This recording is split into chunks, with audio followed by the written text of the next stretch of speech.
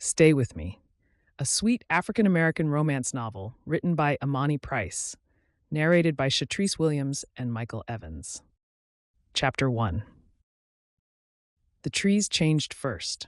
Camille had been watching them for the last 20 minutes, the scrubby roadside growth giving way to something taller and older. Pines, mostly, their trunks straight and dark, their canopy meeting overhead to make a tunnel of green and shadow. The light filtering through the branches said something the GPS couldn't say, something that had nothing to do with estimated arrival times or task lists or the 2-week window she'd given herself to clean out her late grandmother's house and put it on the market. She had her windows up and the AC on and her phone mounted on the dashboard, and Tony had been talking for the last 6 miles. 2 weeks, Camille said. I'll have it listed by the 15th. The 15th of what month? Tony's voice came through the car speakers with the particular sharpness she reserved for plans she didn't believe in. Because you said 2 weeks before you left San Diego, and that was 5 days ago. The 15th of this month, Tony. June 15th. I have a checklist. You always have a checklist. And I always finish the checklist. That's the whole point of the checklist. Did you call the agent? Tony asked. I emailed her. Janine Porter, recommended by the estate attorney. She knows the area, she knows lakefront, and she said she could do a walkthrough as soon as the house is presentable. Define presentable. Clean, decluttered, minor repairs. The attorney said it's structurally sound, roof was replaced 8 years ago, foundation is good, it just needs cosmetic attention. And you're doing all of this yourself because I'm not paying a crew to do work I can handle in 2 weeks, right? Because you handled the Bellingham Group's entire IT restructure in 2 weeks. 12 days. Because you handled the Bellingham Group's entire IT restructure in 12 days. And now you think everything in life operates on the same timeline as a consulting engagement. Camille almost smiled. Not everything. Just the things that have task lists. Tony was quiet for a beat. The kind of quiet that meant she was choosing between 3 different honest things to say and trying to pick the one that wouldn't start a fight. What? Camille said. Nothing. Tony, I just want to make sure you're going down there to sell a house, not to sit in your grandmother's kitchen and feel guilty about things you can't change. The sentence landed in a place Camille had been carefully not looking at for 2 years. She adjusted her grip on the steering wheel. I'm going to prep a property for sale. That's the scope of the project. In and out. Okay, I mean it. I said okay. Tony's voice softened. Call me when you get there and eat something. You sound like you've been running on airport coffee since Thursday. I ate a granola bar in Alabama. Camille, I'll eat, I'll call. Love you. Love you. 2 weeks. 2 weeks. She ended the call and the car went quiet. Just the road and the hum of the engine and the shadows sliding across the windshield as the pines thickened on both sides. She'd been driving since yesterday morning, San Diego to Sweetgum Meadows, Georgia, with a hotel stop outside of Dallas that she'd checked into at midnight and checked out of at 6. She could have flown. She'd chosen to drive because driving was something she could control. And right now, with the estate attorney's folder sitting in her bag and her grandmother's house sitting empty at the end of this road, control felt necessary. The trees began to thin. A sign appeared on the right, hand-lettered green paint on white wood. Welcome to Sweetgum Meadows. Beneath it, in smaller script, founded 1865. She slowed the car. The road widened slightly, and through the trees she caught a glimpse of something flat and bright. Water. The lake catching the afternoon sun in a flash so sharp it made her squint. You used to swim in that lake. You in Geneva on summer mornings before the heat got bad. She didn't follow the thought. She followed the GPS. The route took her into the edge of town, and the first thing she noticed was how Main Street looked like it had been waiting for her to show up. Storefronts with awnings, flower boxes in the windows, a bookstore with the door propped open. A dog lying in a shaded doorway like it owned the block. A hand-lettered chalkboard outside a comic book shop that read something she couldn't catch at this speed. She slowed down anyway, because this was a street that expected you to slow down, and she was hungry. And Tony was right about the airport coffee, and there was a diner on the right with script across the front glass that read Rochelle's Old-Fashioned Diner. She parked. She told herself she'd be 5 minutes. Takeout. Back in the car, out to the cottage. Inside, the diner was warm and louder than she expected. A ceiling fan turned slow overhead. The booths along the windows were half full with the afternoon crowd, and the smell of fried chicken and cornbread and something sweet baking in the back hit her so hard her stomach made a sound she was glad nobody heard. A man behind the counter looked up when the bell over the door jingled. He was already holding a menu, but he set it down when he saw her face. "You look like you've been driving a while," he said. "2 days." "Then you don't need a menu. Sit anywhere. I'll bring you something." She opened her mouth to say she just wanted takeout, but he'd already turned toward the kitchen and called something through the window that she didn't catch. She stood in the doorway for a beat, recalibrated, and sat in the nearest booth. He brought her sweet tea without asking, and 5 minutes later, a plate appeared. Fried chicken, collard greens, cornbread, and a scoop of mac and cheese that had a golden crust on top. She hadn't ordered any of it. "I didn't," she started. "First plate's on the house for anybody who drives 2 days to get here." He set down a napkin and silverware. "You're Geneva Prescott's granddaughter, aren't you?" It wasn't a question. She looked up at him. "The house has been empty a while," he said, his voice gentler. "People around here noticed. Your grandmother was good people." He tapped the edge of the table twice with his knuckle, the way you knock on a door you know will open. "Eat. The cottage isn't going anywhere." She ate. The chicken was perfect, and the greens were better than perfect, and the sweet tea was so cold it made her teeth ache, and she finished every bite on the plate without meaning to. When she went to pay, he shook his head. "I said first plate's on the house. That's not necessary." "Didn't say it was necessary. Said it was on the house. 2 different things." He was already wiping down the counter. "You need anything while you're out at the lake, you come back. Kitchen's open till 8. She left a 20 on the table anyway, and walked out into the afternoon light feeling fuller than she'd felt in days, and not just from the food. The road narrowed past the town center and wound east through more trees. Dogwood mixed in now, their branches white with late spring blooms. The lake appeared on her right in silver glimpses, visible and then gone, like a thought she kept almost having. The mailbox came up on her left. She almost missed it. Faded green, slightly tilted, with Prescott in stick-on letters that had yellowed in the sun. One of the teas was peeling. She turned into the drive. The gravel crunched under her tires, loud in the quiet. The drive curved through a stand of oaks and opened onto the property, and Camille stopped the car and sat there for a moment with her hands on the wheel. The cottage was smaller than she remembered.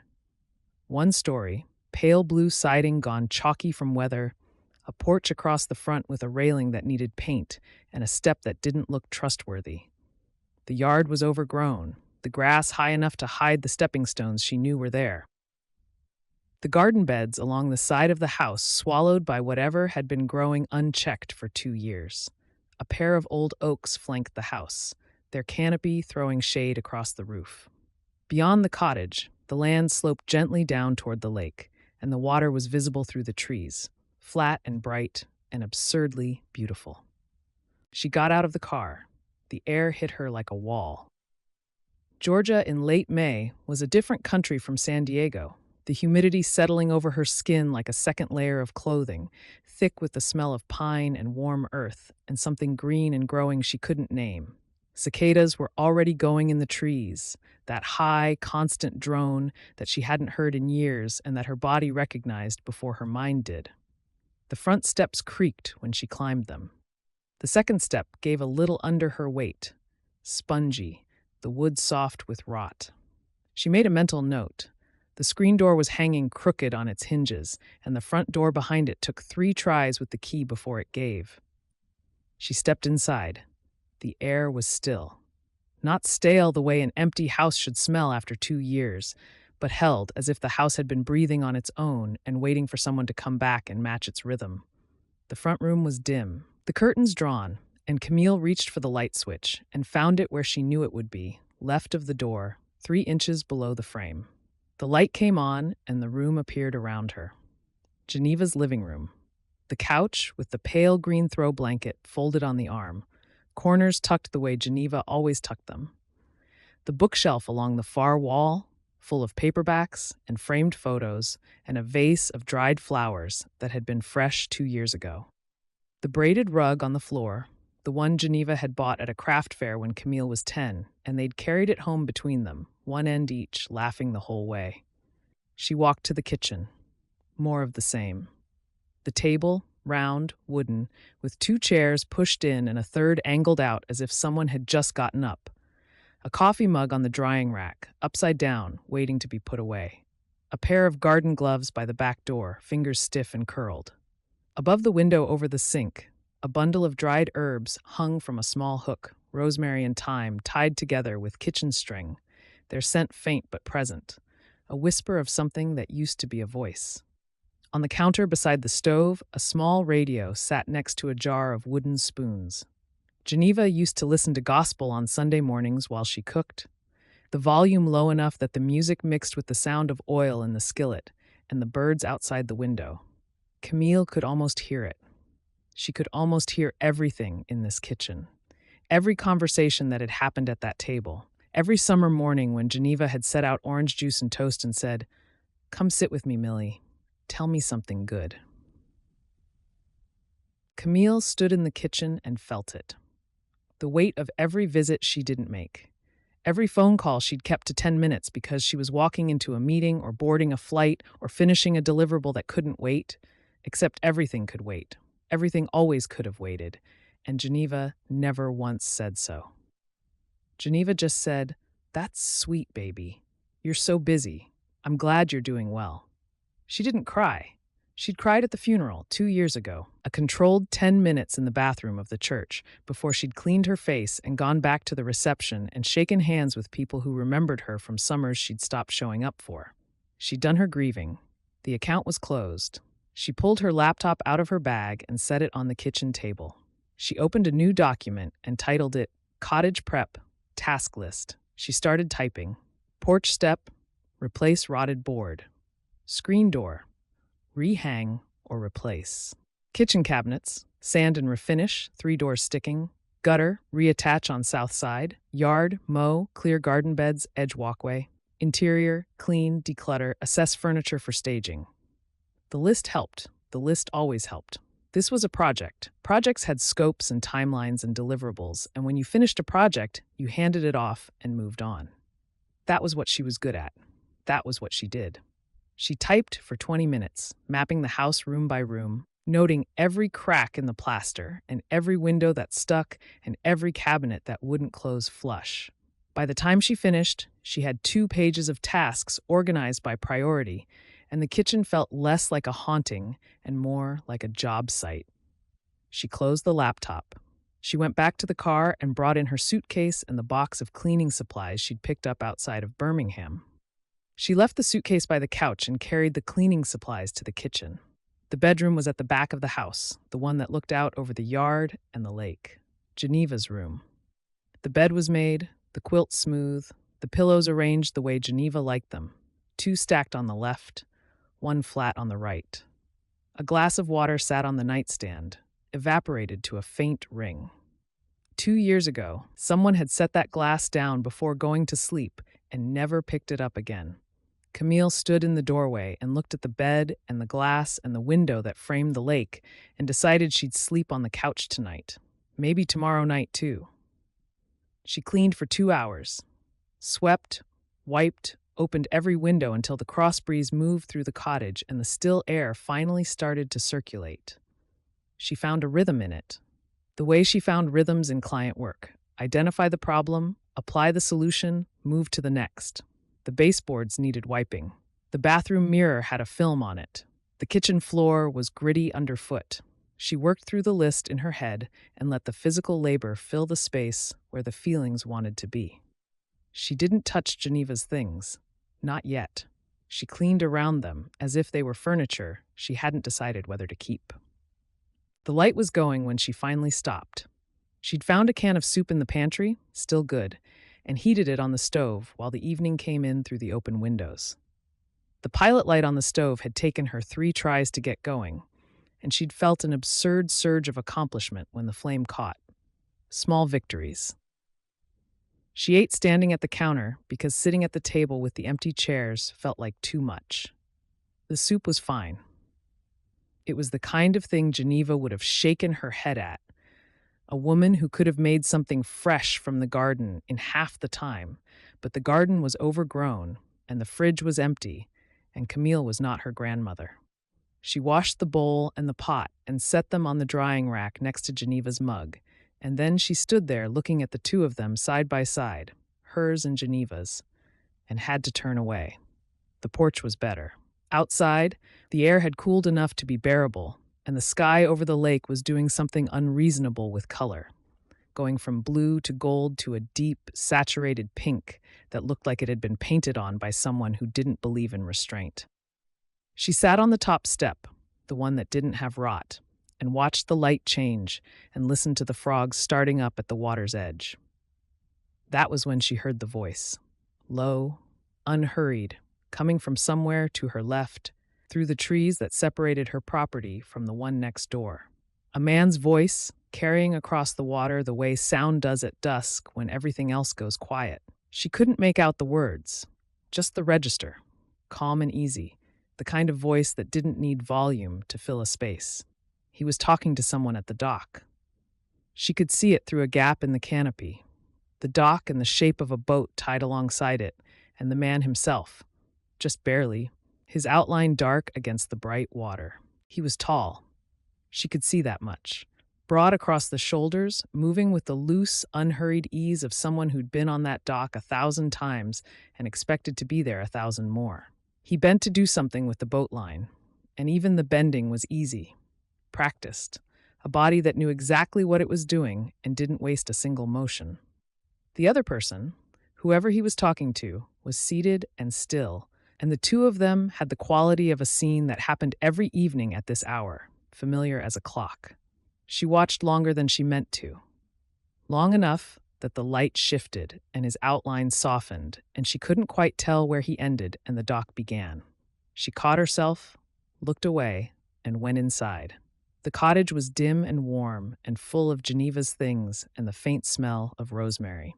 Camille unpacked her suitcase in the living room, pulling out clothes and toiletries, and the folder from the estate attorney that she still hadn't read all the way through. She laid everything out on the couch with the efficiency of a woman who had lived out of suitcases in hotel rooms for the better part of a decade and could set up a temporary life in any space in under 10 minutes. Through the front window, she could see the neighbor's porch light, warm and yellow through the branches, steady in the growing dark. She didn't know who lived there. She didn't need to know. She was here for 2 weeks, and 2 weeks was not enough time to learn the neighbors. She brushed her teeth at the kitchen sink because the bathroom pipes were making a sound she didn't trust yet. She checked the locks.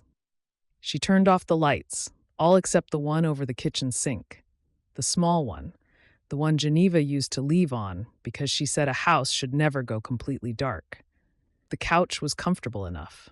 She lay on her side with the green throw blanket pulled up to her chin, Geneva's blanket, and the fabric smelled like cedar and something powdery and faint that she recognized from 20 years ago and couldn't name. Through the window above her head, the neighbor's porch light was still on. A small, warm point in the dark, steady, not flickering, just there. She was aware of it while she fell asleep, the way you're aware of a sound that's just below the threshold of music.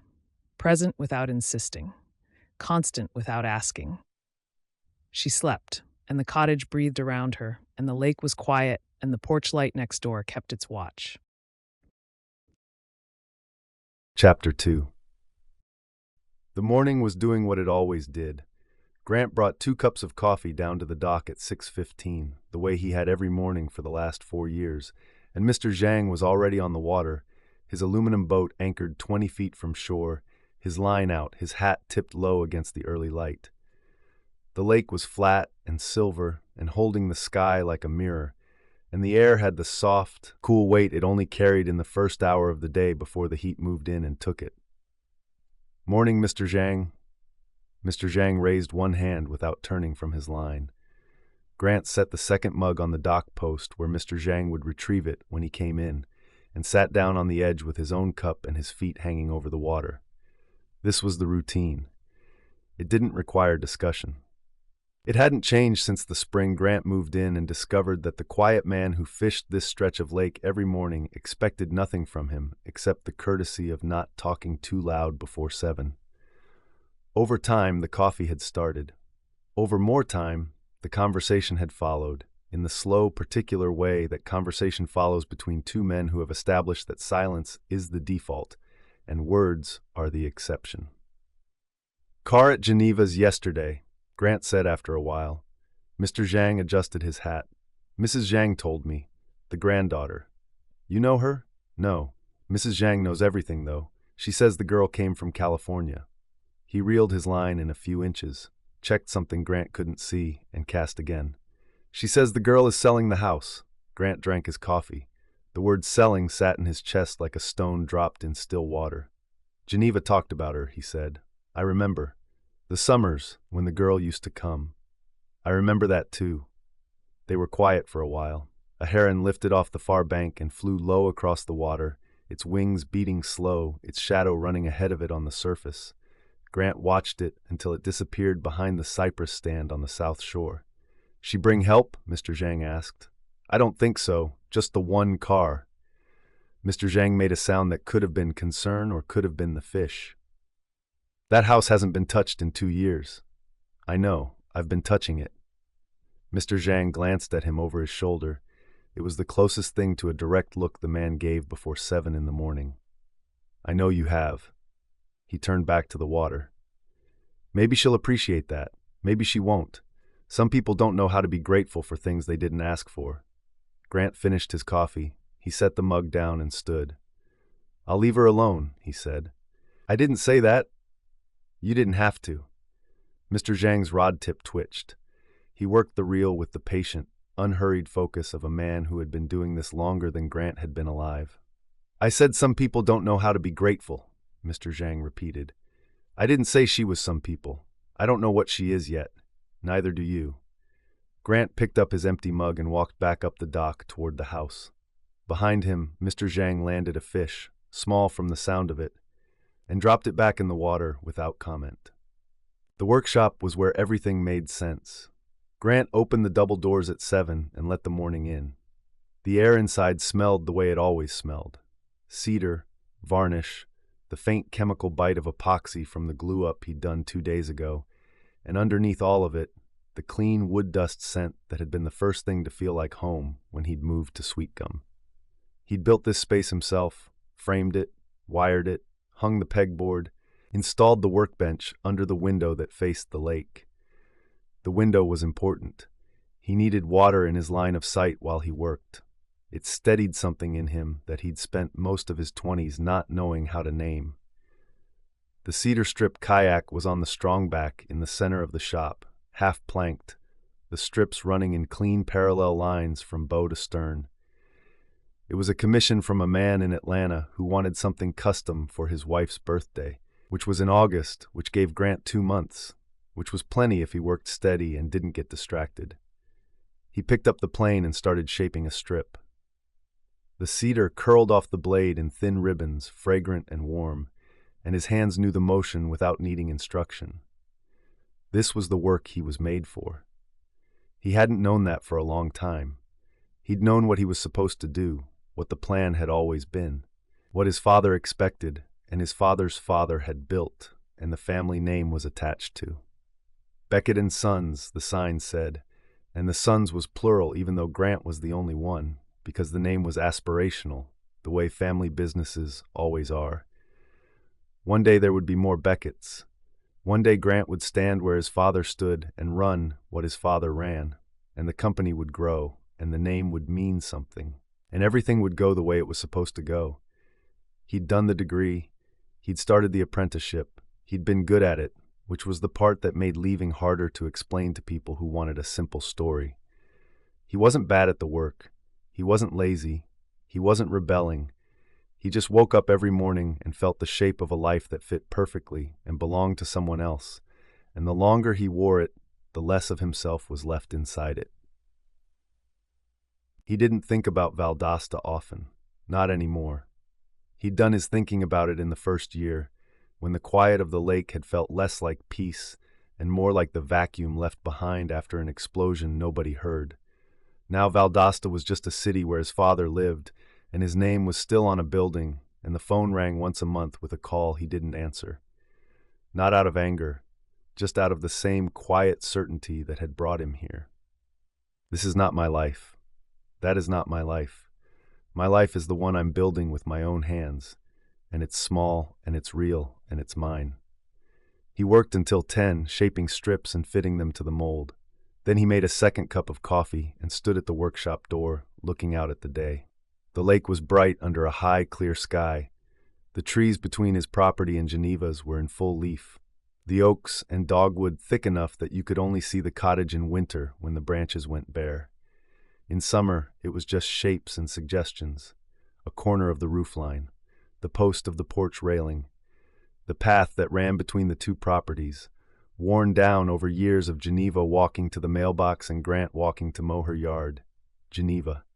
He thought about her most mornings, in the space between work and whatever came next, when his hands were still, and his mind could wander. She'd been the first person in Sweetgum to treat him like a neighbor rather than a stranger. He'd been living on the property for 3 weeks, still unpacking, still sleeping on a mattress on the floor because his bed frame was in pieces in the hallway, when she'd appeared at his door with a plate of biscuits and a glass of sweet tea and the plain, unsentimental warmth of a woman who had been welcoming people to this lake her entire life. "I'm Geneva," she'd said. "You're the one who bought the Perkins place." "Yes, ma'am." "You plan to be loud?" "No, ma'am." "Then we're going to get along fine." She'd handed him the plate. "Bring the glass back when you're done. Don't leave it on the porch. Raccoons." He'd brought the glass back the next morning, washed, and she'd filled it again, and that had been the beginning of something he hadn't known he was missing. The irreplaceable comfort of having someone next door who noticed when your lights went on and off, and cared enough to wonder why. He'd mowed her yard the first time because she'd mentioned, casually, that her back wasn't cooperating with the mower anymore. He'd checked her pipes the first winter because she'd said, in the same offhand way, that she wasn't sure she'd drained them right. Geneva was a woman who dropped things into conversation and then stood back to see if you were the kind of person who did something about it. He was that kind of person. He'd always been that kind of person. His father had trained it into him, even if his father would have preferred he apply it to commercial construction instead of his neighbor's plumbing. When Geneva died, he'd driven to the funeral in town and sat in the back row and listened to people talk about a woman he'd known for 4 years in a way that told him most of them had known her longer, but not necessarily better. Her son had come from out of state, a tall, tired-looking man who shook hands with the efficiency of someone who needed to get back to wherever he'd come from. Grant had introduced himself. The son had said, "You're the neighbor. She mentioned you." And that had been it. The son left the next day. The house went dark. Grant started checking the pipes. 2 years of dark. 2 years of walking past that house and seeing the garden go to seed and the porch paint peel and the mailbox tilt a little further toward the road. 2 years of running the faucets once a month so the pipes wouldn't seize. Of checking the window latches after every storm. Of picking up branches that fell across the path between their properties. He'd kept the yard mowed through the first summer because he couldn't stand to watch Geneva's grass grow tall enough to hide the stepping stones she'd laid herself. He'd stopped mowing in the second year because it started to feel like pretending, and Grant was not a man who pretended. The key was in a bowl on his dresser. Front door, brass, worn smooth at the grip. Geneva had handed it to him on a Tuesday afternoon with the same casualness she'd used for everything important. "In case something happens and somebody needs to get in," she'd said. He'd put it in his pocket and carried it for weeks before moving it to the bowl. He still didn't know what to do with it. Throwing it away felt like a betrayal. Keeping it felt like holding open a door to a house that no longer had anyone inside. And now there was a car in the driveway and a light in the kitchen, and the granddaughter from California was here to sell the house. And Grant was standing in his workshop doorway, feeling something he couldn't name and didn't particularly want to examine. He heard her in the middle of the afternoon, a sound from Geneva's house, a window being forced open, the frame scraping against the sash with the particular stubbornness of wood that had swollen in humidity and settled into refusal. Then a voice, her voice, clear, direct, saying something sharp to the window that he couldn't make out, but that carried the tone of a woman who was not accustomed to being disobeyed by inanimate objects. He almost smiled. He was standing at the workbench with a strip of cedar in one hand and a bottle of glue in the other, and the smile came before he could stop it, and he caught it and put it away and went back to the glue-up. But the sounds kept coming. The window gave way with a screech, then another window, this one easier. Footsteps on the porch, then off the porch, then the trunk of the car opening and closing, the thud of something heavy being set on a hard surface. A broom against floorboards. She was cleaning. She was working through that cottage the way his crews used to work through a new job site, systematic and relentless, room by room. He could hear the rhythm of it, the purposeful, efficient pace of someone moving through a space with a plan, and the rhythm was so different from Geneva's that it made the air feel rearranged. Geneva had been slow, not because she was old, though she was, but because she didn't believe in rushing through things that deserved attention. She cooked slow, she gardened slow, she walked the path between their properties at a pace that said she was not in a hurry to get anywhere because she was already where she wanted to be. This woman, the granddaughter, moved like someone who was always halfway to the next thing, and the urgency of her footsteps was a sound he hadn't heard on this part of the lake since he'd moved here. He didn't go over. It wasn't his business. She was a grown woman with a set of keys and a presumably good reason for being there, and whatever she was doing in that cottage was between her and Geneva's memory. He worked until the light started to change. He walked down to the dock before dinner, the way he usually did. Mr. Zhang was still out on the water, anchored in his evening spot, the boat rocking gently with the last of the day's breeze.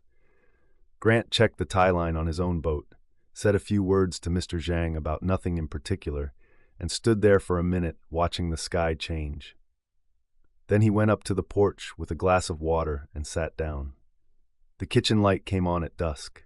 He was on his porch with a glass of water, watching the sky do its evening routine over the lake, the blue going soft and then gold, and then the deep, saturated color that made him understand, every single time, why he'd chosen to live in a place where the sunset was the most interesting thing that happened after 6 o'clock. The frogs had started up at the water's edge, and somewhere in the oaks a mockingbird was running through its catalog, trying out every song it knew. And then the light. Through the branches, in the gap between the oaks where the two properties almost touched, a yellow glow appeared in Geneva's kitchen window, warm and steady, the first light in that window in 2 years. He set his glass down. He didn't mean to. His hand just moved it to the railing the way his hand would move a tool out of the way when something more important appeared in his line of sight. He could see her shadow moving behind the curtain. Not clearly, just the shape of her, a figure crossing the kitchen from one side to the other, pausing, crossing back. She was doing something at the counter, or the table. The shadow bent, straightened, moved again. He tracked it without meaning to, the way you track a new bird in a familiar sky, not because you're hunting, but because your eyes go where the motion is and your body pays attention before your brain gives permission. He watched for a while, not long, long enough to confirm to himself that the light was real and the shadow was real, and Geneva's cottage had someone in it again, and the someone was moving through the kitchen with the same urgent efficiency he'd heard in her footsteps all afternoon. He went inside. He washed his glass. He turned off his porch light. Through his bedroom window, hers was still on. A small, warm interruption in the dark he'd been sleeping next to for 2 years. He lay on his back and looked at the ceiling and thought about Geneva saying on a dock evening 5 years ago, "I think Millie forgot about me." He thought about the tall, tired sun at the funeral. He thought about the key in the bowl on his dresser. He thought about the shadow in the kitchen, moving with purpose, moving fast, a woman in a hurry to finish something and leave. She's here to sell the house, he reminded himself. She's not here to stay. People don't come back to places they left. He closed his eyes. The light through the window stayed constant and unhurried, and he fell asleep with it there, and the falling asleep felt different than it had the night before. In a way he noticed and filed and did not follow to its conclusion. Chapter 3. She woke up to birdsong and the smell of cedar. For 3 disoriented seconds, Camille didn't know where she was. The light was wrong, warm and golden instead of the flat gray that came through her San Diego blinds, and the surface under her was too soft, and something smelled like her childhood in a way that bypassed her brain entirely and went straight to the place behind her ribs where she kept things she didn't look at. Then the ceiling fan came into focus, and the bookshelf, and the braided rug, and she was in Geneva's living room on Geneva's couch, with Geneva's blanket pulled up to her chin, and the birdsong was coming through the window she'd left cracked, and the cedar smell was the blanket, and it was morning, and she was in Georgia. She sat up. Her back protested. The couch had been comfortable enough at 10 o'clock last night, but at whatever hour this was, it was making its opinions known. She found her phone on the floor beside the couch and checked the time. 6:42. She'd slept almost 9 hours, which was more than she'd slept in a single stretch in months, and the realization annoyed her because it felt like the cottage was already winning an argument she hadn't agreed to have. Coffee first. She'd brought a bag of grounds and a pour-over cone from San Diego because she was a woman who traveled with her own coffee setup, and she was not going to apologize for that. She filled the kettle at the kitchen sink, which worked fine now that she'd figured out the handle needed a quarter turn past where it wanted to stop. The stove's pilot light caught on the first try this morning. Small victories. While the water heated, she opened the back door and stood on the threshold. The yard stretched down to the lake in a long green slope. The grass too high, the garden beds choked and tangled, but the bones of it were there. She could see where Geneva's stepping stones ran through the garden and the shape of what had once been an herb bed along the side fence, and further down, near the water, a flat rock that caught the early light and held it. The air smelled like morning, like dew on warm grass and pine resin and the faint mineral scent of the lake. A cardinal was singing from the oak nearest the water. That sharp, repeated whistle that sounded like the bird was calling someone by a name only it knew. Camille stood in the doorway with the kettle heating behind her and listened to the bird and the water and the soft hum of the property waking up around her. And for a moment, just a moment, the task list in her head went quiet. Then the kettle clicked off, and she went back inside and made her coffee. She stood at the counter and looked at Geneva's coffee mug on the drying rack. Still there, upside down, waiting. Her own mug was next to it now, the plain white one she'd washed last night. The 2 of them sitting side by side, hers and Geneva's. She turned away and opened her laptop. By 7:15, she was on the phone with Janine Porter. "The structure is solid," Camille said, scrolling through the task list she'd typed yesterday. "Roof, foundation, framing, all good. But the cosmetic list is longer than I expected. Porch step needs replacing, screen door needs rehanging, 3 kitchen cabinet doors are sticking, the south gutter is pulling away, and the yard is going to need significant clearing before anyone walks through." How significant? Janine's voice was pleasant and professional, in the way of small-town real estate agents who dealt with inherited properties on a regular basis.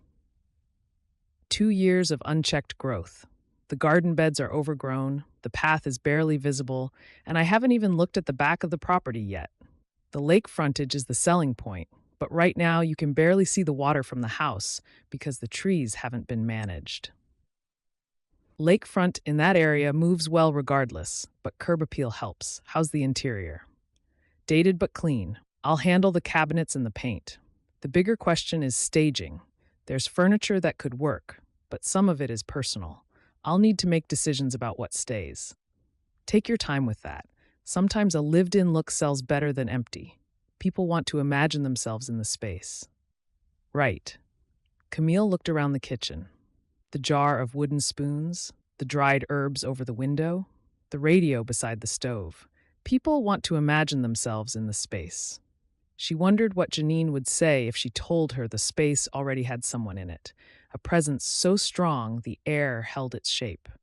I can come out for a preliminary walkthrough whenever you're ready, Janine said. Just give me a few days' notice. I'll call you by the end of next week. Sounds good? And Camille, I'm sorry about your grandmother. I didn't know her personally, but people in town spoke well of her. Thank you. She ended the call and finished her coffee, standing at the window over the sink, looking out at the yard. The morning was already bright, the light coming in at an angle that turned the overgrown garden into something almost pretty, the wildness of it softened by the dew. She could see the stepping stone path disappearing into the tall grass, and beyond it, the glint of the lake through the trees. 2 weeks, she told herself. Task list. In and out. She changed into work clothes, found the claw hammer and pry bar she'd brought from a hardware store outside of Birmingham, and went outside. The porch step was worse than she'd thought. She'd noted it yesterday as replace rotted board, which had sounded like a manageable task when she typed it on a laptop in the kitchen. Now, kneeling on the porch with a pry bar in her hand and the morning sun on the back of her neck, she could see that the rot went deeper than the surface. The board was spongy through the center, and the one next to it wasn't much better, and the framing underneath was questionable in a way that made her wish she'd taken a different elective in college. She was prying at the edge of the worst board, trying to get leverage without cracking the ones around it, when a voice came from her left. Morning, she looked up. A man was standing at the edge of her yard, where the worn path from next door met the tree line. He'd come through the gap in the oaks, and he was paused there with his hands in his pockets and his weight settled easy on both feet, like a man who had stopped out of choice rather than obligation. This was the first time she'd seen him up close. The dock at dusk had given her a silhouette, an outline, the broad suggestion of shoulders and height. Now, in full morning light, with 10 feet of overgrown yard between them, she could see the rest. The way he stood, patient and unforced, like someone who didn't need the conversation to go anywhere in particular. The work shirt, faded and soft from washing, the sleeves rolled to the elbows. Hands that looked like they did things for a living and did them well. Morning, she said, and heard the wariness in her own voice and didn't bother to soften it. You're Geneva's granddaughter. Camille Prescott. He nodded. Grant Beckett. I'm next door. He glanced at the porch step, at the pry bar in her hand, at the angle she was working from. That board's rotted through to the joist. You might want to check the framing before you pull it. I was planning to. Okay. No pushback, no insistence, no lecture about how she should let someone who knew what they were doing handle it. He just said, okay, and shifted his weight like he was about to keep walking. Let me know if you need anything. I'm fine. Thank you. Sure. He turned and walked toward his workshop. And because he was walking away, because his back was to her and there was no chance of being caught, she let herself look. The walk was unhurried, but not slow. The stride of a man who covered ground without performing the covering. His shoulders were broad under the faded shirt, and there was something about the way he carried himself that made her think of load-bearing walls, structures that held weight without showing the effort. She watched him cross the distance between her yard and his workshop, which was further than she realized, and she watched him pull open the sliding door and disappear inside. And she was still watching the empty doorway when the pry bar slipped in her grip and the rotted board cracked down the middle. She looked down at the ruined plank. She looked at the pry bar. She looked at the 2 remaining pieces that needed to come out and the framing underneath that was, as he'd said, compromised. Fine, she said to no one. She pulled her phone from her pocket and texted Tony. Porch repair. Day 1. Harder than expected. Tony's reply came in 12 seconds. Is that a metaphor? Camille put her phone away. The next 2 hours were a lesson in the difference between managing a project and doing the work. She knew how to read a scope. She could write a work breakdown structure in her sleep, She could identify bottlenecks and allocate resources and deliver a restructuring plan that saved a client 6 figures in operational waste. She could not get the second plank out without splitting it into pieces because the nails were rusted into the joist and the pry bar was the wrong size, and the hammer she'd brought was meant for hanging pictures, not demolition. 3 attempts. The first cracked the wood lengthwise. The second bent the pry bar against a nail that wouldn't give. The third produced a sound from the framing that made her stop and reassess whether she was about to put her foot through the whole structure. She went inside. She drank water. She stood at the kitchen counter and stared at the task list on her laptop and felt the humbling frustration of a competent person encountering a problem that did not respond to competence. She could call a contractor. That was the sensible thing. Hire someone local, pay them, move on to the cabinets and the yard work. She pulled up her phone and started searching for handymen in the area, and then she stopped, because hiring someone felt like admitting something she wasn't ready to admit, which was that the 2-week timeline was already in trouble, and she'd been here less than 24 hours. She put the phone down. She went back outside. The toolbox was on the porch step, not the broken step, the good one. The top one, the one she'd been standing on all morning. A toolbox, heavy, dark green metal with a clasp that had been replaced at least once, sitting square in the center of the step like it had been placed there by someone who'd thought carefully about where to put it. She hadn't heard anyone come or go. She'd been inside for maybe 20 minutes, and in that time he'd crossed the yard, left this on her porch, and gone back without knocking, without waiting, without leaving a note or making a production of it. She opened the clasp. Inside, a claw hammer with a rubber grip, a flat pry bar that was the right size for the job, a set of pliers, a tape measure, a box of galvanized nails, and a pencil. Not a random collection of tools. A curated one. The exact set she needed to pull the boards, check the framing, and replace what was rotted. She looked toward his property. The workshop door was open. She could hear music from inside, faint country, the old kind with steel guitars and voices that sounded like they'd been somewhere. No one was on the porch. No one was at the tree line. The toolbox had arrived the way a gift arrives from someone who understands that the giving matters more than the being seen giving. She stood on the good porch step with his hammer in her hand and looked at the tree line and the open workshop door and the strip of yard between her property and his. And she felt something settle in her chest that she didn't have a name for. Not gratitude, exactly, though there was gratitude in it. Something warmer and less efficient than gratitude. Something that had to do with the fact that he'd heard her say, "I'm fine," and had respected the words and quietly contradicted the reality. And the contradiction was a kindness so precise it almost hurt. She went back to work. His pry bar was the right size. The rotted plank came out clean on the first try, and the satisfaction of the clean pull, the nail giving way with a sound like a long exhale, sent a rush through her that was embarrassingly disproportionate to the achievement. She worked until the light turned gold and the shadows stretched across the yard. The hammer felt good in her hand. The nails went where she told them to go.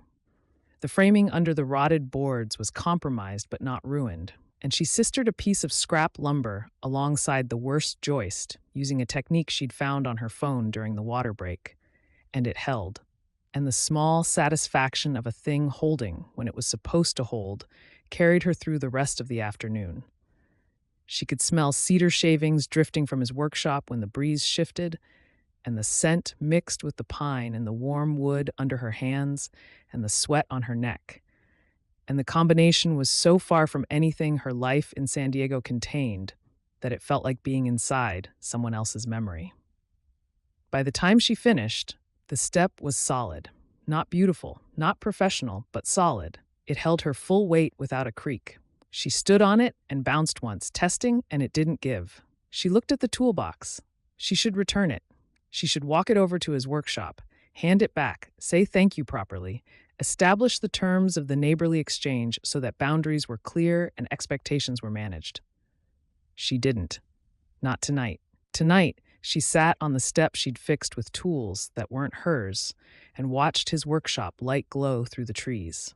The music was still playing, something slow and warm that drifted across the yard like wood smoke. She couldn't make out the song, just the shape of it, the way you can hear a melody through a wall and know it's beautiful without knowing the words. The lake was going dark behind the cottage. She could hear the frogs starting up again, and the soft lap of water against the dock pilings, and the occasional splash of something in the shallows that she chose to believe was a fish and not something she'd have to worry about. The air had cooled enough that the humidity had backed off, and the breeze coming up from the water carried the smell of warm earth and pine, and underneath it, the faintest trace of varnish from his workshop. That was varnish from his workshop, mixing with the music and the evening air, and arriving at her porch like a thing she hadn't ordered and didn't know how to send back. She took the hammer inside. She set it on the kitchen counter next to Geneva's recipe box and thought, briefly and without permission, about the way he'd stood at the property line with his hands in his pockets, easy, undemanding, offering help the way you'd offer a glass of water to someone standing in the sun. She thought about the word okay, how he'd said it without argument, without ego, without the male need to override a woman's assessment of her own capability. He'd just said okay and walked away, and then he'd left his tools on her porch without a note, which was either the most respectful gesture she'd encountered in years or the beginning of a problem she did not have time for. That's gratitude, she told herself. That's all it is. It wasn't. Chapter 4. The client called at 7:30, which was early for Atlanta, but exactly when Grant expected it. Derek Holloway was the kind of man who scheduled his enthusiasm like other people scheduled meetings, and his enthusiasm this morning was about the kayak. "My wife is going to lose her mind," Derek said. "She doesn't know. I've been telling her I'm getting the garage organized every time I drive down there, and she thinks I've developed a cleaning disorder." "The hull's about 2/3 planked," Grant said. He had the phone on speaker on the workbench and was running his hand along the strips he'd laid yesterday, checking for gaps by feel. "I'll have it ready for finish sanding by mid-July, varnish and hardware after that." "And it's going to look like the one in the photos you sent? That honey color?" "That's the cedar. It'll darken a little with the varnish, but the grain will come through. I'll send you pictures when I get to the sanding stage." "Man," Derek exhaled the word, "she is going to cry. She's been talking about kayaking since we went to Hilton Head last fall. She's going to sit in that thing, and she's going to cry, and I'm going to pretend I didn't plan it for 6 months." Grant almost smiled. He liked Derek. He liked most of his clients, actually, the ones who understood that a custom boat wasn't furniture. It was a relationship between a person and the water, and getting it right required the same patience you'd bring to anything worth keeping. "I'll make sure it's worth the tears," Grant said, and he meant it. And Derek laughed, and they hung up, and the shop was quiet again. He liked the quiet after a call. It was one of the things about this work that he'd never get tired of. The way the world shrank down to the bench and the wood, and the sound of his own tools once the phone stopped ringing. No meetings, no status reports, no conference rooms with fluorescent lights and men in polo shirts talking about timelines. Just the hull on the strongback, and the strips of cedar waiting to be shaped, and the lake through the window catching the morning like a promise. He worked. The strips needed planing, each one tapered to fit the mold's curve, and the task required concentration that left his mind free to wander, which this morning meant thinking about a toolbox. He'd put it on her porch, listening to the sounds from her property settle into silence.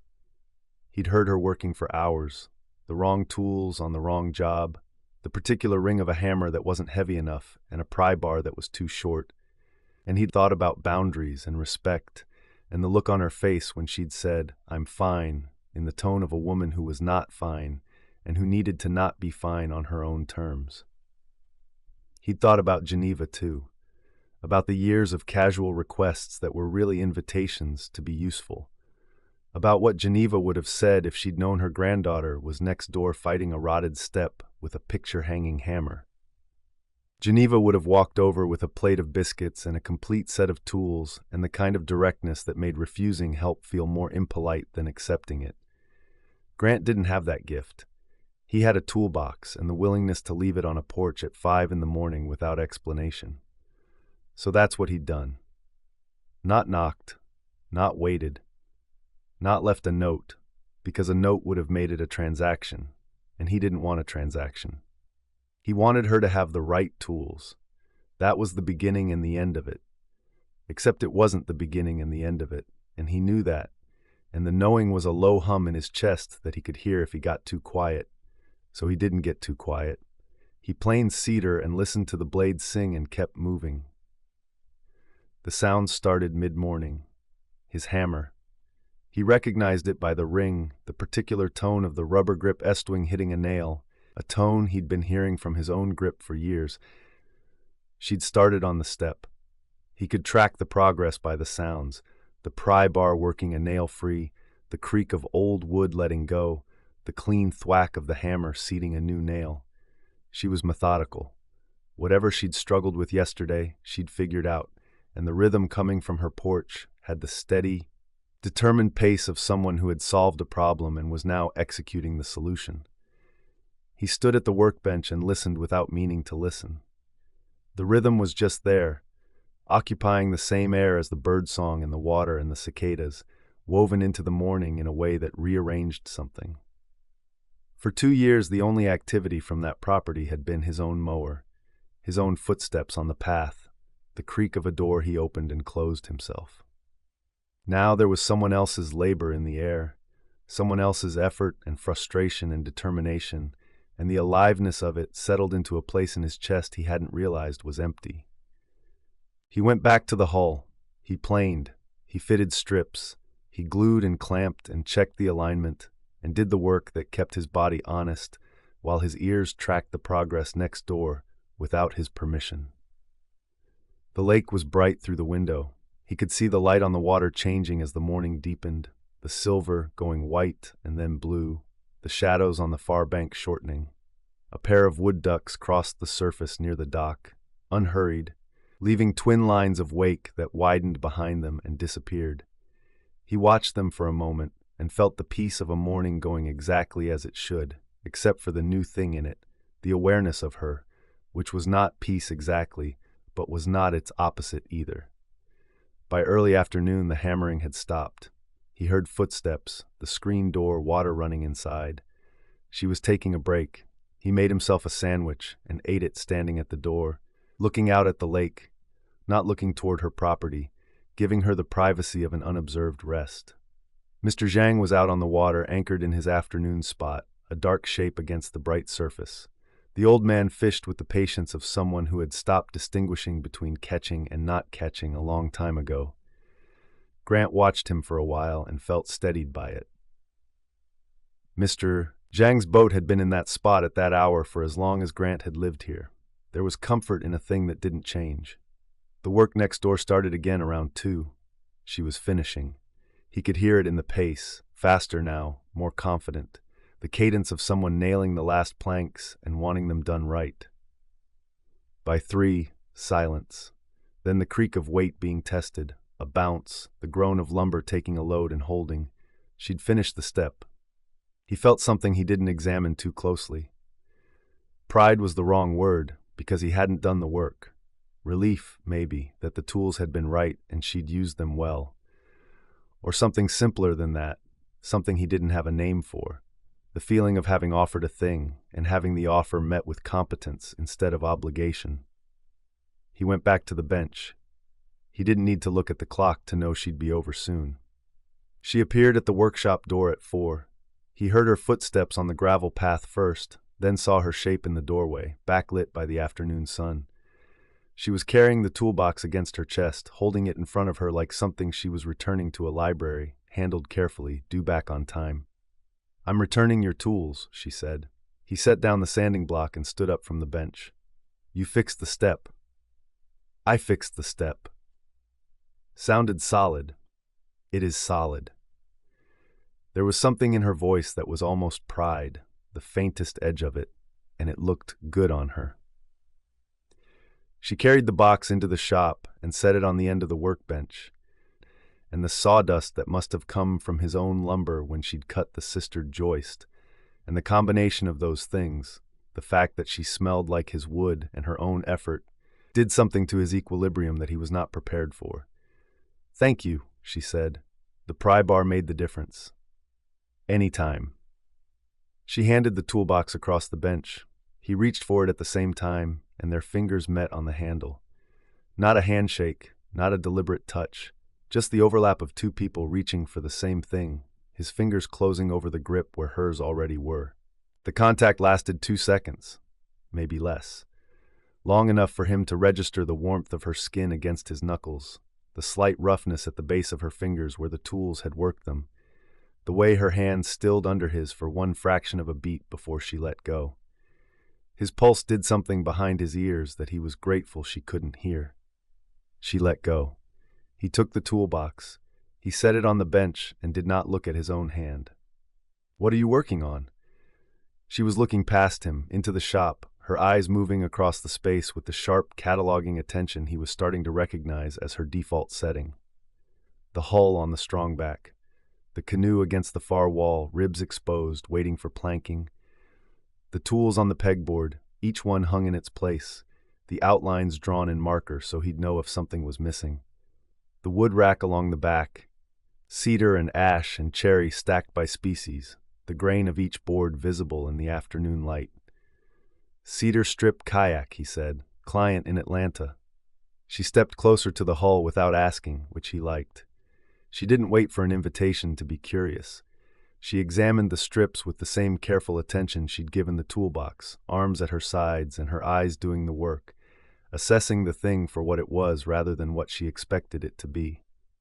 "You built all of this?" she said. "The boat's in progress. The canoe is a restoration. The building I put up from the ground up." "This too?" "Framed it, wired it, put the roof on. Took about 4 months." She looked at the ceiling, the rafters, the cross-bracing. She looked at the window over the bench, the one that faced the water, and he saw her register why it was there, the purpose of it, that a craftsman who spent his days shaping wood needed to see the lake while he did it. Then she looked at him, and the expression on her face was something he hadn't seen from her before. Not the guarded efficiency she'd had at the property line yesterday, the "I'm fine" face, the professional pleasantness of a woman who ran every interaction like a managed deliverable. This was different. This was a woman seeing something that surprised her, and letting the surprise show, and the openness of it caught him somewhere behind his sternum and held. "This is a beautiful space," she said, and she meant it. He could hear that she meant it. "Thank you." "How long have you been doing this?" "The boats." "About 5 years. I apprenticed with a man in Savannah who restored wooden boats, spent a year learning the craft, and then came here and started on my own." "That's a big change from whatever you were doing before." He looked at her. She was watching him with the same assessing quality she'd brought to the hull and the rafters, except now it was aimed at him, and being the object of that attention felt like standing in a beam of light he hadn't asked for and didn't want to step out of. "It was," he said. He didn't elaborate. She didn't push. He liked that too. She ran one finger along the edge of the canoe's gunwale, tracing the curve of the wood. Her touch was light, the touch of someone who noticed texture, and he watched her finger move along the grain and felt his chest tighten in a way that had everything to do with the attention she was giving the work, and nothing to do with the canoe itself. "How do you know when it's done?" she asked, still looking at the canoe. "A restoration. How do you know when you've done enough?" The question surprised him. It was not a polite question. It was a real one, and the realness of it sat between them for a moment before he answered. "When it can go back in the water and do what it was built to do," he said. "Not perfect, not new, just sound enough to hold." She was quiet for a beat. Her finger paused on the gunwale.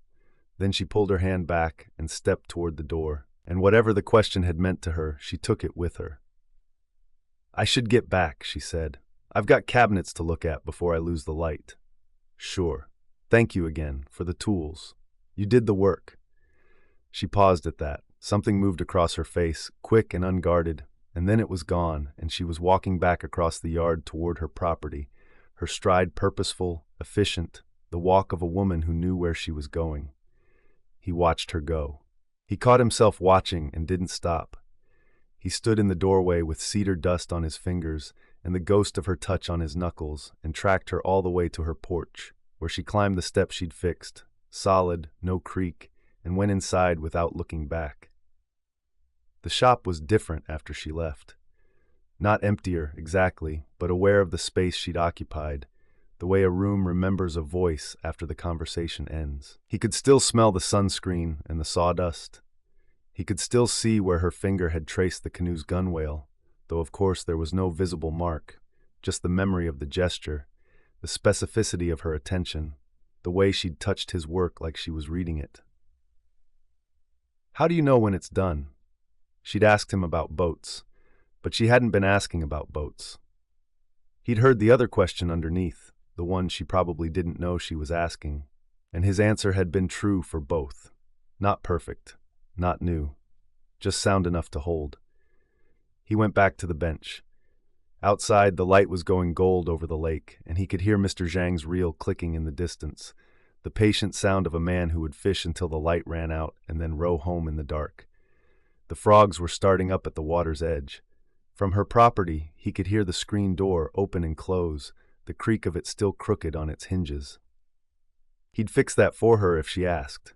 He'd fix it if she didn't. He picked up the sanding block. He ran it along the hull, feeling for rough spots, letting the work settle him back into the shape of his own life. The cedar was smooth under his stroke. The lake held the last of the sun. The birds were going to roost in the oaks, and somewhere in the branches between their two properties, a mockingbird was singing the same 3 notes over and over, like it was trying to get them perfect. He worked until dark. He did not think about her. He did not think about her for almost 15 minutes at a stretch, which was less than he would have liked, and more than he'd managed since the morning she arrived. His body was steady. The rest of him was not. Chapter 5. Miller's hardware store smelled like paint thinner and cut lumber and the peppermints Mr. Peterson kept in a bowl by the register. Camille had found it on her second pass down Main Street, a few doors down from a place called Nerd Central Comics that had a chalkboard sign out front she still hadn't managed to read at driving speed. The hardware store was the kind of place that didn't bother with a website or window displays because it didn't need to. It had been there longer than most of the people shopping in it, and the man behind the counter looked like he'd been there almost as long. "Screen door latch, sandpaper, and wood filler," she said, setting her list on the counter. Mr. Peterson looked at the list, then at her, then at the list again. He was unhurried about all 3 looks. "What grit sandpaper?" "120 and 220. I'm refinishing kitchen cabinets." "Solid wood or veneer?" "Solid wood. They're old, but the joints are good. Just the finish needs work." He nodded with the particular approval of a man who cared about these distinctions. "Aisle 3 for the sandpaper. I'll pull the latch and the filler. You want the exterior grade or the interior?" "Interior." "Smart. Some people slap exterior filler on cabinet work and wonder why it won't take stain." He was already moving down the aisle, pulling items with the practiced efficiency of someone who knew where everything was because he'd put it there himself. "You're out at the Prescott cottage, aren't you?" "Yes, sir. Geneva's place." He said it the way people in this town kept saying it, with a warmth that made clear the house was named for the woman, not the mailbox. She used to come in every Saturday morning, garden supplies mostly, potting soil, plant food. New gloves every spring because she wore through them by June. Never bought cheap gloves either. Said her hands were her most important tools, and she wasn't going to insult them with bargain leather. Camille smiled. That sounded exactly like Geneva. "She had the best hydrangeas on that side of the lake," Mr. Peterson continued, setting the latch and filler on the counter. "People used to drive out there just to see them bloom. She never entered them in the garden competition at the Fall Harvest Festival, said it wasn't sporting since she'd been growing them longer than the judges had been alive. That sounds like her." Good woman. Missed around here. He rang up the items, slow, the old register clicking with each entry. You fixing the place up to sell? The question was gentle, not prying. Just the plain curiosity of a man who'd known the previous owner and wanted to understand the intention. That's the plan, Camille said. He nodded. He didn't offer an opinion about the plan. He bagged the items and set the bag on the counter with the careful precision of a man who believed that even packing a bag was a job worth doing right. Your grandmother came in here the week before she passed, he said, quieter. Bought a bag of bone meal for the hydrangeas. She said she wanted them extra blue that year. Didn't say why. Just said she had a feeling it would be a good year for blue. He straightened the bag on the counter. They were the bluest I ever saw them, that whole summer. Camille didn't trust herself to speak for a moment. She took the bag and nodded. You need anything else? You know where we are. Open 7 to 6, closed Sundays. And if you need help with those cabinets, talk to the young man who lives next door to you. He does good work. Built half the custom shelving in this store. She looked at the shelves behind him. Solid wood, well-joined, fitted to the walls like they'd grown there. I'll keep that in mind, she said. She thanked him and left, and the bell over the door jingled behind her, the same way it must have jingled behind Geneva every Saturday morning for decades. And the sound followed her to the car and sat with her on the drive back to the lake.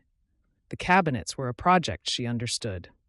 Back at the cottage, she changed into work clothes, spread a drop cloth on the kitchen floor, and started with the upper doors. Remove the hardware, label each door with painter's tape so she'd know where it went back, sand with the 120 to strip the old finish, then again with the 220 to smooth the grain. The work was repetitive and physical, and required just enough attention to keep her mind from wandering too far. She liked it. She liked the rhythm of the sandpaper, how the old varnish came off in powder and revealed the wood underneath, lighter and cleaner than she expected. She liked the way a cabinet door could go from cloudy and neglected to something you could see the grain in again, just from effort and the right grit. The cabinets were maple, she thought. Maybe birch. Geneva would have known.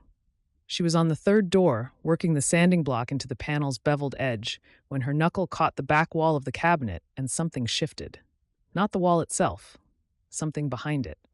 A scraping sound, wood on wood, the sound of an object that had been sitting in the same place for a long time being disturbed. She reached in and felt along the back panel. Her fingers found an edge, a box, wedged between the cabinet wall and the backing board. Pushed back far enough that you wouldn't see it unless you were sanding the interior with your arm buried to the elbow. She pulled it out. It was a recipe box. Wooden, about the size of a bread loaf, with a hinged lid and a small brass clasp that had gone green at the edges. The wood was dark and smooth with age, and someone had carved a simple border of leaves around the top. Not machine carved, done by hand, with a chisel or a gouge, the kind of patient detail that meant someone had made this for someone they cared about. She opened it. Index cards. Dozens of them, packed tight, written in Geneva's handwriting. The handwriting Camille recognized from birthday cards and Christmas letters, and the occasional postcard that would arrive in San Diego with a picture of Georgia peaches on the front and 3 lines of news on the back. Garden is coming in. Made cobbler. Wish you could taste it. She sat down on the kitchen floor with the box in her lap and started reading. Peach cobbler. The recipe was stained at the corner, a thumbprint of something dark that might have been butter or might have been chocolate. Geneva had written in the margins, bake 10 min longer than it says. Trust the color, not the clock. Collard greens. Below the ingredients, in smaller script, Martin's favorite, add vinegar at the end, not the beginning. Buttermilk biscuits. A note at the bottom, don't overwork the dough. Fold, don't knead. Hands have to be cold. Sweet potato pie, underlined twice, double for church, triple for Founder's Day. Fried chicken. In Geneva's firmest handwriting, as if the instruction were a commandment, buttermilk overnight. Don't rush it. Don't ever rush it. She went through them one by one, reading each card like a letter from a woman who couldn't send them anymore. Geneva's voice was in every note, plain, with the same certainty she'd brought to everything she touched. The garden, the kitchen, the house, the life she'd built on this lake in this town. Every card was a record of a woman who knew what she was doing and did it well and didn't need anyone to tell her so. And every card, Camille realized, was also an invitation. Here, this is how I did it. This is how you could do it too, if you ever came back to learn.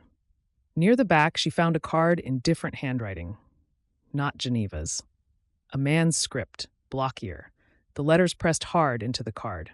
The recipe was for smoked fish, and the top of the card said Arthur's smoked fish in the careful penmanship of someone who didn't write things down often and wanted to get it right when he did. She didn't know who Arthur was. She set it aside, apart from the others, and thought of Grant next door and the fact that he'd known Geneva and might know the name. Then she found the card at the back. It was newer than the others.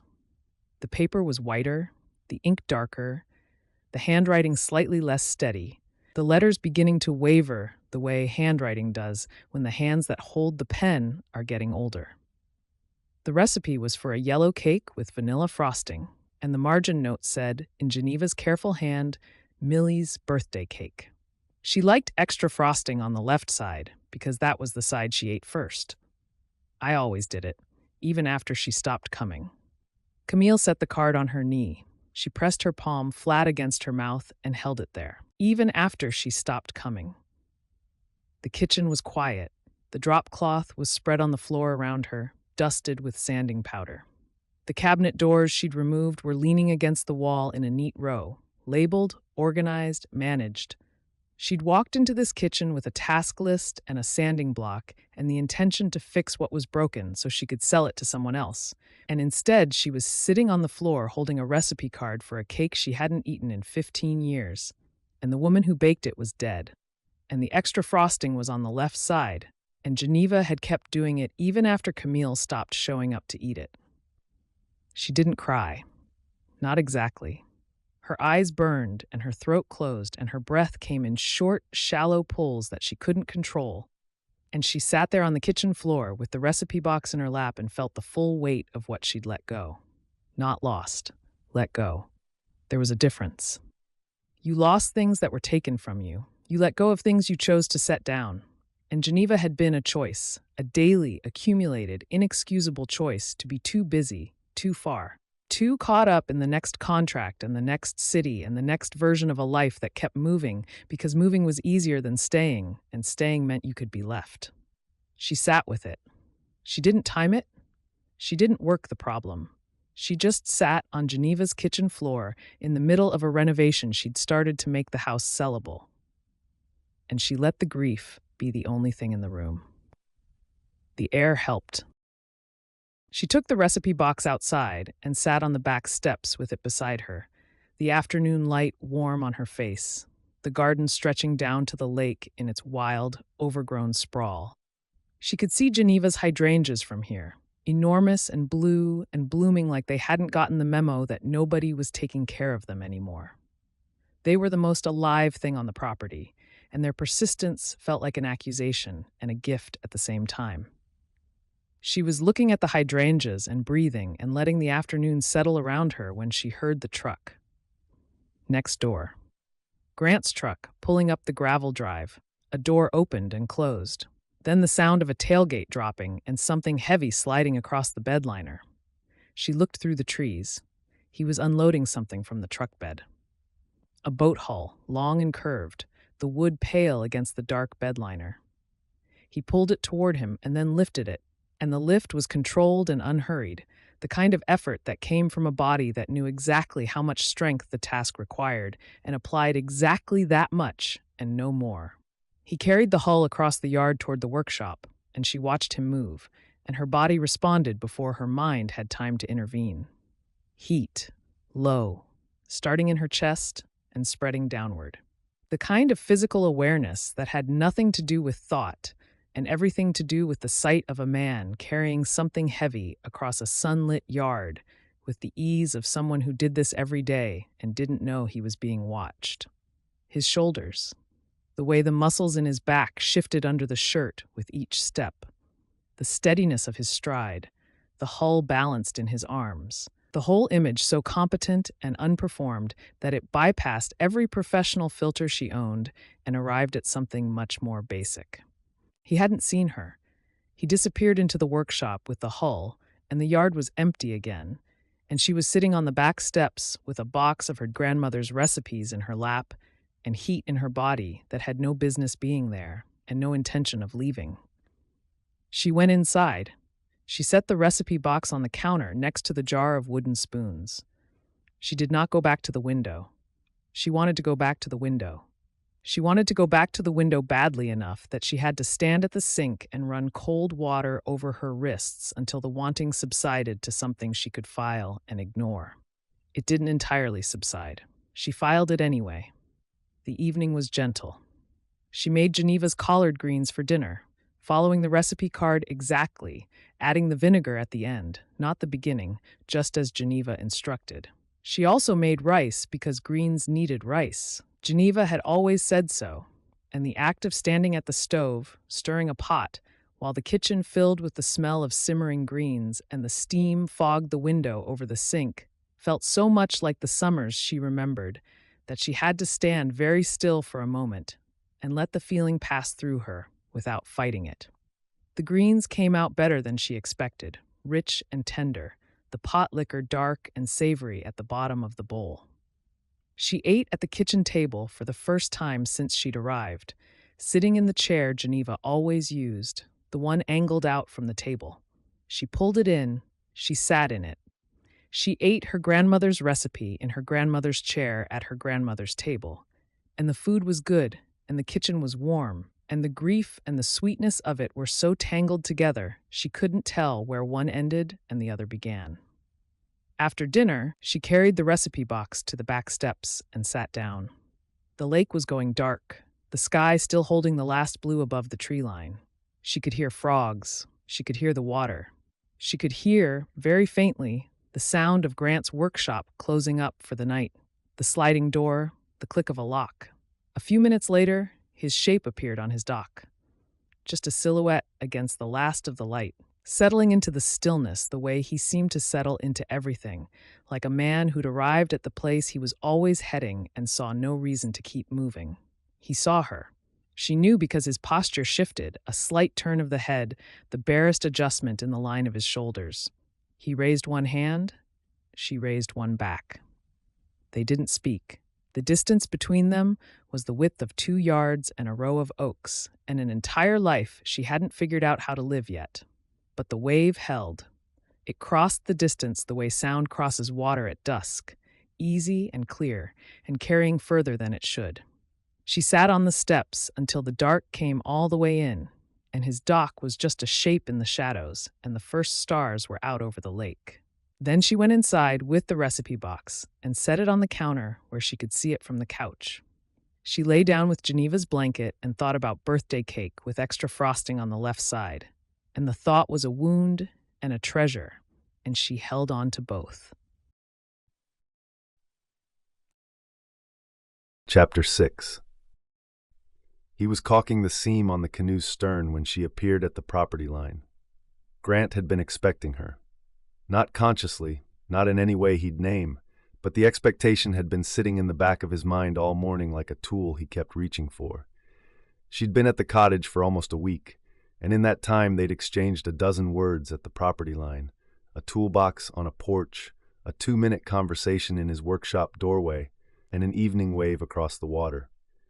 The ratio of proximity to actual contact was unreasonable, and he was aware of her the way you're aware of a sound just below the threshold of hearing, constant and unignorable and impossible to locate precisely. So when he heard her footsteps on the path and looked up from the canoe and saw her standing at the edge of his yard, he was not surprised. He just set down the caulking gun and wiped his hands on his jeans and waited for her to say what she'd come to say. "I have a question about the house," she said. "Okay." The water pressure drops every evening around 6. By 7, it's barely a trickle, and then around 9 it comes back full strength. I've checked the valves, I've checked the lines under the kitchen sink, and nothing's blocked. Is there something wrong with the plumbing? No, that's the well pump. She waited. Geneva put the pump on a timer about 6 years ago. Runs full pressure from 6 in the morning to 6 at night, then drops to a trickle until 9, when it cycles back up for a few hours. He came around the canoe and stood at the workshop door, closer to her, but still on his side of the invisible line. She said it saved electricity, and she didn't need full water pressure after dinner anyway. She'd do her dishes by 6 and her shower in the morning, and the rest of the evening she just wanted the house quiet. That's absurdly specific. That was Geneva. She almost smiled. It was the closest thing to a real smile he'd seen from her, a loosening at the corners of her mouth that softened everything about her face. He filed it. He would have liked to see the full version. "Where's the timer?" she asked. "Pump house, around the back of the cottage, the little gray box with the green door. The timer's on the left wall, round dial.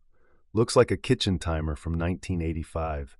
You can reset it to run full pressure around the clock if you want. Turn the dial to the 12 o'clock position and it'll override the schedule. You know this house better than I do." It wasn't a question, but it had the weight of one. She was looking at him with the direct, assessing gaze he was starting to expect from her, the one that made him feel like she was reading a report, and he was the data. "I've been checking on it for 2 years, he said. "You learn a house's systems when you're the one running the faucets." She nodded. The nod had something in it he couldn't quite read. Not the guarded efficiency she'd worn at their first meeting. Something closer to acceptance, or maybe recognition. She recognized that he'd taken care of something that mattered, and the recognition settled between them like the air after rain. The conversation should have ended there. She had her answer. The pump house, the gray box, the dial at 12 o'clock. She could have thanked him and walked back to the cottage and spent the evening with full water pressure and a task checked off her list. She didn't leave. "How long does a canoe restoration take?" she asked, looking past him at the hull on the sawhorses. "Depends on the condition. That one's a 1960s old town, cedar planking over ash ribs. The planking's mostly good. The ribs need replacing in 3 or 4 spots, and the keel has a crack that runs about 18 inches. 6 weeks, maybe 8. "Where do you find them? Old canoes?" "Estate sales, mostly. Sometimes a marina calls me when someone brings in a boat that isn't worth repairing by commercial standards. I take the ones that are worth repairing by mine." "And your standards are different from commercial standards." "My standards are about whether the boat can go back on the lake and do what it was designed to do. Commercial standards are about whether it's cheaper to buy a new one. Most of the time, it is cheaper. That doesn't mean it's better." "How many have you restored?" 14 finished. The canoe will be 15, in 5 years. "About that. 3 a year. That's not a lot of volume." Something in his expression must have been readable because she caught herself and half smiled. "Sorry, I spend my life thinking about throughput and efficiency metrics. It's an occupational hazard." "It's not about volume," he said, and he wasn't offended, just clear. "Each one takes what it takes. You can't rush a hull that needs 6 weeks of glue-up to cure. You can't sand a rib that's still drying. The boat tells you the timeline. I just listen." She considered this. He could almost see her processing it, filing the information in whatever organizational system ran behind those direct eyes. Then she said something he didn't expect. "I do the same thing with companies." He looked at her. "I go into organizations that aren't working and figure out what's broken and how to fix it. The difference is, when I'm done, I leave. I hand it off and go to the next one." She paused. "You keep the boats." "I keep some of them." "What happens to the ones you don't keep?" "They go to people who'll use them. I'm not restoring them so they can sit in somebody's garage. I'm restoring them so they can be on the lake." "So we do the same work," she said. "We just have different relationships with the outcome." The sentence sat between them for a moment. He turned it over. She was right. The work was the same. Find what's broken, understand why, fix it. The difference was what happened after. She walked away. He stayed. He wondered if she heard the other thing in her own sentence. The thing about relationships with outcomes, and what it meant that she'd chosen a career built on leaving. She was quiet for a moment. The afternoon light had shifted while they talked. the shadows stretching across the yard, and neither of them had moved from where they'd started. They were still standing at the property line, still on their respective sides, still vertical. Neither had suggested sitting down. Sitting down would have made this a visit. Standing kept it plausibly incidental, a conversation that could end at any second, which was what made it possible for the conversation to keep going. "I bought a screen door latch at the hardware store," she said. "The current one is stripped." "I noticed. Could you show me how to rehang it? The door's not sitting right in the frame, and I think the hinges are off." The top hinge dropped about a quarter inch. Geneva mentioned it a couple of years ago. I was going to fix it, but she said she liked the way it announced people. Camille laughed, a real laugh, short and warm and surprised out of her, and the sound did something to his chest that he was going to have to think about later when he was alone and his hands were busy and he could afford to let the thought finish. "I'll take a look," he said. They walked to her porch together, not side by side, exactly, more like two people heading the same direction who happened to be on the same path, maintaining the careful geometry of not quite togetherness that had characterized every interaction between them so far. The screen door was worse than a quarter-inch drop. He could see it as soon as they got close. The top hinge had pulled partly out of the frame, and the door was hanging at an angle that made the latch miss the strike plate by a full half-inch.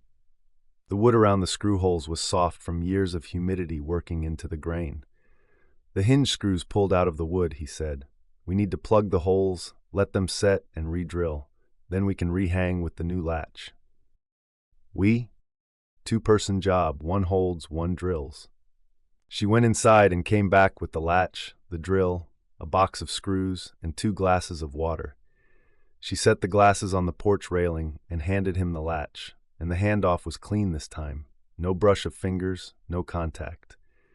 The absence of the touch was as noticeable as the presence had been in the workshop. They worked. He held the door while she drove the screws into the plugged holes, and the arrangement put them close. Closer than the workshop. Closer than the property line.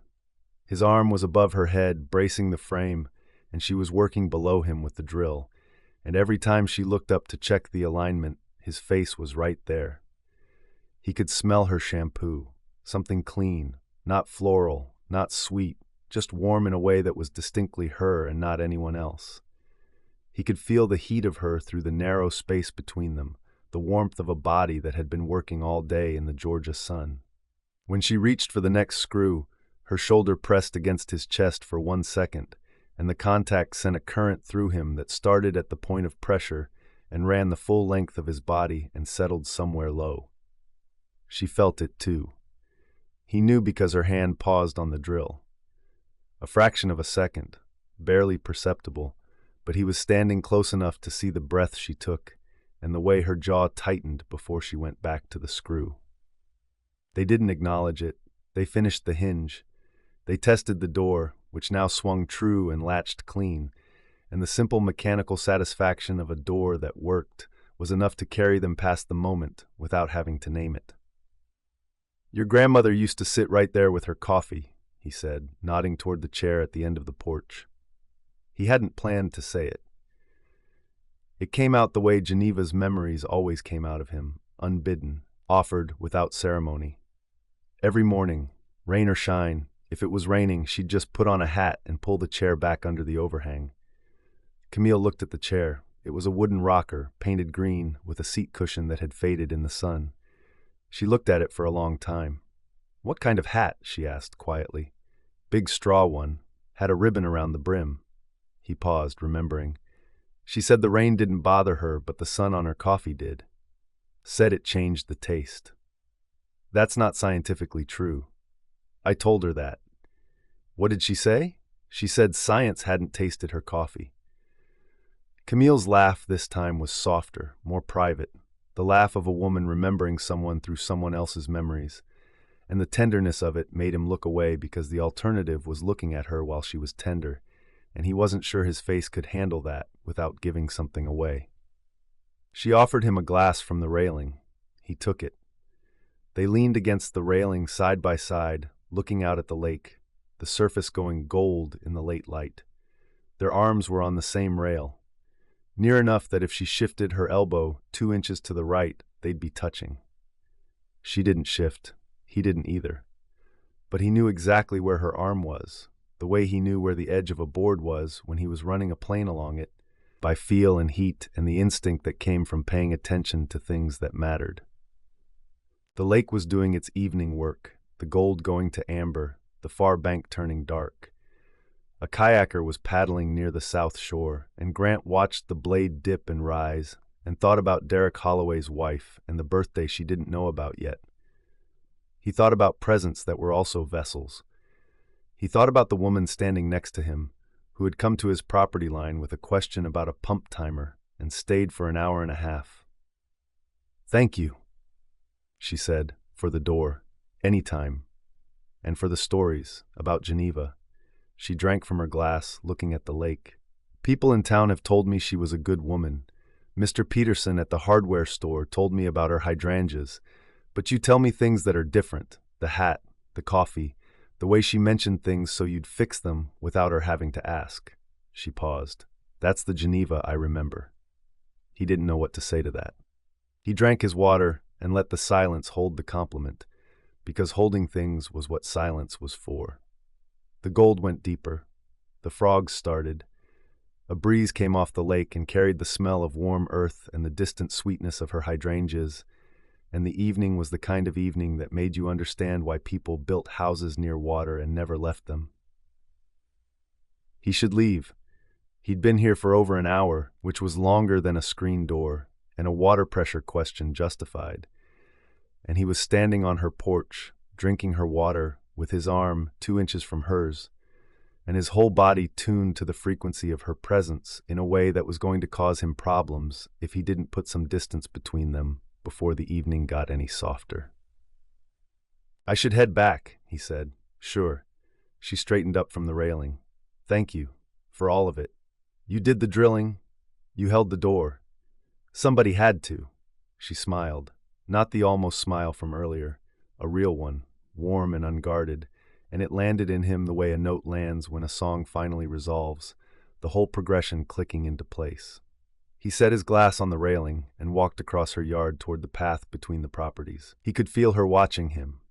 Not see it, feel it, the way he felt the sun on his back through the workshop window, warm and steady and impossible to ignore. He didn't turn around. He didn't need to. The feeling followed him through the trees and across his own yard and up his porch steps and into his house, where he stood at the kitchen window and looked at the last of the light on the lake. He thought about a woman's shoulder against his chest and a laugh that sounded like something unlocking. He thought about 2 arms on a railing that never touched and didn't need to. He thought about her saying, "We do the same work. We just have different relationships with the outcome," and the way she'd said it like an observation when it was actually a confession, and the way he'd heard both. He thought about Geneva, about how Geneva had been the one who taught him, without ever saying it directly, that caring for a place and caring for the people in it were the same act. Mow the yard, check the pipes, remember how she takes her coffee, pay attention, show up. The work is the love and the love is the work, and you don't get to separate them just because it's easier to keep things simple. Nothing about this was simple. He'd known that since the toolbox, and he knew it now, standing in his kitchen with the ghost of her shoulder against his sternum, and the sound of her laugh still running through him like a melody he'd heard once and couldn't stop humming. The screen door at Geneva's cottage opened and closed. The new latch clicked clean. He heard it from his kitchen, across the distance that was getting harder to maintain and easier to cross, and the sound of a door that worked was, somehow, the most intimate thing he'd heard all day. Chapter 7. The call came while she was on the back steps with her coffee, watching the morning light work its way across the lake. "So," Tony said, "June 15th. Camille had been expecting this. She'd been expecting it the way you expect a bill you know is coming, but haven't opened yet." She took a sip of coffee and let the silence do its work for a beat before answering. "I'm going to need another week." Tony didn't say anything. The silence on the other end of the line had a texture to it, the quality of a best friend choosing not to say the first thing that came to mind. "The cabinets are taking longer than I thought," Camille said, "and the yard needs more work before anyone walks through. Janine Porter said curb appeal matters for lakefront, and right now the curb appeal is closer to wildlife preserve than listing ready." Uh-huh. "I'm not stalling, Tony. I'm being realistic about the scope." "I didn't say you were stalling. You're thinking it. I'm thinking that a week ago you said 2 weeks, and now you're saying 3. And the last time you extended a project timeline, it was the Morrison account, and you ended up staying in Portland for 6 months. Portland was different. The Morrison account had systemic issues that weren't in the original assessment. And this cottage doesn't have systemic issues?" Camille looked at the garden stretching down to the lake, the wild hydrangeas, the overgrown herb beds, the stepping stones disappearing into the grass, the flat rock at the water's edge where her grandmother used to drink her coffee, which Camille had been looking at from the back steps for a week without walking down to sit on. "The cottage has cosmetic issues," she said. "That's what I'm here to fix." "Okay. I mean it." I said okay. Tony's voice softened the way it did when she decided to stop pushing and start paying attention. "How are you doing? Not the house. You." "I'm fine. Camille, I found her recipe box." A pause. "Oh, behind the kitchen cabinets. Dozens of cards in her handwriting. Margin notes. Little instructions. There's a card for my birthday cake with a note about how I liked extra frosting on the left side." Her throat tightened. She took another sip of coffee and waited for it to pass. "She kept making it after I stopped coming." "Camille, I'm fine. I just need another week. Take the week." Tony's voice was very gentle now, the gentleness she saved for the moments when Camille was holding something too tightly and needed permission to set it down. "Take 2 if you need it. The world will not end if you stay in Georgia for 3 weeks." "I'm not staying. I'm finishing the project." "Right. Call me tomorrow. I'll call you tomorrow. Love you. Love you." She hung up and sat on the steps for a while, holding her coffee and looking at the garden. The morning was warm and bright and smelled like earth and rosemary and the lake, and the sound of the water lapping against the dock pilings was so steady it was almost a heartbeat. She set down the coffee. She stood up. She walked down the steps and into the garden. The stepping stones were there, underneath everything. She found the first one 2 steps past the back porch, buried under a layer of soil and grass. She cleared it with her foot, scraping the dirt away, and the stone appeared. Flat, gray, roughly round, about the size of a dinner plate. She remembered these. She'd helped Geneva lay them the summer she was 9, carrying them from a pile near the shed while Geneva decided where each one should go. Geneva had been particular about the spacing. She'd wanted them close enough that you didn't have to stretch, but far enough that you had to pay attention to where you were stepping. "A path should slow you down," she'd said. "Otherwise, it's just a road." Camille found the second stone, then the third. She followed the line of them through the overgrown garden, brushing aside the tall grass and the sprawling thyme that had escaped its bed and colonized the walkway. The hydrangeas towered on both sides, their blue heads nodding in the breeze, bigger and wilder than anything a competition judge would have approved of, and more beautiful for the wildness. Geneva's herb bed was still alive beneath the weeds. Camille could smell the rosemary before she saw it, that sharp, warm scent that hit her like a hand on the shoulder, familiar and steadying. She kept following the stones. The garden thinned as she moved toward the water, the beds giving way to natural ground cover, and the oaks spreading their branches overhead. The light changed, going from the bright open warmth of the garden to something cooler and dappled, the shade of old trees and the nearness of water. The path ended at the rock. It sat at the edge of the lake, flat and smooth and warm from the sun, angled slightly toward the east so that it caught the first of the day and held it. Large enough for 2 people, but shaped like a single chair, a place designed for one person's contemplation. The water was right there, lapping gently at the base, and the view was the lake entire, the far bank with its cypress trees, the bright surface stretching out like a promise someone had made and kept. She could see Mr. Zhang's boat anchored in his mooring spot, a small dark shape near the far shore.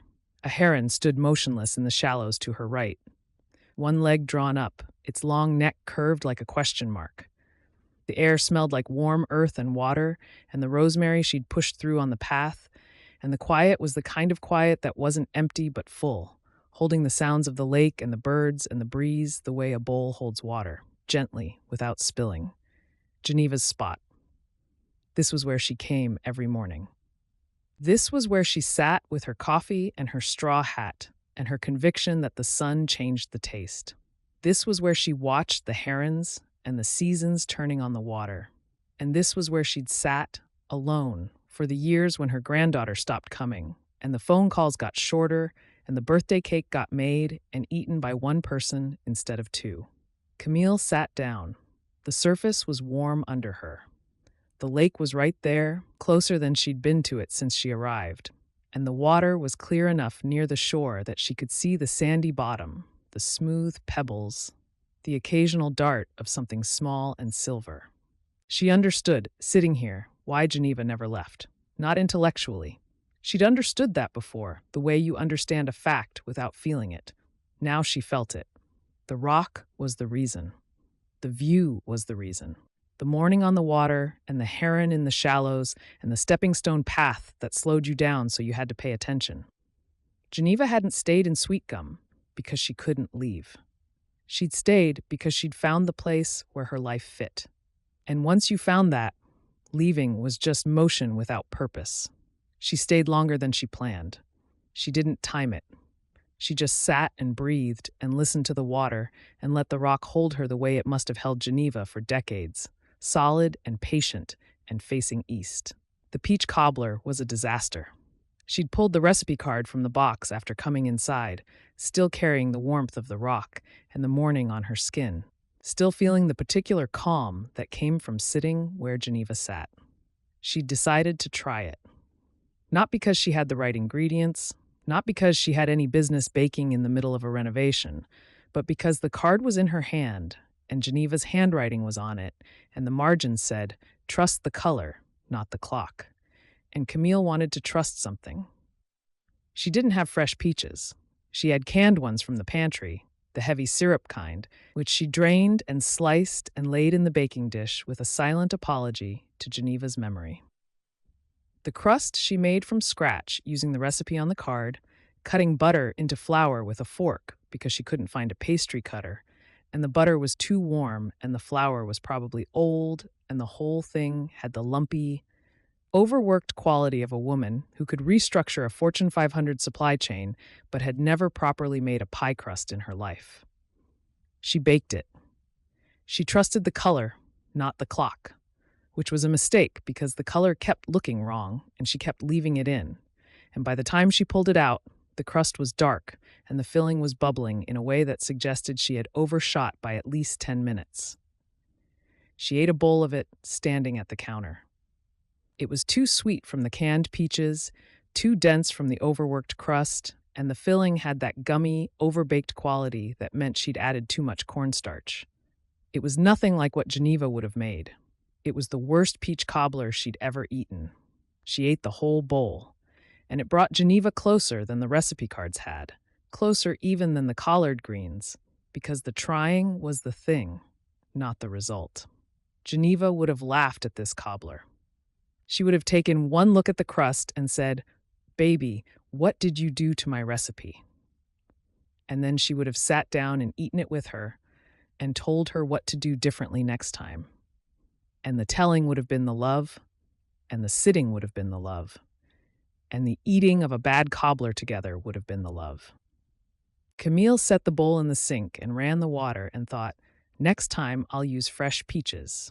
And then she caught the thought, "Next time," as if she'd be here for a next time, as if 3 weeks or 4 or whatever the number was going to turn into would include a peach season and a second attempt and the leisure to fail at a recipe twice. She turned off the water, she went back to the cabinets, she worked through the afternoon, sanding doors and filling nail holes, and the rhythm of the work carried her until the sun shifted and the kitchen dimmed, and she realized she'd generated a full sink of dishes from the cobbler and the cabinet work and the coffee cups she kept forgetting to wash.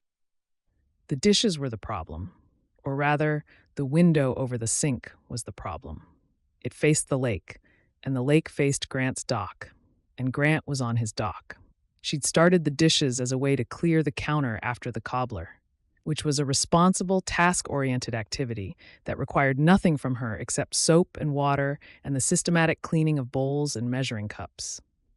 She was elbow-deep in suds when she looked up and saw him. He was at the end of his dock, stretching. He'd been working all day. She could tell from the way he moved, the looseness that came from hours of physical effort, the slow roll of his shoulders as he worked out the stiffness. He'd taken off his shirt at some point, and the late afternoon light was on his back and shoulders, and the water was catching the sun behind him, and the whole image was so unreasonably composed that it looked like someone had staged it. Nobody had staged it. He was just standing on his dock, stretching, in the ordinary way a man stretches after a day of bending over a workbench. He had no idea she was watching. He had no idea that the sight of his back in the late day light was doing something to her breathing that soap and water could not fix. She was aware of her own body in a way she hadn't been in months. The heat that had started in her chest when she watched him carry the hull 2 days ago was back, except now it was lower and more insistent.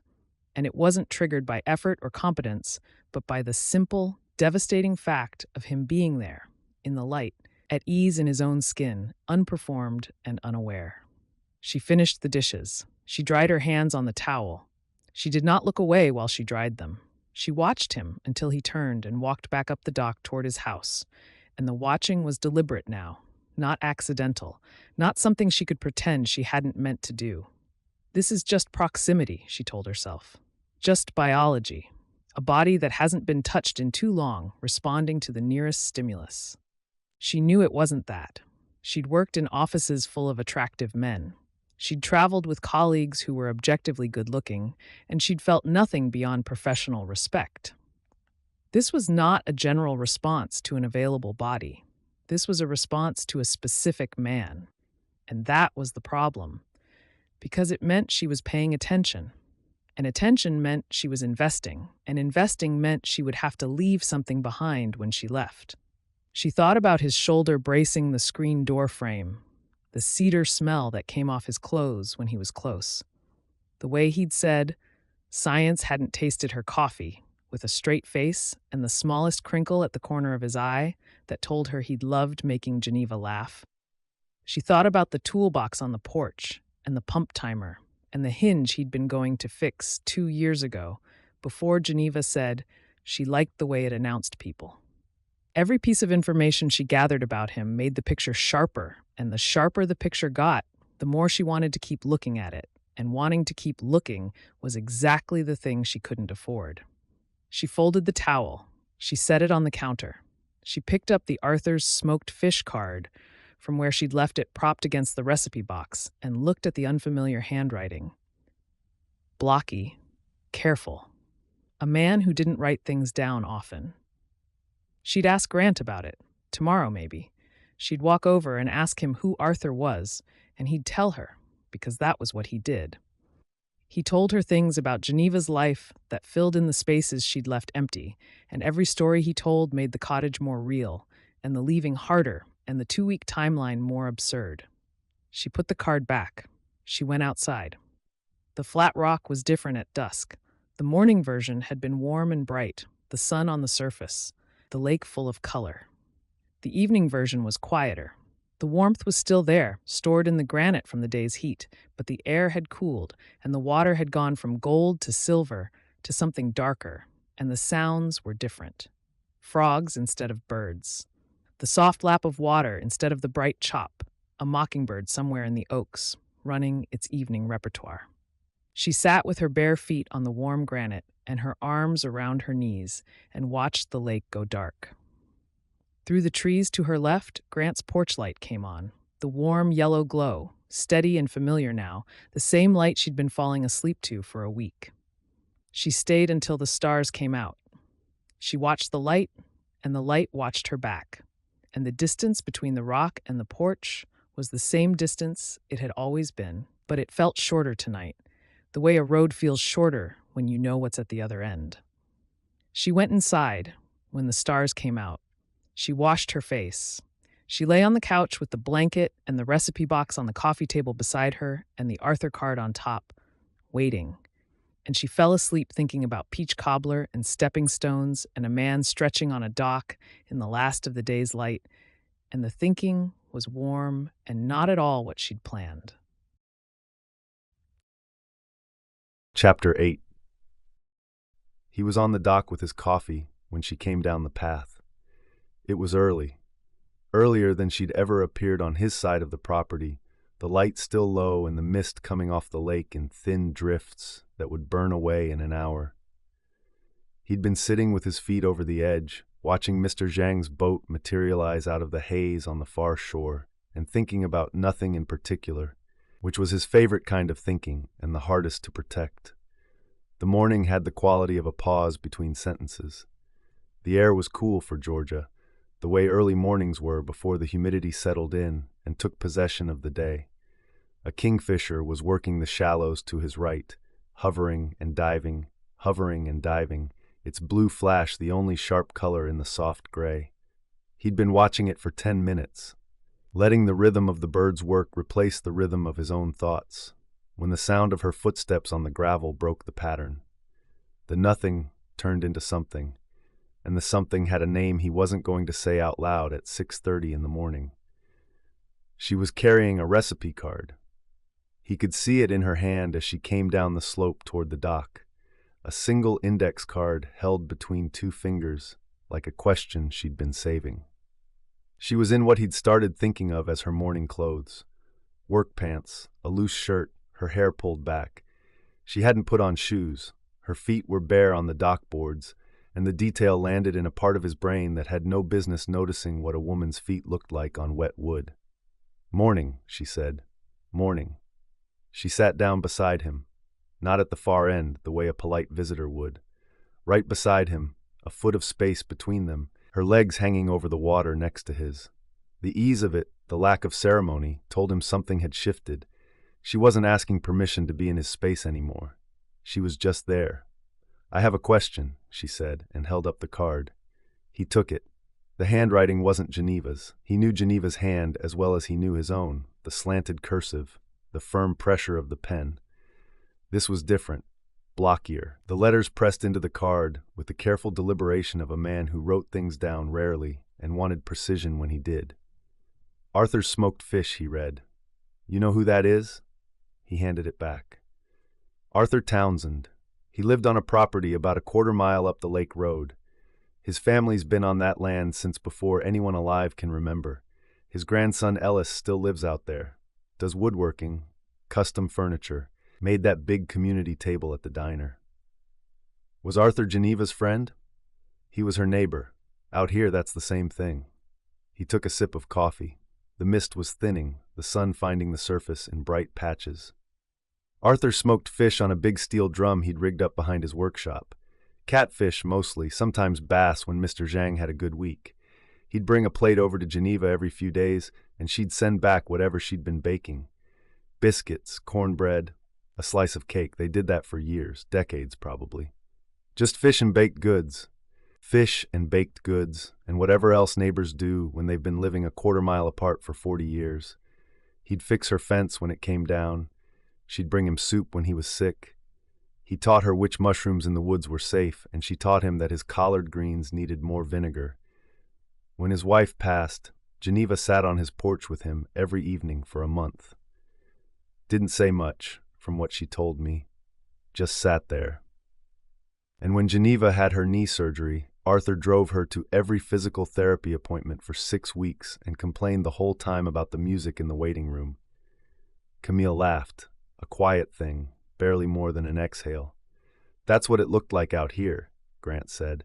"People taking care of each other without making a performance of it. No announcements, no grand gestures, just showing up again and again until the showing up became the relationship." He heard his own words and knew he was describing more than Arthur and Geneva. He was describing what he'd done with the key and the faucets and the mowed lawn, and what he was doing now, right here, with this woman, one morning at a time. He passed away a few years ago, Grant said. Geneva took it hard. She told me once that Arthur was the only person who'd known her long enough to remember when the hydrangeas were small. She said losing him was like losing a witness. Like part of her own history went with him because he was the last person who'd been there for all of it. Camille was quiet, turning the card over in her hands. He gave her the silence. Some things needed space around them, the way trees needed space to grow.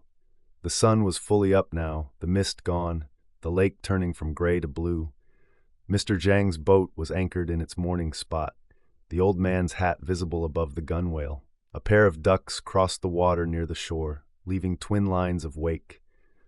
The morning was doing what it always did, and in the middle of it, Grant was sitting at the water's edge with a woman he barely knew, telling her the story of two old people who had loved each other in the unannounced way that neighbors love each other when they've run out of reasons to pretend they don't.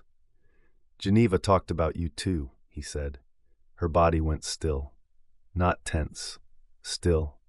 The way a person goes still when they know something is coming and they've decided to let it arrive.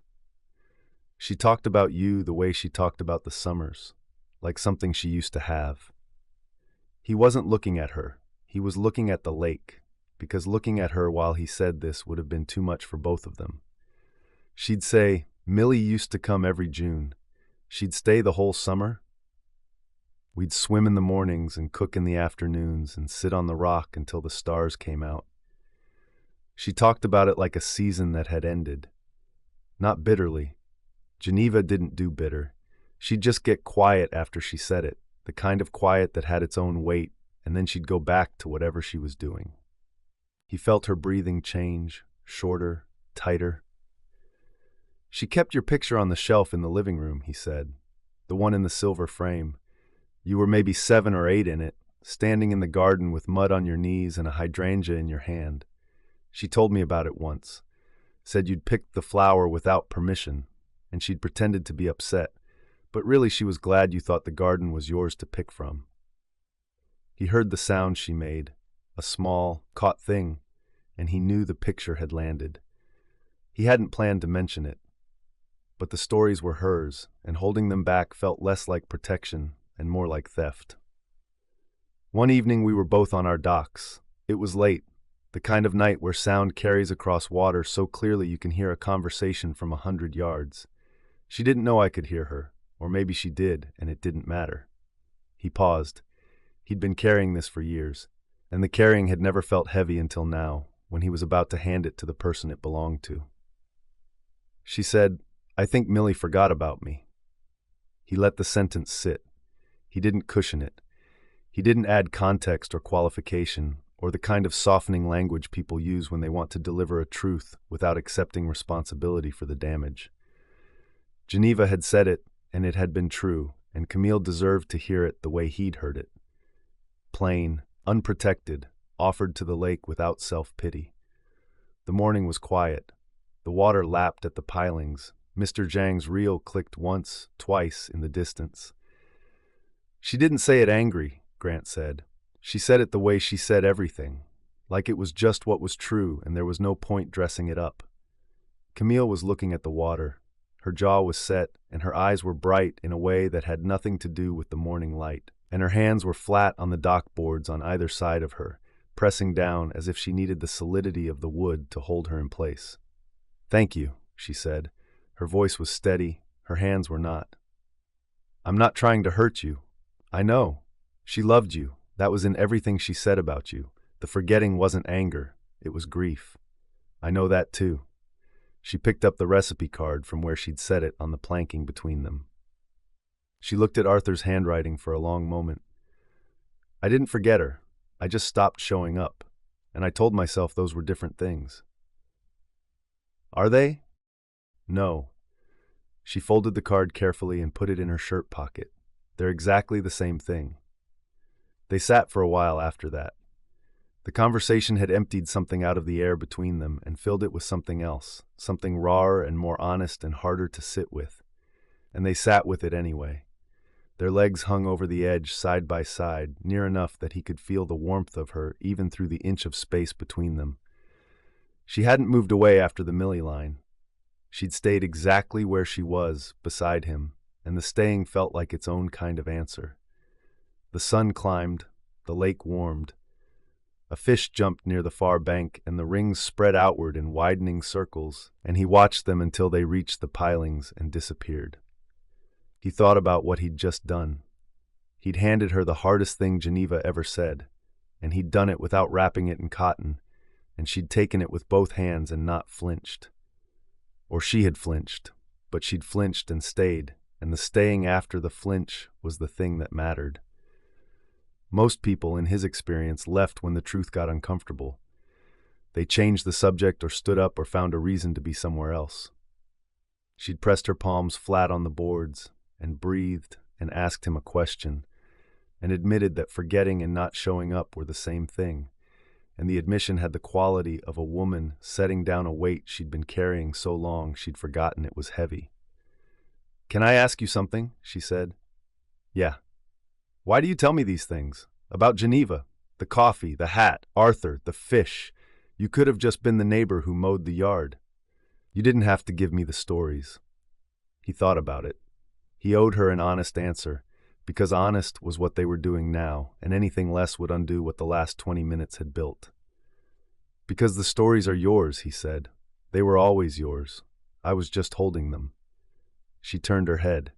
He felt it more than saw it, the shift in the air beside him, the change in the direction of her attention. He turned too, and she was right there, her face near his, her eyes direct and unguarded, and full of something that looked like gratitude and hurt, and wanting all braided together into a thing he didn't have a name for, except the name he couldn't use yet. The space between them was small, a few inches, the width of a decision neither of them was ready to make, but both of them could feel pressing against the air like a held breath.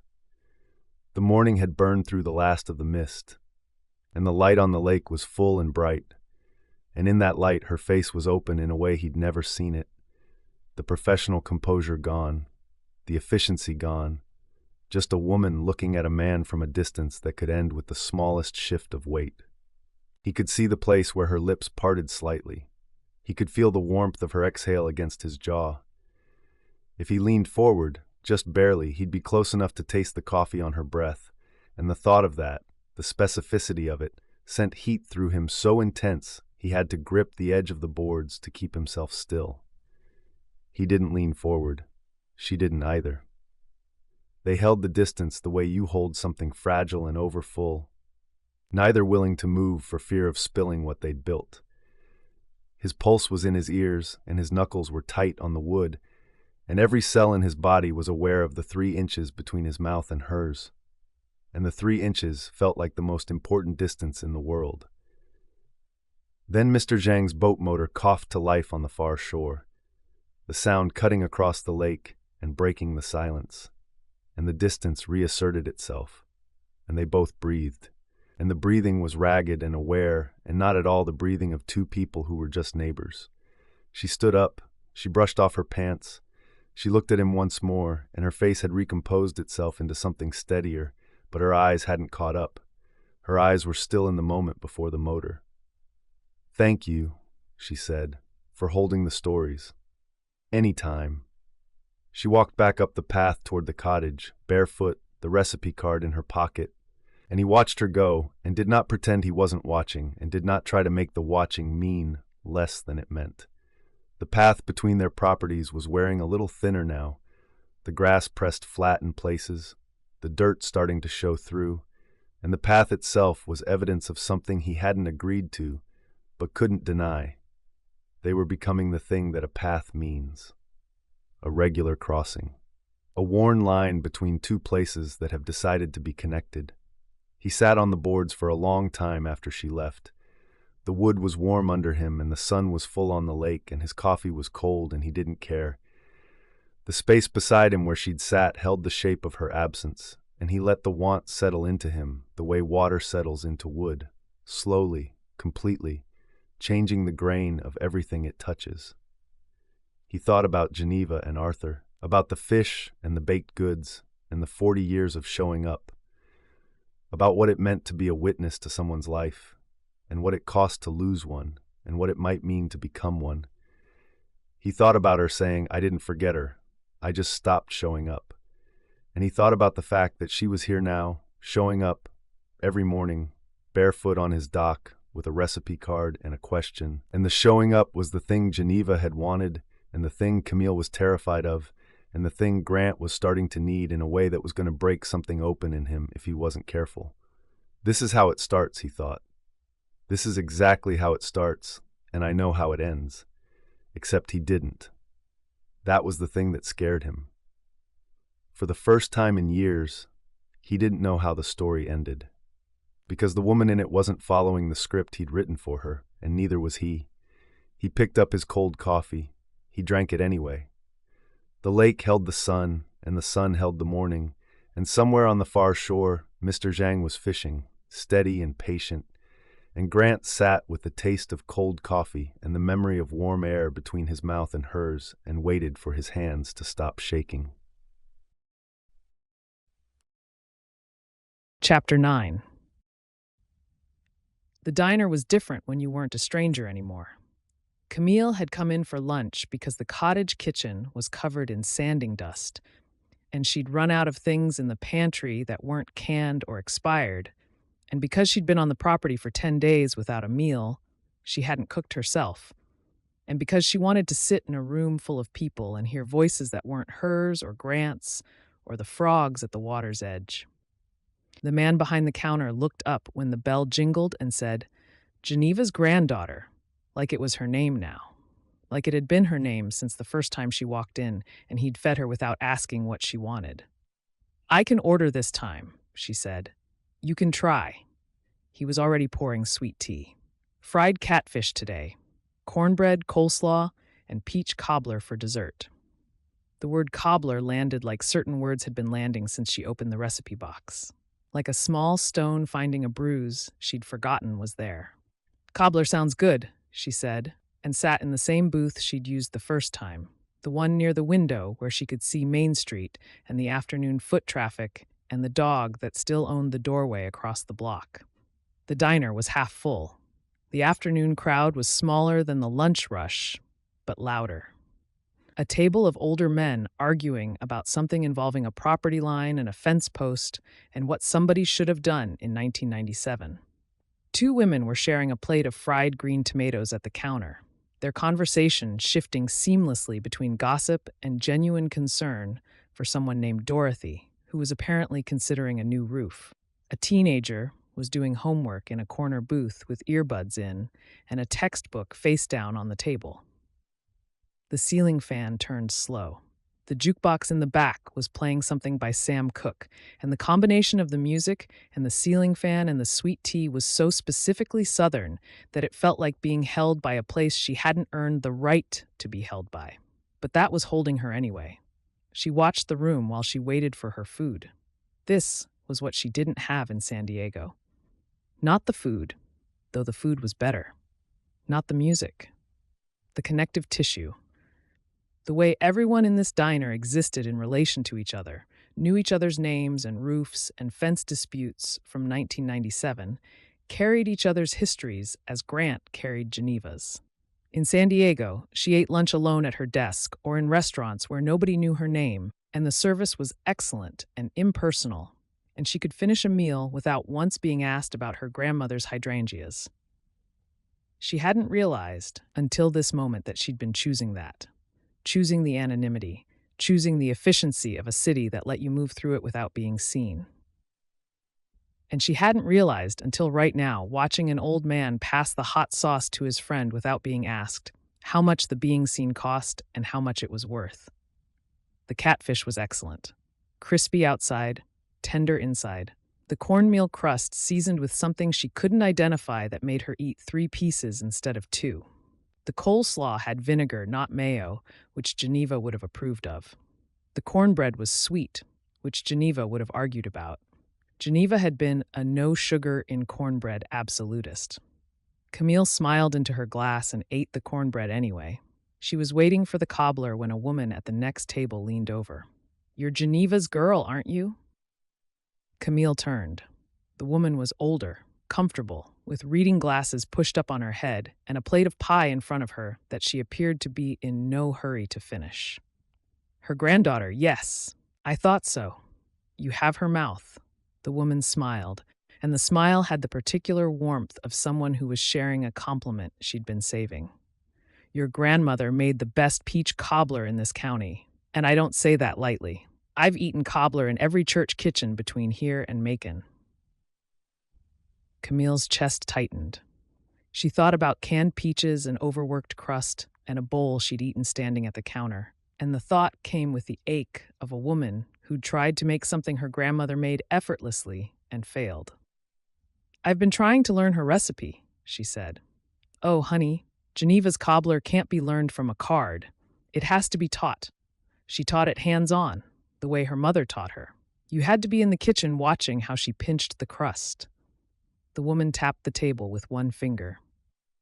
"But the fact that you're trying tells me everything I need to know about you."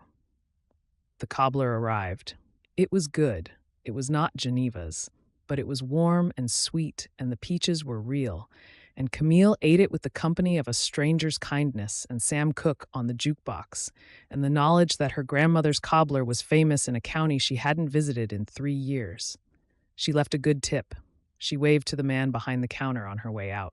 He lifted a hand without looking up from the grill, and the gesture was so exactly like Mr. Zhang's morning wave from his boat that she almost laughed. Sweetgum, she was learning, was a town that communicated as much in gestures as in words. Outside, Main Street was warm and bright and unhurried. She stood on the sidewalk for a moment, finishing the last of her tea, and watched a man carry a box of tomatoes into the restaurant 2 doors down. A woman walking a dog crossed the street and said afternoon as she passed, as people here said things to strangers, easily, without expectation of a conversation. Just the acknowledgement that you were both alive in the same place on the same day, and that was worth noting. She could live in a place like this. The thought arrived uninvited, and she let it pass through without examining it, as she'd been letting thoughts pass through lately. Thoughts about staying, about gardens, about a man who built boats and told her stories and had a key to a house she was supposed to be selling. The junk drawer was the last frontier. She'd been avoiding it as she'd avoided Geneva's bedroom and the shed and the garden path before she'd walked it. The junk drawer was the drawer everybody had, the one full of batteries and twist ties and expired coupons and the physical debris of a life lived in one place for a long time. Opening it felt like reading someone's diary. Not the important entries, but the margins, the things that accumulated without intention and revealed more than the things that were chosen. She opened it.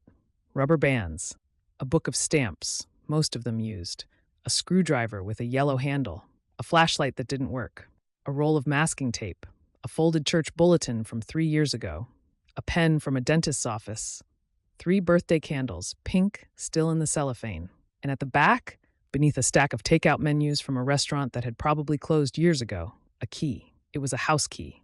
Brass, standard cut, on a plain silver ring with no tag or label. She held it up and looked at it. She already had the full set of keys the estate attorney had given her. Front door, back door, shed. This wasn't part of that set. It was a single key, alone on its ring.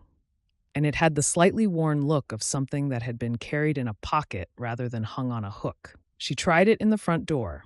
It fit. It turned. The lock clicked. She stood in the doorway with the key in her hand and thought about who else had a copy of this door. The estate attorney hadn't mentioned one. Her father hadn't either. Geneva had lived alone for the last decade of her life, and the only person who'd mentioned having regular access to the house was the man who lived next door and checked the pipes every winter. She didn't wait. She didn't talk herself out of it, or plan what to say, or rehearse the conversation like a client presentation. She walked across the yard and down the path and stood at the edge of his property and called his name. He came out of the workshop with a sanding block in one hand, sawdust on his shirt, the look of a man who'd been interrupted in the middle of something precise. When he saw her face, the sanding block went down. Do you have a key to my grandmother's house? He didn't flinch. He didn't deflect. He looked at her with the steady, level gaze she was beginning to understand was his way of saying, I'm going to tell you the truth, and you can do what you want with it. Yes. How long? Geneva gave it to me about 3 years ago. After she started having trouble getting around, she wanted someone nearby who could get in if something happened. And after she died, I kept checking, ran the faucets once a month so the lines didn't seize, checked the windows after storms, made sure the pilot light on the stove hadn't gone out. He paused. I have a key. I've had it since before she passed, and I used it to take care of a house that nobody else was taking care of. The last sentence wasn't an accusation. He said it the way he said everything, plain and factual, but the fact itself was an edge, and they both felt it. She was not angry. That was the strange part. She'd expected anger, had braced for it on the walkover, the righteous irritation of a property owner discovering unauthorized access. But the anger didn't come. What came instead was worse. The slow, thorough recognition that this man, this neighbor she'd known for 10 days, had been more faithful to her grandmother's house than she had been to her grandmother. He stood in the workshop doorway watching her process it. And what she saw in his face was something she hadn't seen before. Not the easy steadiness he'd had at the property line or the gentle honesty of the dock. This was different. He was braced. His jaw was tight, and his shoulders were set, and his body had the quality of a man who was waiting to be told he'd overstepped, and the waiting was not new. He'd been waiting for this conversation since the day she arrived. The vulnerability of it undid something in her. Not the strength, not the steadiness, not the competence she'd watched him carry across his yard every day for a week. The vulnerability. The fact that he was standing in front of her with the truth in his hands and no defense prepared, willing to be judged, unwilling to lie about what he'd done or why. She wanted to touch his face. The want arrived fully formed, not as an idea, but as a physical need. Her fingers wanting to find his jaw and smooth the tension out of it, the way you'd smooth a crease from fabric. She wanted to put her thumb on the tight line of his mouth and tell him he hadn't overstepped. He'd held the line. He'd done what Geneva asked, and more than Geneva asked. And the house was standing because of him. She didn't touch him. She stood at the edge of his property with a brass key in her hand and a lump in her throat and said the only thing she could think of that was true. Thank you. His jaw loosened. Not much. Enough. You don't have to thank me. Yes, I do, because you could have just been the man who mowed the yard. You didn't have to check the pipes. You didn't have to run the faucets. You didn't have to care whether the house was still standing when somebody finally showed up to deal with it. Her voice was steady. Her eyes were not. You cared about her home, how she would have wanted someone to care about it. And I wasn't here to do it, so thank you. Something moved behind his eyes. She watched it pass, watched him absorb her words and file them in whatever place he kept things that mattered. And the filing was visible when his shoulders dropped a quarter inch and his breathing changed. Okay, he said. Okay. They stood there for a moment in the space between his workshop and her cottage, on the path that was starting to show the traffic, and the afternoon was warm and the lake was bright behind them, and neither of them moved. Then she turned and walked back. She didn't look over her shoulder. She didn't need to. She could feel him watching her, as she always could. That warm, steady attention that followed her across the yard and through the trees and into the cottage, where she closed the door and leaned against it and pressed the key into her palm hard enough to feel the teeth. She looked at the living room. Geneva's bookshelf, Geneva's photos, Geneva's rug, the couch she'd been sleeping on for 10 nights, the kitchen where she'd failed at cobbler and succeeded at collard greens and found a recipe box that held her childhood and index cards. She looked at the key in her hand. This man had walked through this door once a month for 2 years. He'd stood in this kitchen and run the faucets and checked the stove and made sure the house held together through 2 winters and 2 summers, and the relentless entropy that takes a house apart when nobody lives in it. He'd done it without being asked, without being thanked, without knowing if anyone would ever show up to care. She closed her hand around the key, through the window, Grant was walking back to his workshop. His shoulders were still tight. The distance between them was the width of the yard and the weight of a truth she was only beginning to understand, that she was her grandmother's granddaughter in name and in grief and in the recipe box on the counter. But this man had been her grandmother's neighbor in every way that mattered. She went to the bookshelf. She hadn't looked closely at the photos since she arrived, had cleaned around them the way she'd cleaned around everything of Geneva's, treating them as furniture rather than evidence. Now she looked. There were 5 frames, arranged in a row between the paperbacks and a small ceramic vase. A photo of her father as a young man, standing in front of a car. A photo of Geneva and a man Camille didn't recognize, both of them young, laughing at something outside the frame. A group photo from what looked like a church event. Geneva in the center, with her arm around a woman in a floral dress, both of them laughing.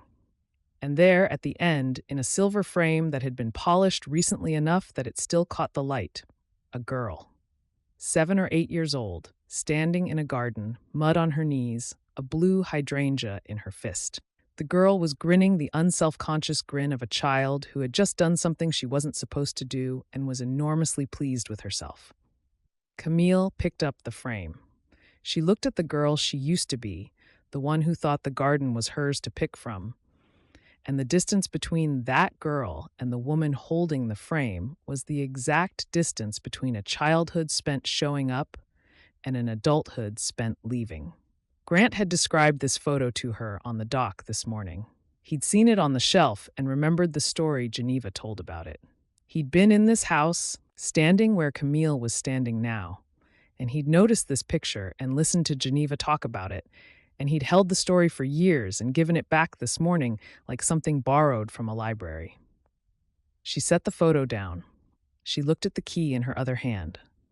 She stood at the window and watched the workshop light come on through the trees and thought, I have to be better than this. I have to be the kind of person who shows up. The key was warm in her palm. She held it until the warmth became hers. Chapter 10. She was at his door before he'd finished his coffee. He heard her on the porch and opened the door, and she was standing there with the key in her hand. The brass catching the early light, her face set with the particular determination of a woman who had spent the night making a decision and was now delivering it before she could change her mind. You should keep this, she said, and held it out. You earned it. He looked at the key. He looked at her.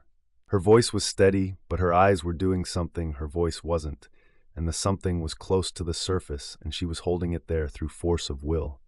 He took the key. He didn't make it a moment. He didn't say anything about what it meant or what it cost her to hand it over or what it told him about the night she'd had. He just took it and put it in his pocket and said, Okay. Okay, she said. The word hung between them, carrying more than 2 syllables should. He thought about the key on his dresser at home, the one Geneva had given him on a Tuesday afternoon 3 years ago, brass, worn smooth at the grip. Now he had this one too, the spare from the junk drawer, warm from Camille's hand, sitting in his pocket. 2 keys to the same lock, one from Geneva, one from her granddaughter. The symmetry of it settled into him without commentary. They stood on his porch for a beat. The morning around them, the lake visible through the trees, the air already warm and smelling like pine, and the particular green smell of summer coming on. A mockingbird was doing its morning work in the oak between their properties, running through its repertoire, trying each song twice before moving on. I need help with the cabinets, she said. He waited. I can do the sanding myself. I've been doing it for a week. But the doors need to be rehung, and the hardware needs replacing, and some of the shelves are warped, and I could figure it out alone, but it would take twice as long and I'd rather not. She paused. I'm asking.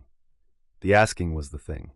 Not the cabinets, not the hardware, not the warped shelves. The asking. She was a woman who said, I'm fine and I've got it, and I can do this myself, and she'd been saying those things since the morning she arrived. And now she was standing on his porch asking for help in the plain, undecorated language of a person who had decided that asking was not the same as failing. What time? He said. After lunch? I'll be there. She nodded. She turned and walked back toward the cottage, and he watched her go, and the key in his pocket was warm from her hand, and the warmth sat against his thigh for the rest of the morning like a second pulse. Her kitchen was smaller than he remembered. Or maybe it wasn't smaller. Maybe it was just that two people working in it made the dimensions feel different. The counters narrower, the space between the stove and the sink tighter, the whole room recalibrated around the fact of two bodies instead of one. He'd been in this kitchen before, during the years of checking, but he'd always been alone in it, running the faucets and testing the pilot and standing in the quiet of a house that was waiting for someone to come back. Now someone had come back, and the kitchen was not quiet at all. She'd done good work. He could see it in the cabinet doors leaning against the wall, sanded smooth, the old finish stripped, the wood grain showing clean and warm. She'd filled the nail holes and sanded them flush and labeled every door with painter's tape so she'd know where each one went back. The organization was precise and thorough and unmistakably hers. The kitchen translated into a project management framework, and he liked it. He liked the evidence of her competence, sitting next to the evidence of her grandmother's wooden spoons and dried herbs, the new work and the old life occupying the same space. "I need you on the hinges," she said. "I'll hold the door, you set the screws. Other way around is easier. I'll hold, you drive." She looked at him. "We did it that way with the screen door. And it worked. It worked." Something passed behind her eyes that he couldn't read and didn't try to. She handed him the first cabinet door, and they started. The work was good. He'd forgotten how much he liked working with someone who understood the rhythm of a shared task, the silent negotiation of who holds and who drives, and when to hand the screwdriver and when to step back. She worked the way she talked, direct and efficient, with an undercurrent of care that she probably didn't know was visible. She checked the alignment twice before driving each screw. She tested every hinge before moving to the next door. She noticed when the grain didn't match and adjusted the door orientation without being told. He held the doors. The holding required him to stand close to her, his arms above her head bracing the weight while she worked below. They'd done this before, with the screen door, and the geometry was the same. His chest above her shoulder, her head below his chin, the narrow space between them humming with a current that had gotten stronger since the last time they'd stood this close. She smelled like sawdust and sunscreen and the lemon oil she'd been using on the wood. And the combination was so specific to this kitchen and this afternoon and this woman that he knew he'd never smell lemon oil again without thinking of her hands working a screwdriver 2 inches below his jaw. They talked while they worked. Not about anything important or about everything. About the wood, the hardware, the hinge placement. About which doors were warped and which were salvageable and which ones she'd sanded 3 times because the grain kept catching and she couldn't get it smooth. "This one," she said, holding up a door with a dark ring in the center. "I think something was set on it for years. The stain goes deep." He ran his thumb over the ring. "Coffee mug. See the diameter? That's a 10-ounce mug, set down in the same spot 1,000 times." He turned the door in the light. "You could sand it out, but you'd lose a 1/16 of an inch. Or you could leave it. Leave a stain, leave a record. That's where Geneva put her coffee mug every morning for however long she had that cabinet. That ring is 20 years of breakfasts." She looked at the ring for a long moment. Then she set the door in the keep pile without sanding it again. He told her about Geneva's taste in cabinet pulls, which had been ornate and brass and completely out of step with the rest of the kitchen. Geneva had replaced them herself, one at a time, over the course of a year, each one a different style from a different hardware store, because she'd never found a set she liked enough to commit to. Camille laughed and said that explained why no 2 drawers matched, and the laughter in the small kitchen filled the space the way music fills a room, not by pushing out the silence, but by making the silence better. By late afternoon, they'd rehung 6 doors and replaced the hardware on 4 drawers, and the kitchen looked like a kitchen again, not a renovation site. She stood back and looked at the cabinets, and her face did something he hadn't seen before. A softening that went deeper than satisfaction, closer to recognition.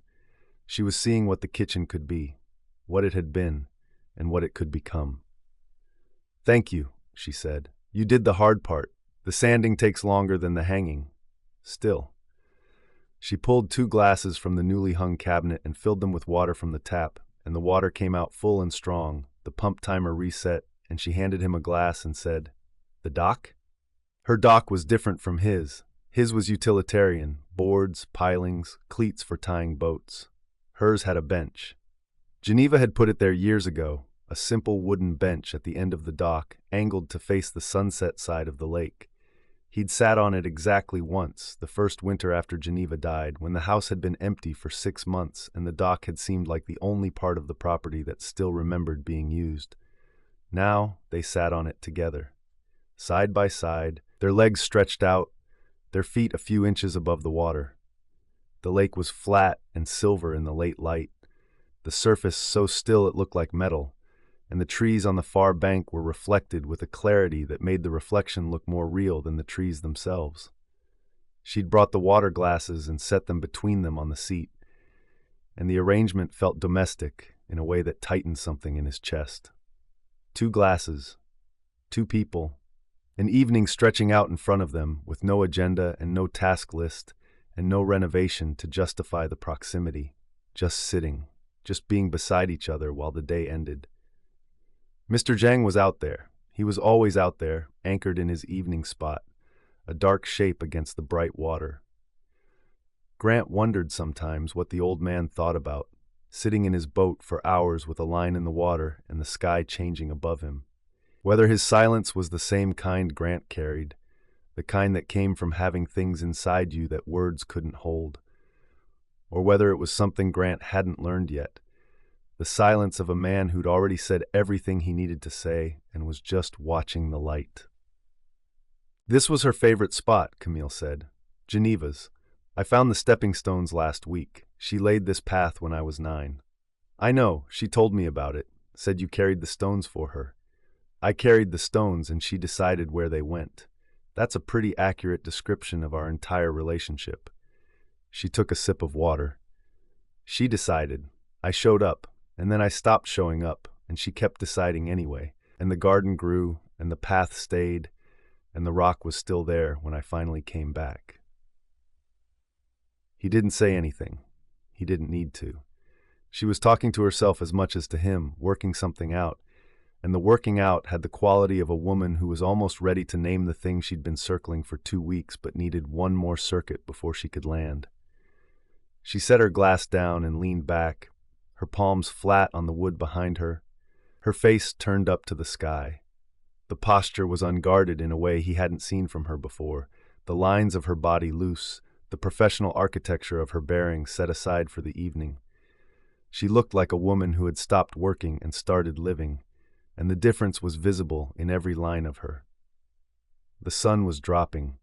The silver on the lake turned to gold, then to amber. A heron lifted off from the shallows on the far side and flew low across the water, its wing beats slow and unhurried, and they both watched it pass. He reached for the glass she'd set on the bench between them. His forearm crossed over hers. He'd meant to reach past her, pick up the glass, pull back, maintain the careful geometry of distance they'd been building since the first day. But the angle was wrong, or the bench was narrow, or some part of him that had stopped listening to the careful part made the reach longer than it needed to be, and his forearm pressed against hers and stayed. Her skin was warm from the afternoon sun.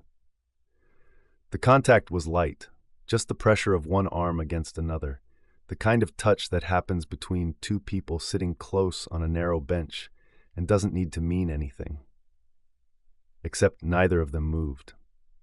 His forearm stayed against hers, and her forearm stayed against his, and the touch lasted 5 seconds, 10, longer than incidental, long enough to be a choice. He could feel her pulse through the point of contact, or thought he could. The current that ran through the place where their skin met was steady and warm and gathered in his chest and stayed there, not sharp, not electric, just present, the way sunlight is present when you stand in it long enough to feel the heat reach your bones. He made himself reach for the glass. He pulled his arm back, The place where her skin had been against his felt exposed, the air cool on the warmth she'd left, and the absence of the contact was more vivid than the contact itself. His arm remembered.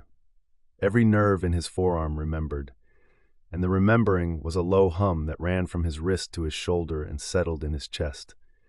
She didn't look at him. She looked at the lake. Her breathing had changed, and the change was visible in the rise and fall of her shoulders, and she didn't try to hide it. They sat on the bench as the gold went to amber and the amber went to something darker. The frogs started. The first star appeared above the far bank. Neither of them spoke. Neither of them moved. The space between their arms was an inch, maybe less, and the inch held everything they weren't saying and everything they weren't ready to say and everything that was going to happen when they finally stopped holding it back. He knew. He knew the way you know a thing that arrives not as a thought but as a fact, the way you know your own name, or the weight of a tool you've held 1,000 times. He was in love with Geneva's granddaughter. He'd been falling since the toolbox on the porch, since the workshop doorway where she'd traced the canoe's gunwale and asked how he knew when something was done. He'd been falling on the dock at dawn when she'd sat beside him barefoot with a recipe card and asked who Arthur was. He'd been falling when she said, "I didn't forget her, I just stopped showing up," and when she brought the key back this morning with her voice steady and her eyes not. He'd been falling so gradually, so woven into the rhythm of the days and the lake and the work and the stories that he hadn't felt the descent. He'd just arrived. Here. On Geneva's bench at the end of Geneva's dock, with her arm an inch from his, and the evening settling over the lake, and the whole truth of it sitting inside him like something he'd swallowed and couldn't give back. I'm in love with her. He thought it plainly, without decoration, because that was how the truest things arrived. Not with fanfare, not with drama, not with the kind of performance that made feelings easier to manage. Just a sentence that rearranged everything. The way a keystone rearranges an arch, not by adding anything new, but by making everything that was already there hold. She didn't know. She was beside him looking at the water, and she didn't know. And the not knowing was part of it, because the feeling wasn't for her yet. It was his. It was the thing he'd carry in his chest alongside the key in his pocket, and the stories he'd been holding, and the memory of Geneva saying, on a dock evening years ago, "I think Millie forgot about me." Millie hadn't forgotten.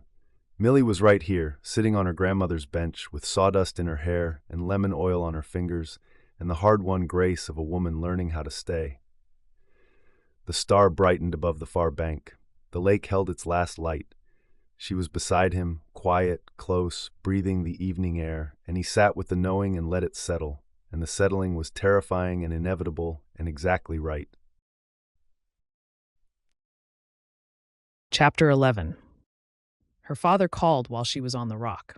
She'd started going there every morning, the stepping stone path so familiar now that she could walk it barefoot with her coffee without watching her feet. The rock was warm from the early sun.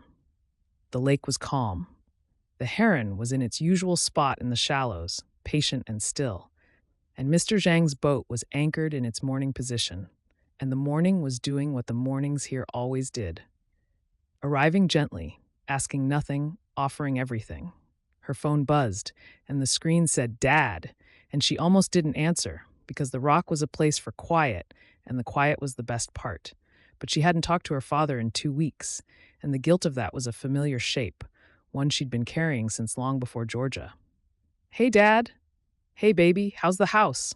"Coming along. The cabinets are almost done. Grant helped me rehang the doors yesterday."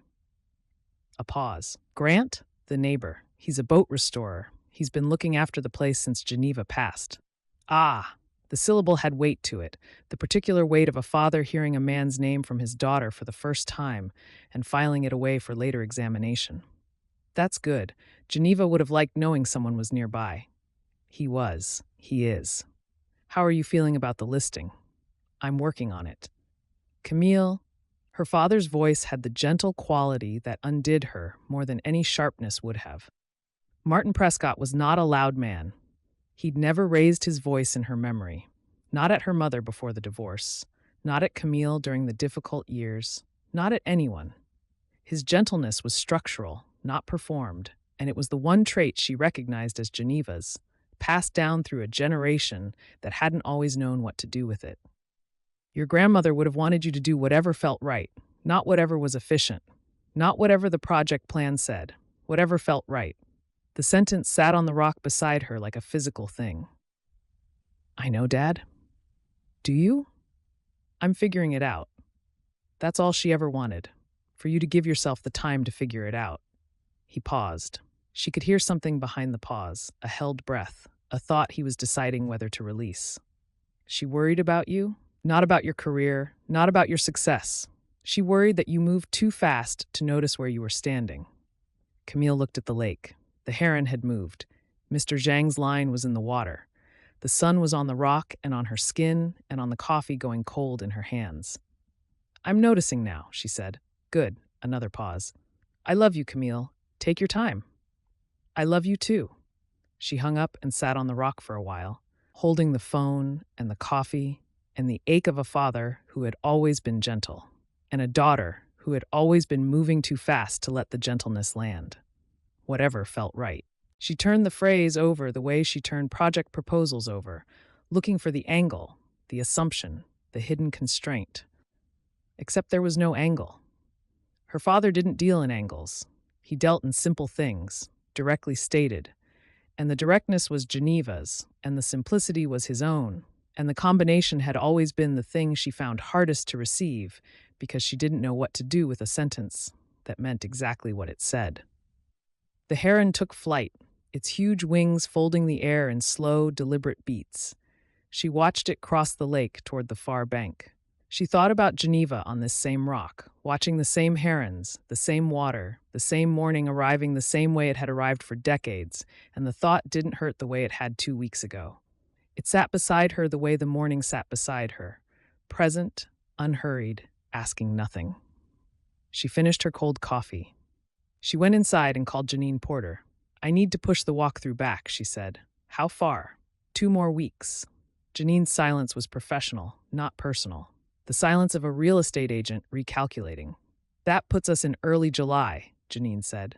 Lakefront moves best in summer, so the timing still works. You want me to hold the date tentatively, or are you telling me July is firm? Hold it tentatively. All right, I'll pencil in July 7th. Call me if anything changes. I will. She hung up.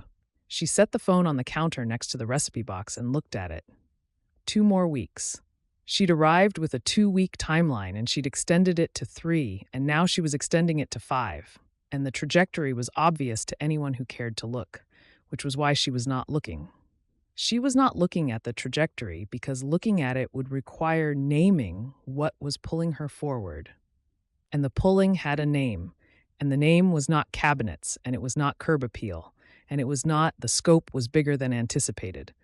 The pulling was the rock, and the recipe box, and the kitchen she was rebuilding, and the man next door who told her stories about her grandmother and held his forearm against hers on a dock and didn't move.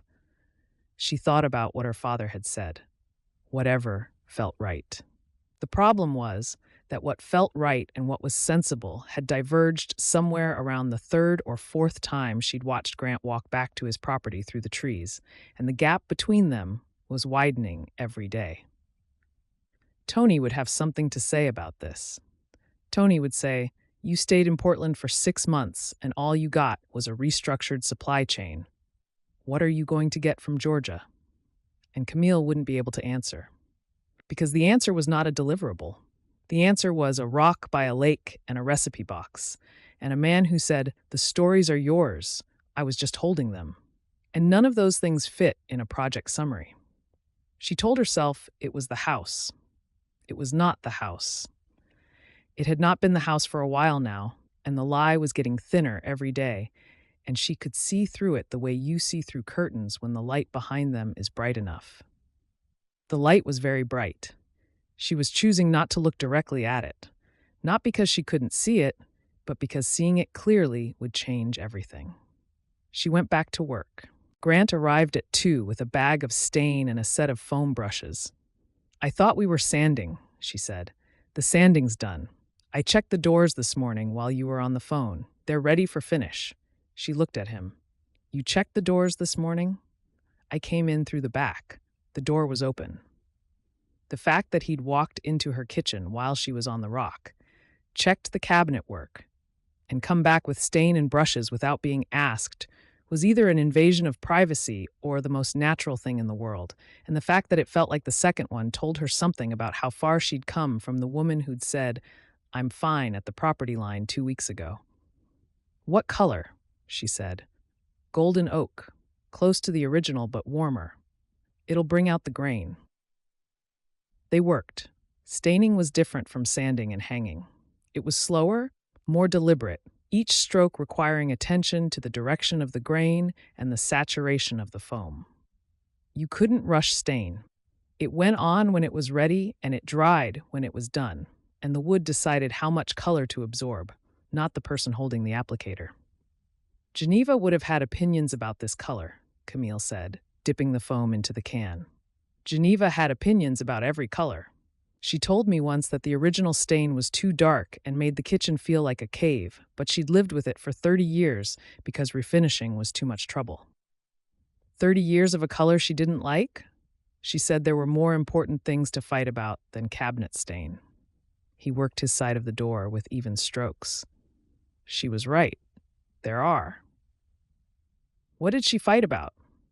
The cornbread at the diner. She went in there every time and told Malachi the cornbread was too sweet, and every time he told her the recipe was his grandmother's and he wasn't changing it, and every time she ordered it anyway and ate the whole piece. Camille laughed. The laughter felt easy, felt earned, felt like a thing this kitchen was supposed to hold. I had the cornbread.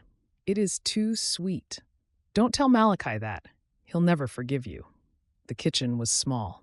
It had been small with 2 people sanding and hanging, and it was smaller with 2 people staining because the work required lateral movement, long strokes, arms reaching, bodies turning. They worked on opposite sides of the same door, and the door was 3 feet wide, and their hands moved toward each other from opposite edges and met in the center and retreated.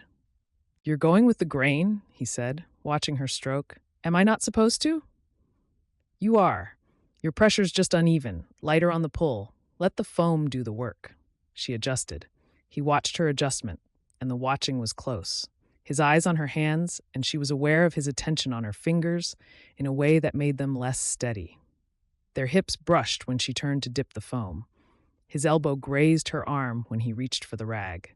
She steadied a door, and his hand landed beside hers, close enough that the heat of his skin was a separate presence, and the air between their fingers was charged with something that had nothing to do with golden oak stain. She could smell the cedar on him, the scent that was part of his skin now, woven into the fabric of his shirts and the calluses on his hands, and the air that moved with him. And every time she breathed it in, she lost a fraction of a second of focus and had to find her place on the grain again. She lost her stroke. The brush jumped, leaving a dark line across the grain that she'd have to sand out and redo. She went back to the beginning without comment and pretended the mistake was about pressure and not about the fact that his hand was 3 inches from hers, and she could feel every one of those 3 inches in her pulse. They finished 2 doors and started on a third. The kitchen smelled like stain and turpentine and the lemon oil she'd used on the raw wood, and underneath it all, cedar. His cedar. The scent that came off him like a second skin, warm and sharp and present in a way that made the small kitchen feel even smaller. "That's enough for today," he said, setting down his applicator. "The stain needs to dry overnight before the second coat." "Okay, you did good work," he said it simply, looking at the doors they'd finished, the golden oak catching the late afternoon light coming through the window. "The grain looks right. Geneva would have approved of this color. She would have had an opinion about it at minimum." That's the same thing with Geneva. They cleaned up. She ran water over the foam pads in the sink. He wiped down the counter with a rag, moving the recipe box carefully to clean underneath it and setting it back exactly where it had been. The care he took with the box, the automatic respect for its position, the fact that he knew where it went because he'd seen it there enough times to remember, was a detail so small and so precise that it lodged in her throat. She was wringing out the last foam applicator when his hand came up. Later, she would think about the gesture and try to assign it an intention, and she wouldn't be able to, because the intention was not the point. The point was his fingertips on her shoulder, light, brushing away a fleck of sawdust that had been sitting on her shirt, and then his fingers crossed the edge of the fabric and grazed the bare skin of her collarbone. 1 second, maybe less. She felt it in her entire body. The touch was feather light, barely contact, 3 fingertips crossing an inch of skin, and the sensation traveled from the point of contact downward through her chest and her stomach and her hips and settled in the backs of her knees, which went liquid, which was absurd, because 3 fingertips on a collarbone should not unravel a woman who managed Fortune 500 restructurings without breaking a sweat. Her breath caught. The sound was audible in the quiet kitchen, a small, sharp intake that she could not control and did not try to disguise, and that hung in the air between them like a struck bell. His hand stopped, mid-air, 2 inches from her shoulder, frozen. His eyes came to hers. The charge between them was so dense she could feel it on her skin. His eyes were steady and focused, and the focus was on her, all of it. The full weight of his attention concentrated on her face with an intensity that made her understand for the first time what the wood felt when he ran his hands along its grain. The quality of being held in a gaze that missed nothing and judged nothing and simply saw. She didn't breathe. She didn't move. She stood at the sink with water running over the foam in her hand and his fingers suspended above her shoulder and his eyes on hers. And the moment stretched until the kitchen was nothing but the 2 of them and the charge and the running water and the place on her skin where his touch still hummed. He pulled his hand back. He set it at his side. He took a breath that she could hear, and the sound of him breathing was somehow more intimate than the touch. "Good night," he said. His voice was lower than usual. "Careful. Good night." He left. She heard his footsteps on the porch, the path, the gravel.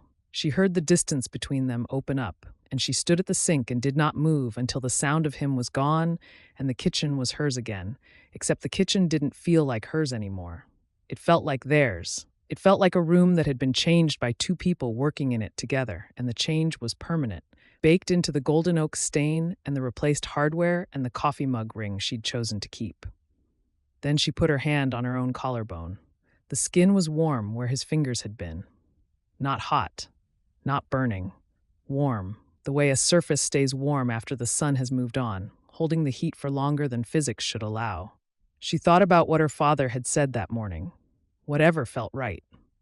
This felt right. His fingertips on her collarbone felt right in a way that terrified her, because right was not the same as safe, and safe was what she'd built her whole life around. Safe was San Diego, and project timelines, and the efficiency of a life that never required her to stay anywhere long enough for a man's touch on her shoulder to rearrange the architecture of her breathing. Through the window, his workshop light went off. A moment later, his porch light came on. The yellow glow she'd been falling asleep to for 2 weeks, steady and warm, the light of a man who was home and stayed home and didn't leave. She stood in the kitchen. She was slowly, terrifyingly making her own, with her hand on the place his fingers had touched and the stain drying on the cabinet doors and the recipe box on the counter and the water she'd forgotten to turn off pooling in the sink. And she waited for her breathing to go back to normal. It took longer than it should. Chapter 12. His hands knew the kayak. His mind was in the kitchen next door. Grant stood at the workbench in the early morning light, the sanding block in his grip, the cedar hull smooth under his palm, and he could not make his brain do what it was supposed to do. The hull needed fairing. The strips needed checking for gaps. Derek Holloway's anniversary was 6 weeks away, and the kayak needed to be ready, and his hands were ready, and his mind was in a kitchen he'd left 12 hours ago, on a collarbone he'd touched for 1 second, on the sound she'd made when he did. That small catch of breath. He'd heard it. He was still hearing it. It was running underneath every other sound in his morning.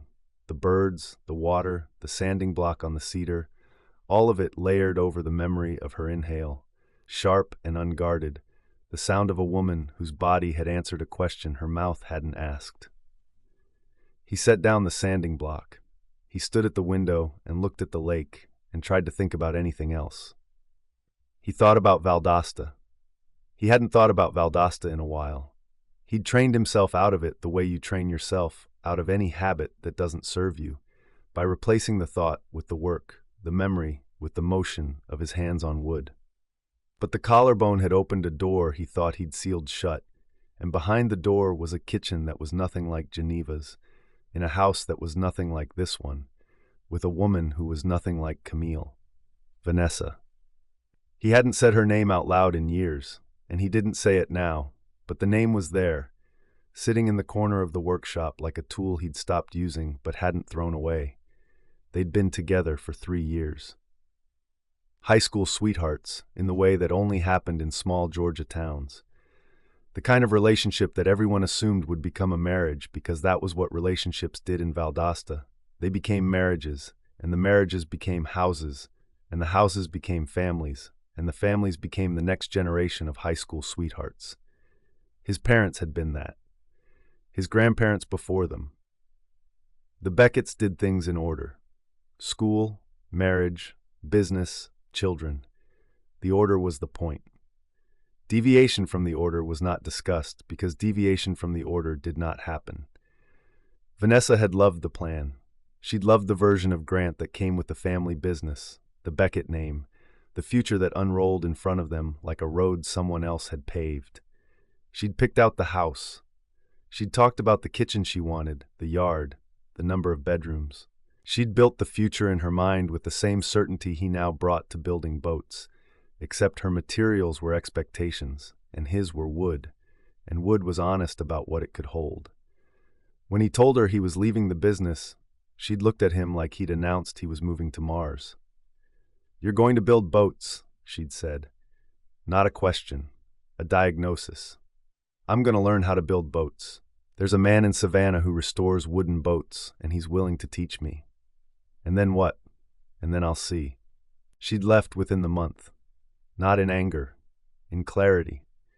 She'd looked at the future he was offering, a small life in an unfamiliar place with no family name and no business and no plan beyond "I'll see," and she'd decided it wasn't enough. He didn't blame her. He'd never blamed her. She'd been honest about what she wanted, and what she wanted was certainty, and he was offering the opposite. The lesson had been simple. People love the idea of a man who chose a small life until they realize the small life is real and permanent. The choosing is romantic. The permanence is not. He picked up the sanding block. He ran it along the hull without seeing the hull. He was seeing Camille in the kitchen, her hand on her collarbone, her eyes on the window where his porch light came on, and the image was so sharp it had texture. She was standing exactly where Vanessa would have stood if Vanessa had been the kind of woman who followed him to a lake in Georgia, except Vanessa would never have stood in that kitchen because Vanessa wanted the plan and the name and the house with the right number of bedrooms. And Camille was a woman who had built her entire life around not having a plan for staying, and was now standing in her dead grandmother's kitchen, holding a recipe card and failing at cobbler, and succeeding at collard greens, and learning how to sand wood in the direction of the grain. She was not Vanessa. He could see it in the way she held the recipe cards, like letters from someone she missed. The way she'd sanded those cabinet doors with her whole body, not just her arms, the effort total and unperformed. The way she'd sat on the dock after the Millie line and not moved, not deflected, not run. Vanessa would have run. Vanessa ran from discomfort the way Camille ran from stillness, in opposite directions toward opposite things. But knowing someone was different didn't mean it would end differently. Camille had a life in San Diego. She had clients and contracts and an apartment she was paying rent on while she sat on a rock in Georgia and drank cold coffee and watched herons. She'd come here to sell a house. The fact that she was still here, the fact that she kept extending the timeline and finding reasons to stay, didn't change the underlying architecture. She was a woman who left. It was what she did. It was the skill she'd spent her whole career perfecting. The fear was not rational. Rational was not the point. The point was that he'd touched her collarbone, and she'd made a sound, and the sound was still in his ears, and his body wanted more, and his mind was saying, "Be careful," and his body and his mind had not been in agreement since the morning she arrived. He worked until noon. He ate a sandwich standing at the workshop door. He looked at the cottage through the trees and did not go over. He would not go over uninvited. That was the line he'd drawn, the small discipline he maintained against the current. He would be there when she asked, and he would not presume when she didn't. At 1 o'clock, she appeared on the path. "I made too much food," she said. "Geneva's collard greens. I made enough for 4 people, and there's only one of me." She paused. "Would you like to come for dinner? What time? 6? I'll be there." She nodded and walked back, and the invitation sat in the air after her like the scent of something cooking, warm and simple and hard to refuse. Her kitchen smelled like Geneva's kitchen used to smell. That was the first thing he noticed when he walked through the back door at 6. The greens were on the stove, the lid on, the steam curling out around the edges, rice in a pot beside it, cornbread in a cast-iron skillet on the counter, golden and cracked on top the way cornbread was supposed to look. The kitchen was clean, the cabinet work finished, the new stain glowing warm in the evening light, and the recipe box was on the counter in its usual spot, and the whole room had a quality that hadn't been there 2 weeks ago, the quality of a kitchen that was being used, not just repaired. She'd set the table, 2 places. Geneva's plates, the ones with the blue border that he recognized from the cabinet where he'd run the faucets and checked the pilot and never opened the dishes because the dishes were too personal, too close to the life that had been lived here. Now they were on the table, set for 2, with folded napkins and glasses of water and a small jar of wildflowers she must have picked from the garden. "Sit down," she said. "The greens are ready." He sat, she served. The collard greens were good, rich and tender with the vinegar at the end. Geneva's recipe followed with the precision of a woman who'd cooked it enough times now that the precision had softened into instinct. The cornbread was not sweet, which he noticed and did not comment on. The rice was plain and perfect. They ate at the table where Geneva had eaten for decades, in the chairs Geneva had sat in, and the domestic weight of the meal pressed down on both of them without either of them naming it. "The cornbread," he said. "What about it?" "No sugar." She smiled. "I heard what you said about Geneva and Malachi. If she was a no-sugar absolutist, I wasn't going to argue with her from the grave." "Smart woman." "She was. I'm just catching up." This was the most intimate thing that had happened between them. Not the touch on her shoulder, not the forearm on the dock, not the almost kiss in the morning mist. This. 2 people eating dinner together at a table set with intention, in a room that smelled like someone's grandmother and looked like someone's future. "Tell me about your clients," she said. He told her about Derek Holloway and the anniversary kayak. About the woman in Savannah who'd commissioned a canoe for her retirement and wanted it painted the exact blue of her childhood bedroom. About the man who'd brought him a boat so rotted it was barely holding shape, and Grant had spent 4 months rebuilding it from the keel up, and when the man came to pick it up, he'd sat in it for 20 minutes before he could speak, because it had been his father's. She listened the way she did everything, with her whole attention. And then she told him about her work, the corporations, and the timelines, and the flights between cities, and the way a restructuring felt when it worked, the satisfaction of watching a broken system start to function, and the way she always left before the system became hers. "I make things run better so I can leave," she said. "You make things whole so they can stay." She said it like an observation. It hit him like a confession, the way her observations always did, carrying more weight than she intended, or more weight than she admitted. "Does it bother you?" he asked. "The leaving." She looked at her plate. She pushed a piece of cornbread through the pot liquor. "It used to be the best part. The flight out, the clean break, starting fresh in a new city with a new client and no history." "Used to be?" "I'm starting to think the clean break isn't as clean as I thought. I think I've been leaving pieces of myself in every city I've worked in, and I didn't notice because I was always moving too fast to feel the loss. She looked up. My father said Geneva worried I moved too fast to notice where I was standing. Geneva was usually right about people. She was right about me. She set down her fork. I've been standing still for 2 weeks. I've been on the same rock every morning and in the same kitchen every afternoon, and I've been looking at the same lake and the same trees and the same man walking back and forth through those trees, and I haven't felt this still in years. And the stillness doesn't feel like stopping. It feels like arriving. He didn't trust himself to respond to that.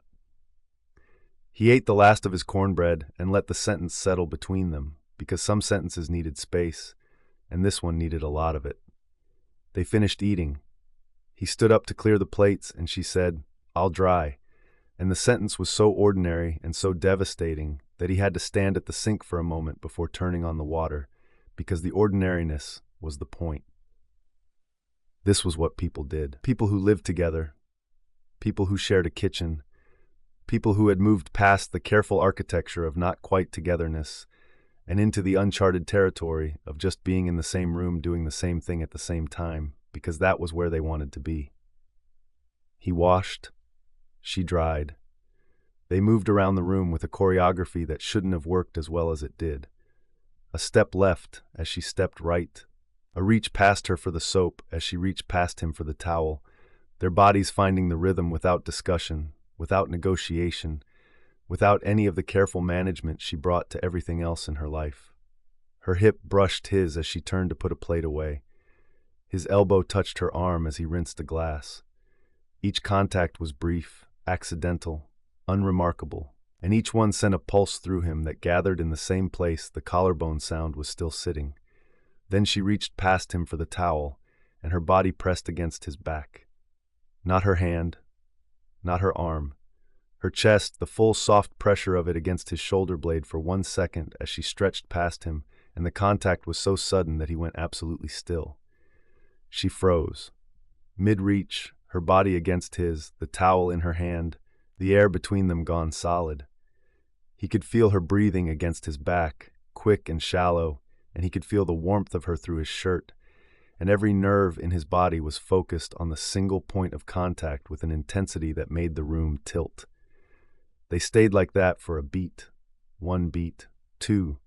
The water was running. The last plate was in the sink. The evening was coming through the window, and the frogs were starting at the water's edge, and neither of them moved. Then she pulled back. She folded the towel slowly, deliberately, her eyes on the fabric, her breathing still not normal. He turned off the water. He dried his hands. "Good night," he said. His voice was rough. "Good night." She walked him to the porch. The night was warm, the stars coming out, the frogs loud and close. The lake was dark through the trees. His porch light was on across the distance, a yellow point in the black, waiting for him.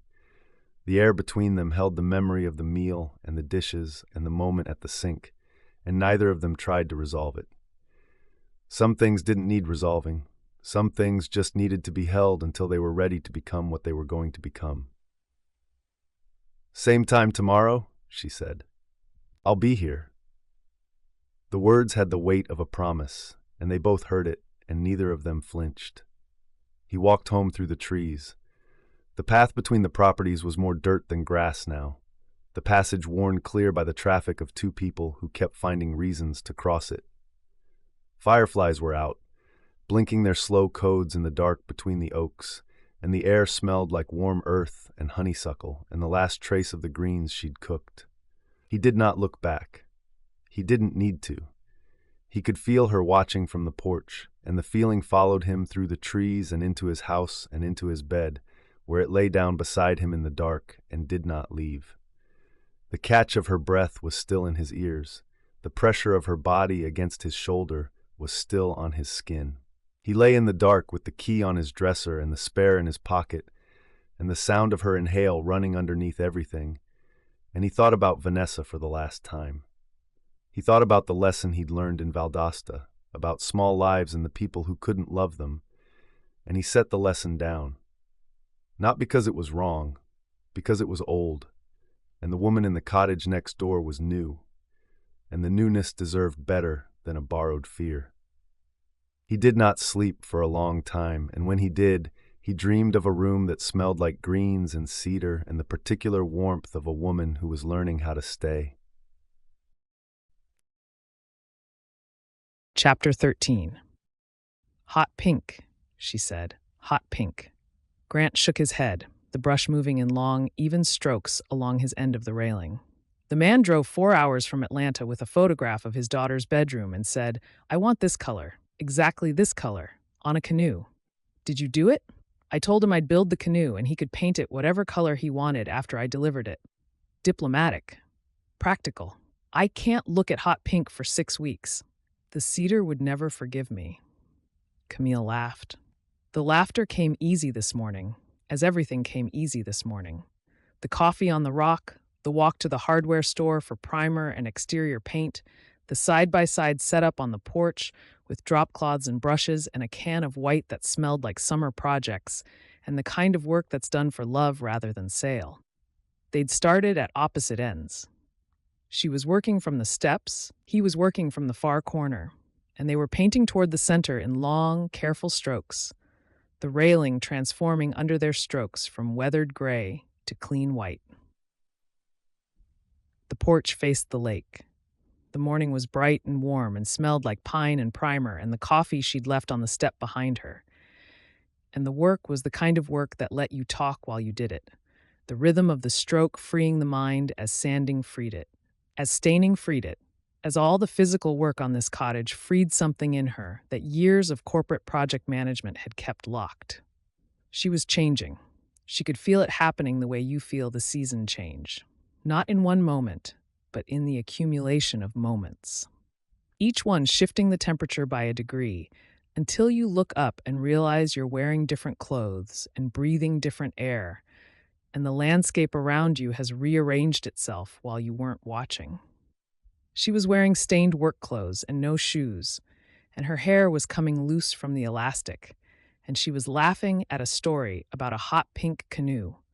And the woman doing these things was not the woman who had driven down a pine-canopied road 2.5 weeks ago with a 2-week timeline and a real estate agent on speed dial. She thought about San Diego, about the apartment she was still paying rent on, the one with the view of the parking structure and the kitchen she never cooked in.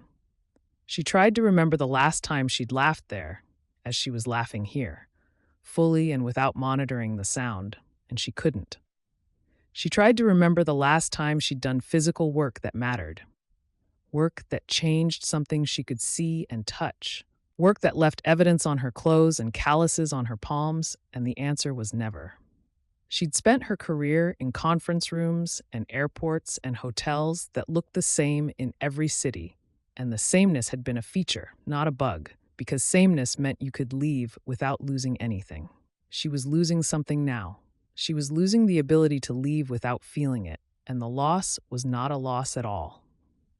It was the opposite of a loss. It was an acquisition she hadn't agreed to, and the thing she was acquiring was a porch in Georgia and a recipe box, and a man who said, "The cedar would never forgive me," about a color and meant it.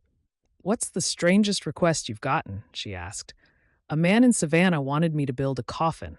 She stopped painting. A coffin. Wooden, cedar.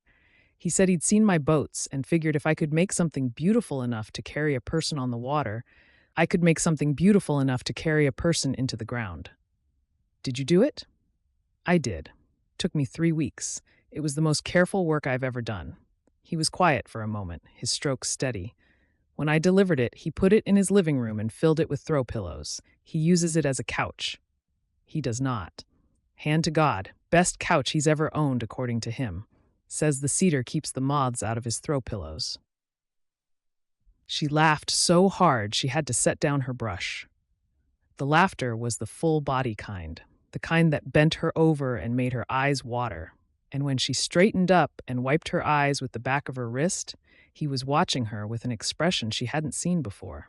Not the steady attention, not the careful focus, something warmer and less controlled. Something that lived in the softening around his mouth and the way his eyes held hers for a beat longer than the joke required. She picked it back up. Her grip was not entirely steady. They worked toward the center. The railing narrowed the distance between them with each stroke, the unpainted section shrinking from 6 feet to 4 to 2. The gap closing at the pace of fresh strokes, and two people who had been working toward each other for weeks in every sense that mattered. She was aware of the narrowing.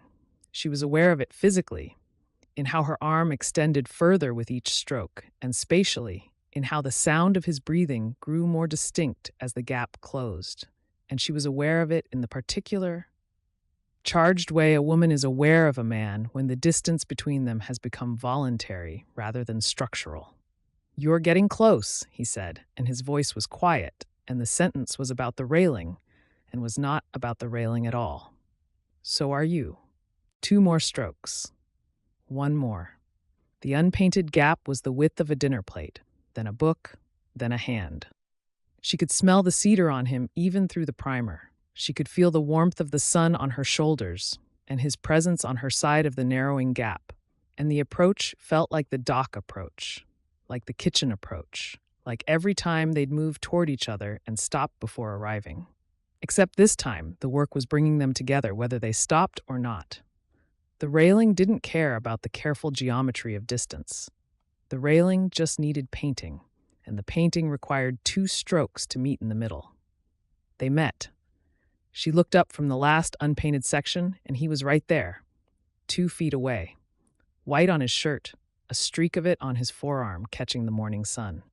His eyes were on hers, with the kind of attention that made the porch and the lake and the trees go peripheral. Everything outside the space between them falling away until the world was the width of 2 feet, and the sound of 2 people breathing, and the drip of white on canvas below them. She stopped painting. He stopped painting. The brush in her hand was dripping on the drop cloth, and she could hear the slow tap of it, and neither of them looked down. "Camille," he said, just her name, not a question, not a statement, just the sound of her name in his voice, which was lower than usual and rougher at the edges, and the sound of it traveled through her chest like a hand pressing flat against her sternum. He reached up and pushed a piece of hair back from her face. His fingers were rough from the work. She could feel the calluses on his fingertips, the texture of a man who shaped wood for a living, and his touch was careful in a way that made the roughness tender. His fingers traced the line of her hair from her temple to behind her ear, and the gesture was so slow and so deliberate that she understood it was a question. His hand was asking. His eyes were asking. Everything about him was still and steady and asking, and the asking was the thing that undid her, because a man who asked was a man who would accept the answer, whichever way it went. She leaned into his palm. She didn't decide to. Her body decided for her, the way her body had been deciding things about this man since the first time she watched him walk across a yard. And the lean was small, just a shift of weight, her cheek pressing into his palm. And the permission in the gesture was total. He kissed her, slow.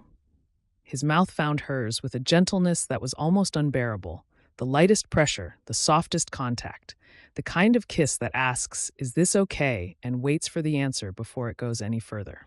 She felt the question on her lips and answered it by opening her mouth against his, and the answer changed everything. The kiss deepened. His hand slid from her hair to the back of her neck, his thumb tracing the line of her jaw, and the touch sent heat through her that started at the point of contact and ran the full length of her body and gathered in places she'd been ignoring for weeks. Her free hand found the front of his shirt and held on, her fingers closing on the fabric, pulling him closer, and the pull was instinctive and unapologetic, and she did not try to make it polite. He tasted like coffee. He smelled like cedar and paint, and the morning, and his mouth on hers carried every moment they'd accumulated since the toolbox on the porch. Every watched walk, every almost touch, every evening on a dock or a railing or a kitchen where the distance between them had been an inch and neither of them had crossed it. They were crossing it now. They were crossing it with his palm on her neck and her grip on his chest, and the morning bright around them, and the paint drying on the brushes they'd both forgotten they were holding. Her paintbrush hit the porch. She heard it land, distantly, the way you hear a sound from another room, and she didn't care. She was kissing Grant Beckett on Geneva's front porch in the morning light, with paint on her fingers and no shoes on her feet. And the kissing was not careful or managed or efficient. It was messy and warm and deep, and it tasted like something she'd been hungry for without knowing the name of the food. His other hand found her waist, not pulling, not pressing, just resting there, his palm against her hip. The warmth of his palm through the fabric and the gentleness of the hold was more devastating than urgency would have been, because urgency she could have managed. Urgency she could have filed under biology and proximity and a body that hasn't been touched. This was not urgency. This was intention. This was a man holding her at the waist as if he'd been thinking about exactly where it would rest and had decided on this spot, right here. And the decision was precise, and the precision was him. When they broke apart, they were both breathing hard. His forehead rested against hers for a moment, and she could feel his breath on her mouth and his hands still on her neck, and the whole morning reorganized around the fact of what they'd just done. Neither of them apologized. Neither of them stepped back. They stood in the truth of it, foreheads touching, breathing, the porch and the white and the lake, holding the moment around them like cupped hands. "We have paint everywhere," she said. He laughed. The laugh was quiet, close. She could feel it in his chest through the grip she still had on his shirt, and the sound broke the tension just enough to let them both breathe, and the relief was almost as good as the kiss. Almost. She looked down. White paint on his forearm, on her wrist, a smear on the front of his shirt where she'd grabbed it, a drip on her knee. The dropped brush on the porch, lying in a small pool of white. "I dropped the brush," she said. "I noticed." "You didn't drop yours." He held up his right hand. The brush was still in it, gripped tight enough that his knuckles were taut. "Barely." She smiled. The smile felt new, felt like something unlocking, and the feeling that came with it was so far from the careful management of every interaction she'd had in this town that it might as well have been happening to someone else, except it was happening to her. And the her it was happening to was someone she was only beginning to recognize. They went back to work. The railing still needed finishing, the center section where they'd stopped, and the work was different now. Not the technique. The technique was the same. Long strokes, even pressure, follow the grain. The difference was in the pauses, the moments when she'd reach for the paint can and find him already holding it out. The moments when their eyes would meet over the railing and the afternoon would rearrange itself around his mouth on hers, and the rearranging was visible when his gaze dropped to her lips for 1/2 second before returning to the wood. "You missed a spot," she said, pointing to a bare patch near the post. "So did you." He nodded toward her end, left upright, second spindle. "That's not a missed spot. That's a design choice. That's a lie." She laughed, and the ease of the laughter surprised her. She'd expected awkwardness. She'd expected the careful post-event management that she brought to everything in her professional life. The damage assessment, the recalibration, the adjustment of expectations. There was no damage. There was no recalibration needed. There was just the afternoon, and the work, and the man beside her, and the fact that they'd kissed, and the world hadn't ended, and the porch looked better than it had in years. They finished. They didn't kiss again. They didn't need to. The kiss was in the air between them now, present in every look, every shared tool, every "you missed a spot" that came with a half smile that meant something entirely different than it would have meant an hour ago. The reorganization was permanent, and she knew it, and the knowing was terrifying and right in equal measure. By 4, the railing was done, white, clean, bright against the gray porch boards. It looked like a railing that belonged to a house someone was keeping, not a house someone was selling, and the thought arrived, and she did not push it away. She let it sit. She let it sit beside the kiss and the laughter and the cedar smell and the way his thumb had traced her jaw, and the collection of things she was letting sit was getting large enough now that it needed a name, and the name was the thing she still wasn't ready to say. He cleaned the brushes in the yard. He set them on the porch to dry. He stood at the top of the steps and looked at her, and the look carried everything the afternoon had held and everything the evening would hold and everything neither of them had said yet, but both of them knew. See you tomorrow, he said. His voice was easy. The ease was new and felt permanent. Tomorrow. He walked home through the trees, paint on his jeans, one hand lifted in the wave that had become their punctuation. She watched him go and did not pretend she wasn't watching. Her lips were still tingling. Her body was humming at a frequency she hadn't felt in years, something low and warm and constant, like a note held on a cello, and the hum didn't stop when he disappeared through the trees. It didn't stop when she went inside. It didn't stop when she washed the paint from her fingers and stood at the kitchen counter and pressed her fingertips to her mouth and felt the ghost of him still there. She looked at the porch through the window, the white railing, clean and new, the drop cloths, the drying tools, the small pool of white where the paint had pooled when his mouth found hers. Evidence. The afternoon was full of evidence. And she was not going to pretend it wasn't there. The hum didn't stop. She didn't want it to. Chapter 14. They were sitting closer than they used to. He noticed it the way he noticed grain patterns, by feel rather than measurement. Her knee was almost touching his. Her arm was an inch from his arm.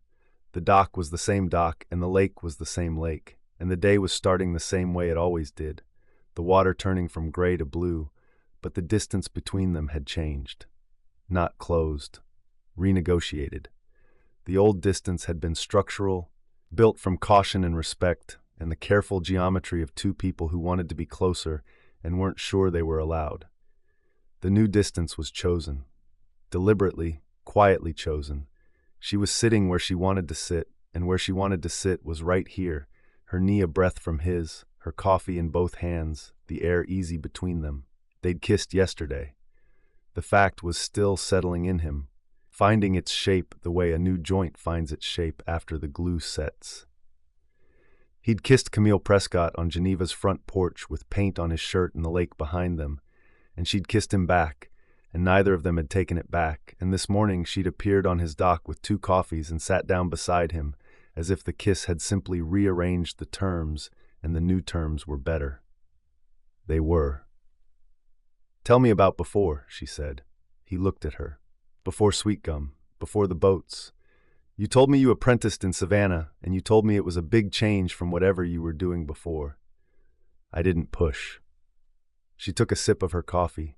Her eyes were warm and direct, and he could see the decision in them, the deliberate choice to go deeper.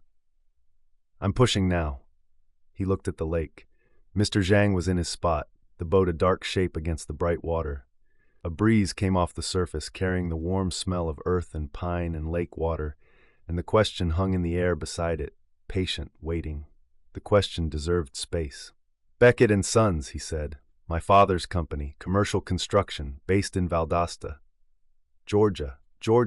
Small town, established business, 4 generations of Beckett's doing the same work in the same zip code." He paused. The words came slowly, not because he didn't know them, but because he hadn't said them to anyone in years. The telling was different from the thinking. The thinking was private, processed, filed. The telling required opening the file and letting someone else read it. "I did the degree, business administration at Georgia Southern, came back, started the apprenticeship at the company. I was 22, and I had a corner office and a 5-year plan and a closet full of suits." Suits. Good ones. My mother picked them out. He almost smiled at the memory. Almost. "I was good at the work. That was the problem. I was good at the spreadsheets and the client meetings and the scheduling, and everyone told me I was good at it, and I wore the suit and it fit perfectly, and it belonged to someone else." She was quiet beside him, listening with the full weight of her focus. He could feel her attention like warmth, steady and unhurried, and the quality of the listening made the telling easier than he'd expected. He'd thought this would feel like opening a wound. It felt more like opening a window. "I woke up every day in that office and felt like I was living in a house someone else had built," he said. "Solid construction, good bones, but I hadn't chosen the floor plan. My father chose it. My grandfather chose it. The Becketts chose it. Generation by generation. And by the time it got to me, the choosing was done, and all I had to do was move in. So you moved out." "Not right away. I spent a year trying to make it fit. adjusted the schedule, took on different projects, tried to find the piece of the business that felt like mine. It never did. Every project I managed, every building we put up, I'd look at it and think, this is good work, this matters. But the satisfaction was borrowed. It was my father's satisfaction, my grandfather's satisfaction, just wearing my face. He drank his coffee. The lake was bright now. The mist burned away. Then I drove to Savannah on a Saturday to look at a property my father was bidding on. I finished early. I was driving back and I passed a workshop on the edge of town. Door open, and I saw a man inside working on a boat. He could still see it. The workshop, smaller than his, cluttered in a way his was not. Tools hung on nails instead of pegboard outlines, sawdust in drifts rather than swept. The man bent over the hull of a 1940s Chris Craft, mahogany planking, chrome hardware, the whole thing gutted and stripped and waiting to be remade. His name was LeBlanc. He was 62 years old and he'd been restoring boats for 35 years, and he had the hands of a man who'd spent his life making broken things whole. I stood in the doorway for 20 minutes, Grant said. He didn't look up. He was working on a seam, running caulking cotton between the planks with a mallet and a caulking iron, and the rhythm of it was the most purposeful thing I'd ever seen. Every stroke was deliberate. Every choice was his. Nobody had told him where to put the caulking or how fast to work or what the 5-year plan for the seam was. He was just a man and a boat and the work between them. What did you do? I walked in and asked if he needed help. She looked at him. He could feel the quality of her attention shifting, the whole conversation tilting toward the thing he was about to say. He said, "Can you hold a board straight?" I said, "Yes." He said, "Then hold this." And I held a plank while he fitted it to the hull, and the fitting took 45 minutes. And in those 45 minutes, I felt something I'd never felt in 22 years of Beckett and Sons. I felt like my hands were doing what they were supposed to do. He paused. The memory was as vivid as the morning around him. The smell of the mahogany, the weight of the plank in his grip, the sound of LeBlanc humming something under his breath while he worked. The old man had never asked Grant's name. He'd just handed him a board and let the work do the introductions. I went back the next Saturday, he said. And the next. LeBlanc didn't ask questions. He gave me things to hold and things to sand and things to fit. And I learned by doing. The way he'd learned, the way everyone in that trade learns, by standing next to someone who knows and paying attention until your hands remember what your eyes saw. How long? 3 months of weekends before I told my father, then a year of full apprenticeship after I left the company. He looked at the water. LeBlanc taught me everything that matters, how to read wood, how to listen to a hull, how to know when a joint is right by the sound it makes when you tap it. He said restoration wasn't about making things new. It was about making things true. The lake held the silence for a moment. A fish jumped near the far bank. My father didn't understand, Grant said. He sat in his office with his hands on the desk and looked at me like I'd told him the building was on fire. He said, "You're good at this. You're better than I was at your age. Why would you walk away from something you're good at?" And I couldn't explain it to him. I couldn't explain that being good at something isn't the same as being meant for it. That you can wear a suit that fits perfectly and still feel like you're in costume. Did he come around? Eventually. It took a couple of years. He came to Sweetgum once, saw the workshop, saw the boats. He stood in the doorway for a long time without saying anything, and then he said, "The framing is solid. That's the closest thing to approval I've gotten from a Beckett man in my life." She laughed, a short, warm sound. "That's a construction compliment. The highest kind." And Vanessa, he paused on the name. He hadn't said it to Camille before. The name sat between them on the dock, and he let it. Vanessa was my girlfriend. 3 years.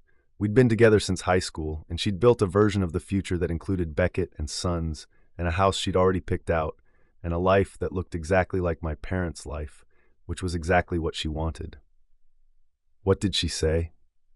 She said it was the stupidest thing she'd ever heard. He delivered the sentence flatly, the way Geneva would have. No self-pity, just the fact. She said I was throwing away a career for a hobby. She said the boat thing was a phase and I'd come back in 6 months and she'd be waiting. Did she wait? She was gone before I finished packing. Not in anger, in clarity. She looked at the future I was offering and decided it wasn't enough. A workshop on a lake, a small house, a life with no 5-year plan and no corner office and no closet full of suits. He paused. The irony is, I think she was the one who was brave. She knew what she wanted and she went and got it.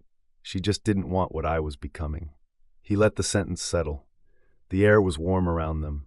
He could feel Camille beside him, her body oriented toward his, her knee pressed against his now, no longer almost touching but touching, and the contact was deliberate. I don't blame her, he said. She was honest about what she wanted. What she wanted was certainty, and I was offering the opposite. What were you offering? Something real, something I chose, something that was mine, not inherited, not mapped out, not designed by 4 generations of men who all wore the same suit. He looked at her. I apprenticed with LeBlanc for a year. I learned the craft. I found this property. I built the workshop with my own lumber and my own framing. I built the life. And every day I wake up in a place I chose, doing work I chose, and the fit is mine. He paused. The next sentence was the one he'd been carrying toward all morning, the one that had been waiting since he sat down, the one the whole backstory had been building toward. I'm not a man who left something, he said. I'm a man who found something. He was looking at her when he said it, and the sentence carried more weight than the words alone could hold. He could feel it expanding, filling the air between them, becoming about more than Valdosta, more than Beckett and Sons, more than a workshop and a life built by hand. He was looking at her, and the sentence was about her, and they both knew it, and the knowing was as exposed as he'd ever felt. She set down her coffee. She turned toward him on the dock, her body square to his, her eyes steady. She brought her hand up and placed it on the side of his face. He went still.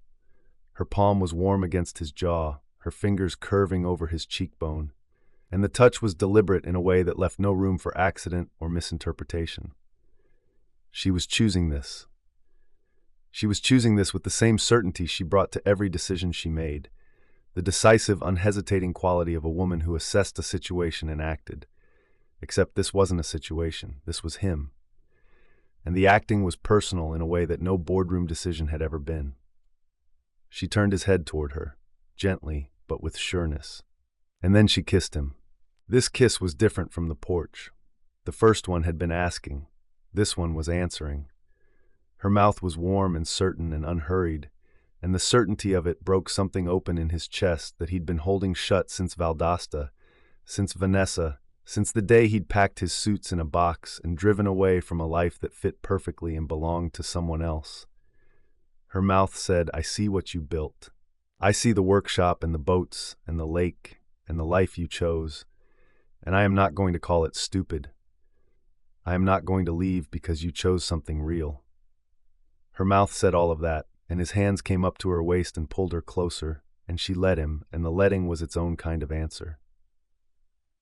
The kiss was long and deep and without agenda, the kind of kiss that has nowhere to be and nothing to prove, and her fingers stayed on his face and his hands stayed on her waist, and the dock held them, and the lake held the dock, and the day held everything. When they pulled apart, her hand was still on his face. His hands were still on her waist. They were breathing the same air, close enough that he could feel the warmth of her exhale on his lips, and the space between them was not a distance anymore. It was a shared thing, a place they both occupied. Mr. Zhang's boat drifted past on the far water, slow and quiet, the old man's hat visible above the gunwale. The lake was doing what it always did. The light was doing what it always did. And Grant was sitting on a dock with a woman's hand on his face and his hands on her waist and the complete, settled certainty that this was where he was supposed to be. Thank you for telling me, she said. Thank you for listening. Grant, her thumb moved across his cheekbone, a slow stroke, gentle, the touch of a woman learning the geography of a face she intended to keep learning. I don't think it's stupid. I think it's the bravest thing I've ever heard. Something inside him that had been braced for 6 years loosened. Not broke, loosened. The way a joint loosens when you work it with oil, gradual and quiet and permanent. He'd carried Vanessa's judgment like a weight in his pocket, not because he believed it, but because it had been the last thing anyone he'd loved had said about the life he chose, and it had sat beside every decision he'd made since. Now a woman with her palm on his face was telling him the opposite, and the opposite was not louder than Vanessa's words. It was quieter, and the quiet was more convincing. They sat on the dock in the new quiet between them, and his hand found hers, and her fingers laced through his and held. The holding was warm and firm and unhurried, their joined hands resting on the wood between them, and the simplicity of it undid him more than the kiss had, because a kiss was an event and hand-holding was a state, and the state was the thing he'd been afraid to want. He looked at their hands. Hers was smaller than his, her fingers slender where his were broad, and the contrast was visible and right, two different shapes fitting together the way a tenon fits a mortise, each one made for the other's dimensions. She squeezed his fingers once, a small pressure, and the squeeze said everything a word couldn't reach. The lake did its work around them. Mr. Jang fished. The herons stood in the shallows. The light moved across the water as it had for decades, and Grant sat in the middle of it holding her hand and letting the day be exactly what it was, ordinary and extraordinary in his. Neither of them let go for a long time. The coffee went cold, the sun moved across the water, and when they finally stood, it was only because the day was waiting and there was a life to get back to, the small, real, chosen one that was getting bigger every day. Chapter 15. Roasted beans smelled like fresh grounds and warm milk, and the kind of afternoon that didn't require a schedule. Camille had come in for coffee. That was what she'd told herself when she pushed open the door and heard the bell chime and stepped into the narrow, wood-paneled space that occupied the storefront between the bookstore and the flower shop on Main Street. She'd told herself she'd get a coffee, maybe a pastry, and head back to the cottage to start clearing the yard before the afternoon heat set in. That had been 2 hours ago. She was in the window seat. It was the kind of seat that existed in coffee shops that understood their purpose. Wide, cushioned, angled to face the street so you could watch the town go by while you drank something warm and pretended to read. Camille had brought a book from Geneva's shelf, a paperback mystery with a cracked spine and a coffee ring on the cover, and she'd opened it to the first page and read 3 paragraphs, and then looked up and hadn't looked back down since. Main Street was doing its afternoon thing. A woman with a stroller paused to talk to a man carrying a bag of groceries, and the conversation lasted long enough that the baby fell asleep and the ice cream in the bag probably softened. 2 teenagers sat on the bench outside Nerd Central Comics, sharing a phone screen and laughing at something only they understood. A man in paint-stained overalls came out of Peterson's hardware store with a length of pipe over his shoulder and waved to someone across the street without breaking stride. Mrs. Chen was arranging flowers in the buckets outside her shop, moving hydrangeas from shade to sun with the careful authority of a woman who understood what every bloom needed without being told. Hydrangeas. Even here, 3 miles from the cottage, Geneva was in the flowers. She watched all of it with the attention of a woman who was learning to be still. Not working, not managing, not assessing the operational efficiency of a small-town Main Street or identifying bottlenecks in the pedestrian flow. Just watching. Just sitting in a window seat with a book she wasn't reading and a cup that had gone from hot to warm to room temperature and feeling no urgency to do anything about any of it. This was new. This woman, the one who sat in coffee shops for 2 hours and watched strangers talk and didn't check her email, was new. The old Camille would have been on her laptop. The old Camille would have been on a call. The old Camille would have finished the cup in 12 minutes and been back in the car with a to-do list and a timeline, and the productive restlessness that had defined every day of her adult life. The old Camille hadn't been kissed on a dock by a man who said, "I'm not a man who left something. I'm a man who found something," and looked at her when he said it. The young woman behind the counter came over to check on her. She was in her early 20s, bright-eyed, with the easy warmth of someone who'd grown up in a place where checking on people was a reflex rather than a service standard. "Can I get you a refill? Please, and whatever that pastry is in the case." "That's Miss Joanne's lemon pound cake. She makes it fresh every Tuesday." The young woman smiled. "You're Geneva's granddaughter, aren't you?" The name again, the name that had become her name in this town, as familiar now as her own. "I am. Miss Joanne wanted me to tell you that your grandmother's peach cobbler recipe was the one she used to sell at the Founder's Day bake sale, and if you ever want to come in and bake together, the kitchen's open." Camille's chest tightened. The offer was so casual, so naturally extended, the way offers were made in Sweetgum, without ceremony or expectation, just the open hand of a community that included you before you decided whether you wanted to be included. Geneva's cobbler, baked in a coffee shop kitchen with a woman she'd never met. The idea was absurd and exactly right, and it made her want to cry, and she couldn't explain why.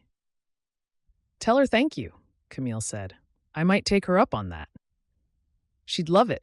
She's been talking about Geneva's cobbler for years, says nobody's gotten the crust right since."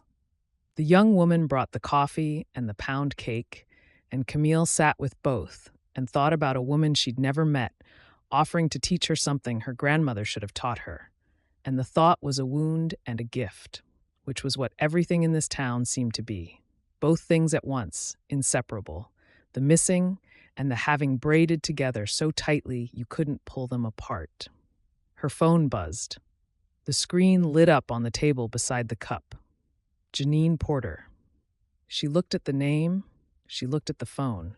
She set it face down on the table and picked up the cup. The non-action was louder than any decision she'd made since arriving. She'd called Janine. She'd pushed the timeline.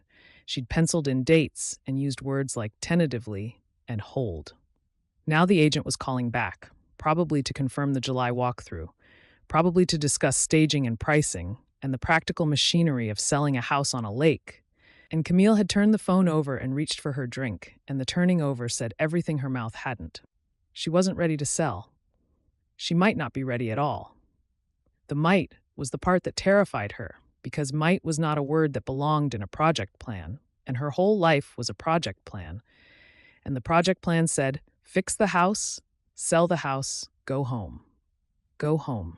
The phrase caught in her throat. Home was San Diego. Home was the apartment with the parking structure view, and the kitchen she never cooked in. Home was the place she paid rent on and slept in and left every few weeks for another city and another client and another clean break. Home was efficient and impersonal, and it had never once smelled like collard greens or cedar or the morning air coming off a lake through an open window. She sat in the window seat and let the realization arrive without fighting it. She didn't want to go home. She wanted to stay. She wanted to stay in a town where people offered to teach you your dead grandmother's recipes, and the hardware store owner remembered what kind of gloves she wore, and a man next door told you stories about the life you missed and kissed you on a dock with his hands on your waist and his whole history in his mouth. The wanting hit her body before her mind could organize it. His hands on her waist, the pressure of his mouth, the roughness of his palms through her shirt, the way his voice had dropped when he said, "I'm not a man who left something," low and exposed, the voice of a man who was handing her the most vulnerable part of himself and trusting her not to break it. She'd kissed him back with a certainty that surprised her, a certainty that came from somewhere below thought, below planning, below the carefully managed surface of every interaction she'd ever had with a man. She'd kissed him like someone who had stopped calculating the cost. She crossed her legs under the table. The wanting was sudden and physical in a way that had nothing to do with the coffee shop and everything to do with the dock. And the dock was 3 miles away, but her body was still on it. Her body had been on the dock since yesterday. Her body had been on the dock since his thumb traced her jaw and his mouth found hers, and she'd answered him with everything her words hadn't said yet. She set down the cup. She pressed her palms flat on the table. She breathed. She was sitting in a public place in a small Georgia town, and her body was replaying a kiss with such precision that her hands were shaking, and the shaking was not fear. It was the opposite of fear. It was the physical manifestation of a woman who wanted something so badly that the wanting wouldn't fit inside a seated position in a window seat with a book she wasn't reading and a lemon pound cake she'd forgotten to eat. She thought about what Tony would say if she called right now and described this moment. A grown woman sitting in a coffee shop, shaking because a man kissed her on a dock. Tony would say, "Finally." Tony would say, "This is what it's supposed to feel like when you stop running." Tony would be right, and the rightness would be unbearable, and Camille would hang up and press her palms flat on the table again and breathe.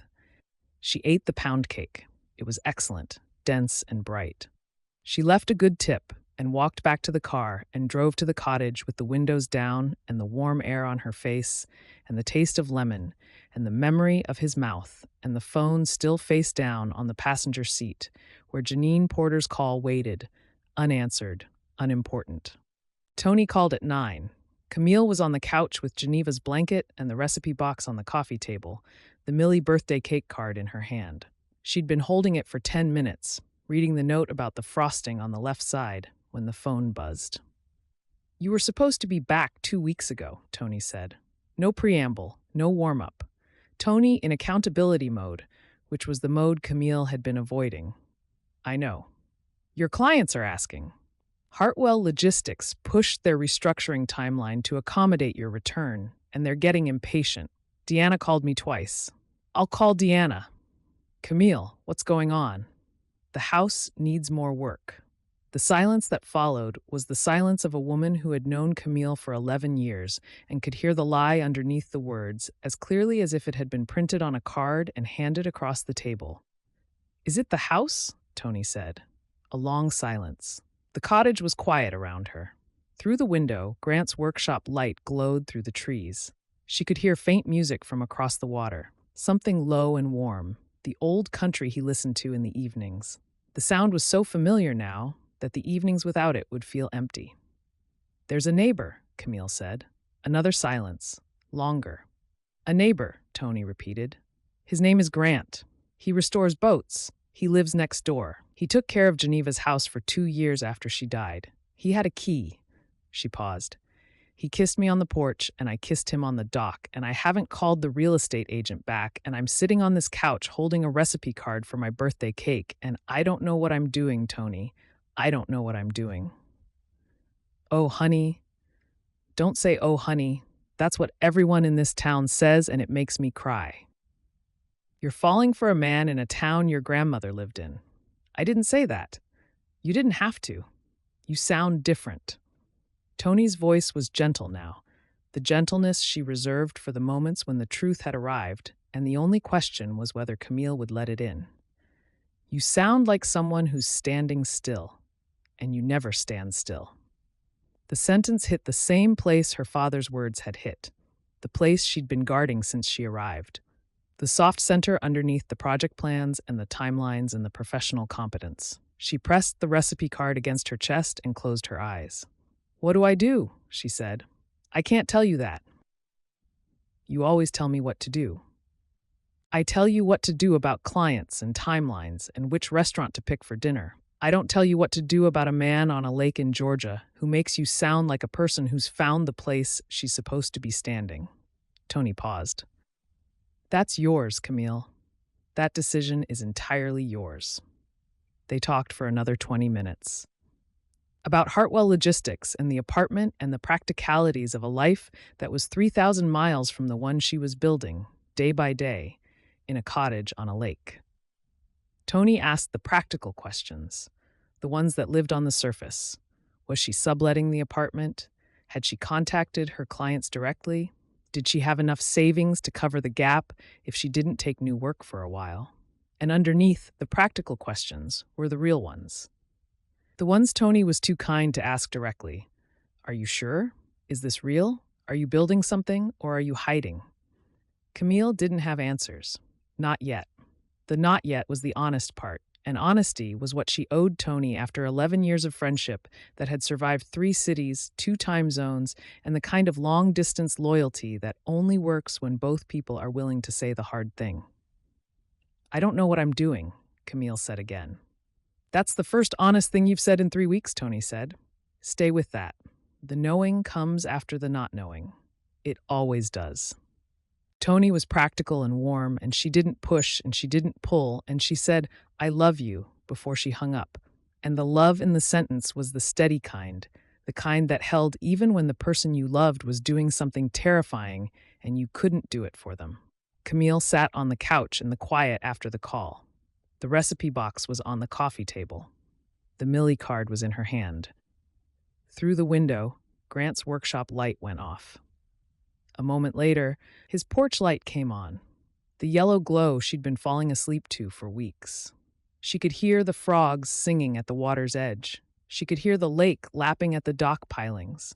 She could hear underneath it all the faint hum of a life that was assembling itself around her without permission, a life made of stepping stones and recipe cards and golden oak cabinet stain, and a man who said, "The stories are yours, I was just holding them." She held the Millie card and let herself feel the full size of what she might be choosing. The cottage, the lake, the rock where Geneva drank her coffee, the kitchen she'd rebuilt with her own hands and his. The man on the other side of the trees who had kissed her twice and held her hand on a dock and told her his whole history and called it finding, not leaving. The terrifying possibility that staying could be something other than giving up. That staying could be the bravest thing she'd ever done, braver than the restructurings and the cross-country moves and the clean breaks, because staying required the one thing she'd never allowed herself, the willingness to be somewhere long enough to lose something if it didn't work. She thought about Grant saying, "I'm not a man who left something." She thought about herself and wondered if she could say the same sentence with different words. "I'm not a woman who's leaving. I'm a woman who's finding." She wasn't there yet, but she was closer than she'd been yesterday, and yesterday she'd been closer than the day before, and the direction was clear even if the arrival was not. She held it all. She didn't flinch. She didn't file it or manage it or build a project plan around it. She just held it, the way Geneva must have held the hydrangeas and the recipe cards, and the summers when Millie came and the winters when she didn't, with open hands and a willingness to let the holding be enough. The porch light glowed. The frogs sang. Camille fell asleep on the couch with the birthday cake card pressed against her chest and the blanket around her shoulders and the full, terrifying, beautiful weight of a choice she was almost ready to make. Chapter 16.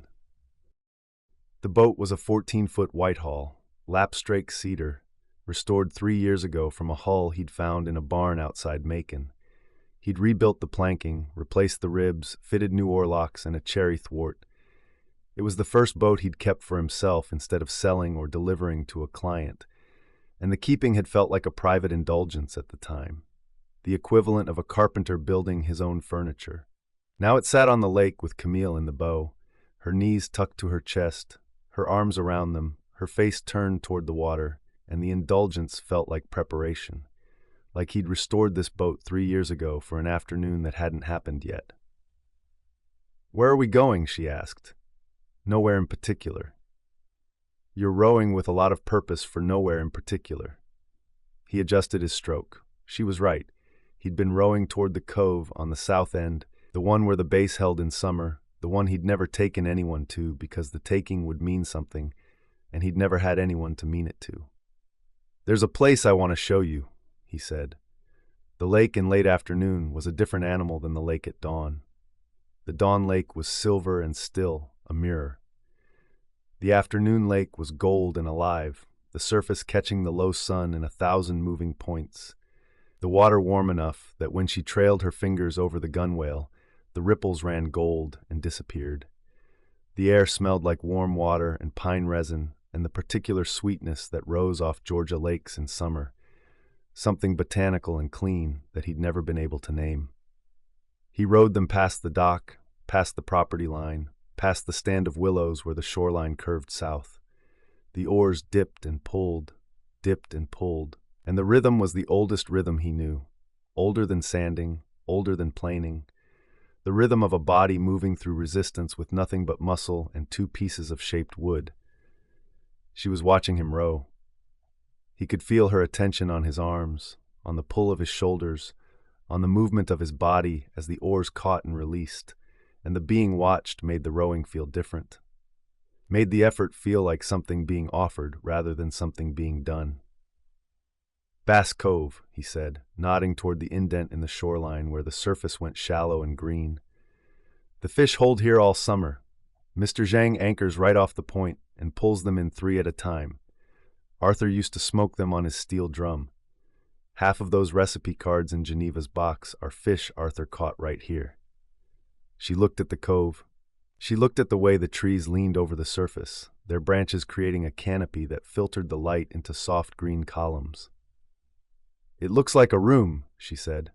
"It is a room, just not the kind with walls."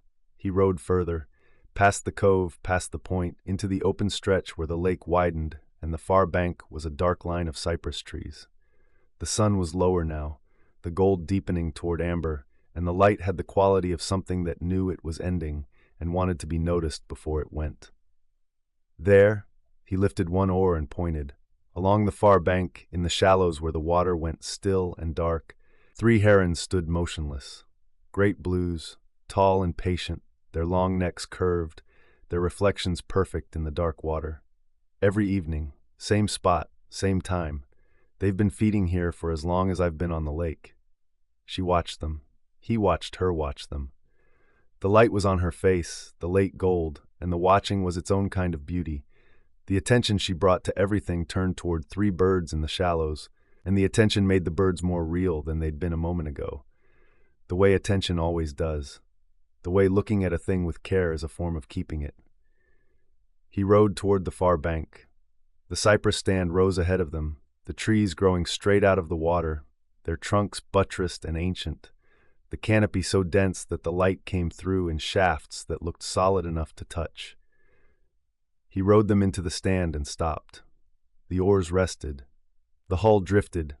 The surface was dark and still beneath them, and the light fell in columns around them, and the silence was the kind of silence that belonged in churches, not forests, except this was both. The trunks rose like pillars, the bark rough and ancient, and the canopy overhead broke the late sun into gold and green. Somewhere in the branches above them, a wood thrush was singing its evening song, the notes clear and spiraling, and the sound dropped through the stillness like something falling slowly through water. "Grant," she said, and her voice was quiet, "this is extraordinary. This is where I come when I need to think. You brought me to your thinking place." "I did." She looked at him across the length of the hull. He could see the understanding in her face, the recognition of what the showing meant. He'd shown her the cove and the herons, and now this, the cathedral of cypress trees where he came alone when the work was hard, or the quiet was too loud, or the memory of a past that didn't fit sat too close to the surface. He'd never brought anyone here. Not a client, not a friend, not the woman who'd once picked out a house for the 2 of them in Valdosta. The bringing was the offering, and the offering was bigger than a toolbox on a porch or a screen door rehung, or even a kiss on a dock. The offering was, "This is where I'm most myself. I want you here." She uncurled from the bow. She moved toward him across the center of the boat, carefully, her weight shifting, and the hull rocked with the movement. He steadied the oars. She adjusted, one hand on the gunwale, and the adjusting brought her closer than she'd planned. Her knee pressed against his on the thwart, and she was right there, close enough that he could see the light from the cypress canopy on her skin, warm and broken and beautiful. He reached for her. She came to him, settling carefully onto the thwart beside him, the boat rocking once and steadying, the water accepting their new arrangement. He kissed her. This kiss was not the porch and not the dock. The porch had been asking. The dock had been answering. This one was hungry. This one came from the place in his chest that had been building pressure since the collarbone, since the kitchen, since the morning she'd appeared on his dock barefoot with a recipe card. And the pressure found release in the way his mouth moved against hers, urgent and open and wanting. His hands went into her hair. He felt her inhale against his mouth, sharp, and the sharpness pulled something loose in him, and he kissed her deeper. His fingers tangled in her hair. his mouth learning the shape of hers with an attention he usually reserved for the curve of a hull. She tasted like coffee and lake air, and the afternoon, and the taste was unrepeatable, and he wanted to memorize it. Her hands found the hem of his shirt. He felt her fingers on his stomach, cool against the warmth of his skin, and the contact sent a shock through him that started at her fingertips and ran the full length of his torso. He pulled in a breath, hard, and she didn't pull away. She pressed closer. Her palms moved upward, across his stomach, over his ribs, and the touch was searching, deliberate. The hands of a woman who had decided to stop being careful and was mapping the territory she'd been circling for weeks. He pulled her tighter. The boat rocked. His mouth left hers and found her jaw, the line of it, the angle where the bone met the soft skin below her ear. And he kissed the spot, and she made a sound that undid something in him that he wasn't sure he'd be able to rebuild. The sound was low and involuntary, and it came from somewhere she hadn't given him permission to reach, and the reaching was mutual. And the mutuality was the thing that made him grip the edge of the thwart with one hand to keep himself steady. Her hands were still on his skin. His mouth was still on her neck. The boat was rocking gently with their movement, the water lapping against the hull. And the cypress trees stood around them in their ancient patience, and the light fell in columns, and the world was the width of a 14-foot hull, and the feel of her palms on his ribs, and the sound she'd made, and the smell of her hair. She pulled back, just far enough to breathe. Her forehead against his, her breathing ragged, her hands still flat against his skin under his shirt, and the fact that she hadn't removed them was a statement louder than anything she could have said. "Grant," she said, and the way she said his name was a question and a plea and a warning braided into a single word. "I know," he said.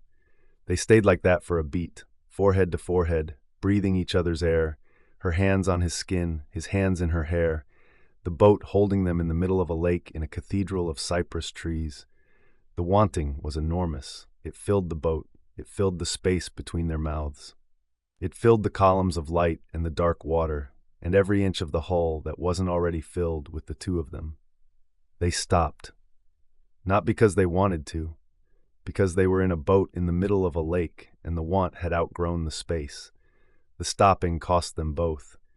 He could feel the cost in the way she exhaled as she pulled her hands from under his shirt, slow, reluctant, her fingertips dragging across his skin as they withdrew, and the dragging was its own kind of goodbye and its own kind of promise. She sat back. She moved to the bow, carefully, and the boat rocked and steadied. He gripped the oars. His fingers were trembling. He looked at them, at the tremor, and thought, "These fingers can hold a chisel steady for 6 hours. They can fit a plank to 1/100th of an inch, and they're shaking because a woman put her palms on my ribs." He started rowing. The first stroke steadied him. The second gave him something to do with the energy still coursing through his body. The light was nearly gone. The gold had deepened to amber, and the amber was going to something darker. The color of honey held up to a fading window, and the cypress trees were becoming silhouettes, and the herons had gone to roost, and the lake was turning from a mirror to a floor of dark glass. He rowed them home. The oars pulled, the hull moved, the lake parted and closed behind them. She sat in the bow facing forward, one hand trailing in the dark surface, and he watched the line of her shoulders against the last of the sky. She was quiet. The quiet between them now was nothing like the quiet that had existed when she arrived. That quiet had been the absence of connection. This quiet was the presence of it, so full it didn't need words, so complete that speaking would have diminished it. He rowed in the dark, guided by the sound of the shore and the feel of the current, and the single light on her dock growing brighter as they approached. The effort steadied him. The pull of the oars, the resistance, the forward motion, this was what he understood. This was the language his body spoke best, the language of applied force and material response, and he let the rowing do what his mind couldn't, which was process the last hour without unraveling. She was still on his skin. Not her hands, which had withdrawn, but the memory of them, the cool press of her palms on his ribs, the way her fingers had spread across his stomach, as if she were reading him the way he read wood, by touch and instinct and the willingness to learn the grain. He could still feel the path her fingertips had traced when she pulled away, slow, reluctant, the withdrawal its own kind of language, and the language said, "I'm not done. I'm just not ready for what comes next." He wasn't either. That was the terrifying part. He was in love with her and he wasn't ready, because ready meant knowing she would stay, and she hadn't said she would stay, and the not knowing was a crack in the hull that he couldn't caulk because the crack wasn't in the wood. It was in the future. The dock lamp on her side came on as they approached, the motion sensor catching the hull. A single warm light at the end of the dock, like a porch light, like a promise. She turned her head and looked at the light, and then looked back at him, and even in the near dark he could see the shape of what was in her face, wanting and tenderness and the same fear he carried, the fear of needing something you might not get to keep. He tied the boat to the cleat. He helped her onto the dock. Their fingers touched in the transfer, and neither let go for a beat longer than necessary, and the beat was its own language, articulate. "Good night," she said. "Good night." She walked up the dock toward the cottage. He watched her go. He stood on the dock with his trembling grip and the taste of her mouth and the ghost of her palms on his ribs, and watched her disappear into the yellow light of the porch, and the disappearing was the hardest thing he'd let happen all day. He walked home in the dark. The path was easy now, worn smooth, a line between two lives that had decided to be close. Fireflies blinked in the oaks, their slow green pulses marking the space between the trees like signal lights. He walked through them without watching his feet, guided by memory and the faint glow of his porch light ahead. He thought about a woman in the bow of his boat, her hand trailing dark water, the last light on her shoulders. He thought about the sound she'd made when his mouth found the place below her ear, low and involuntary. And the sound was still running through him like a current that refused to ground.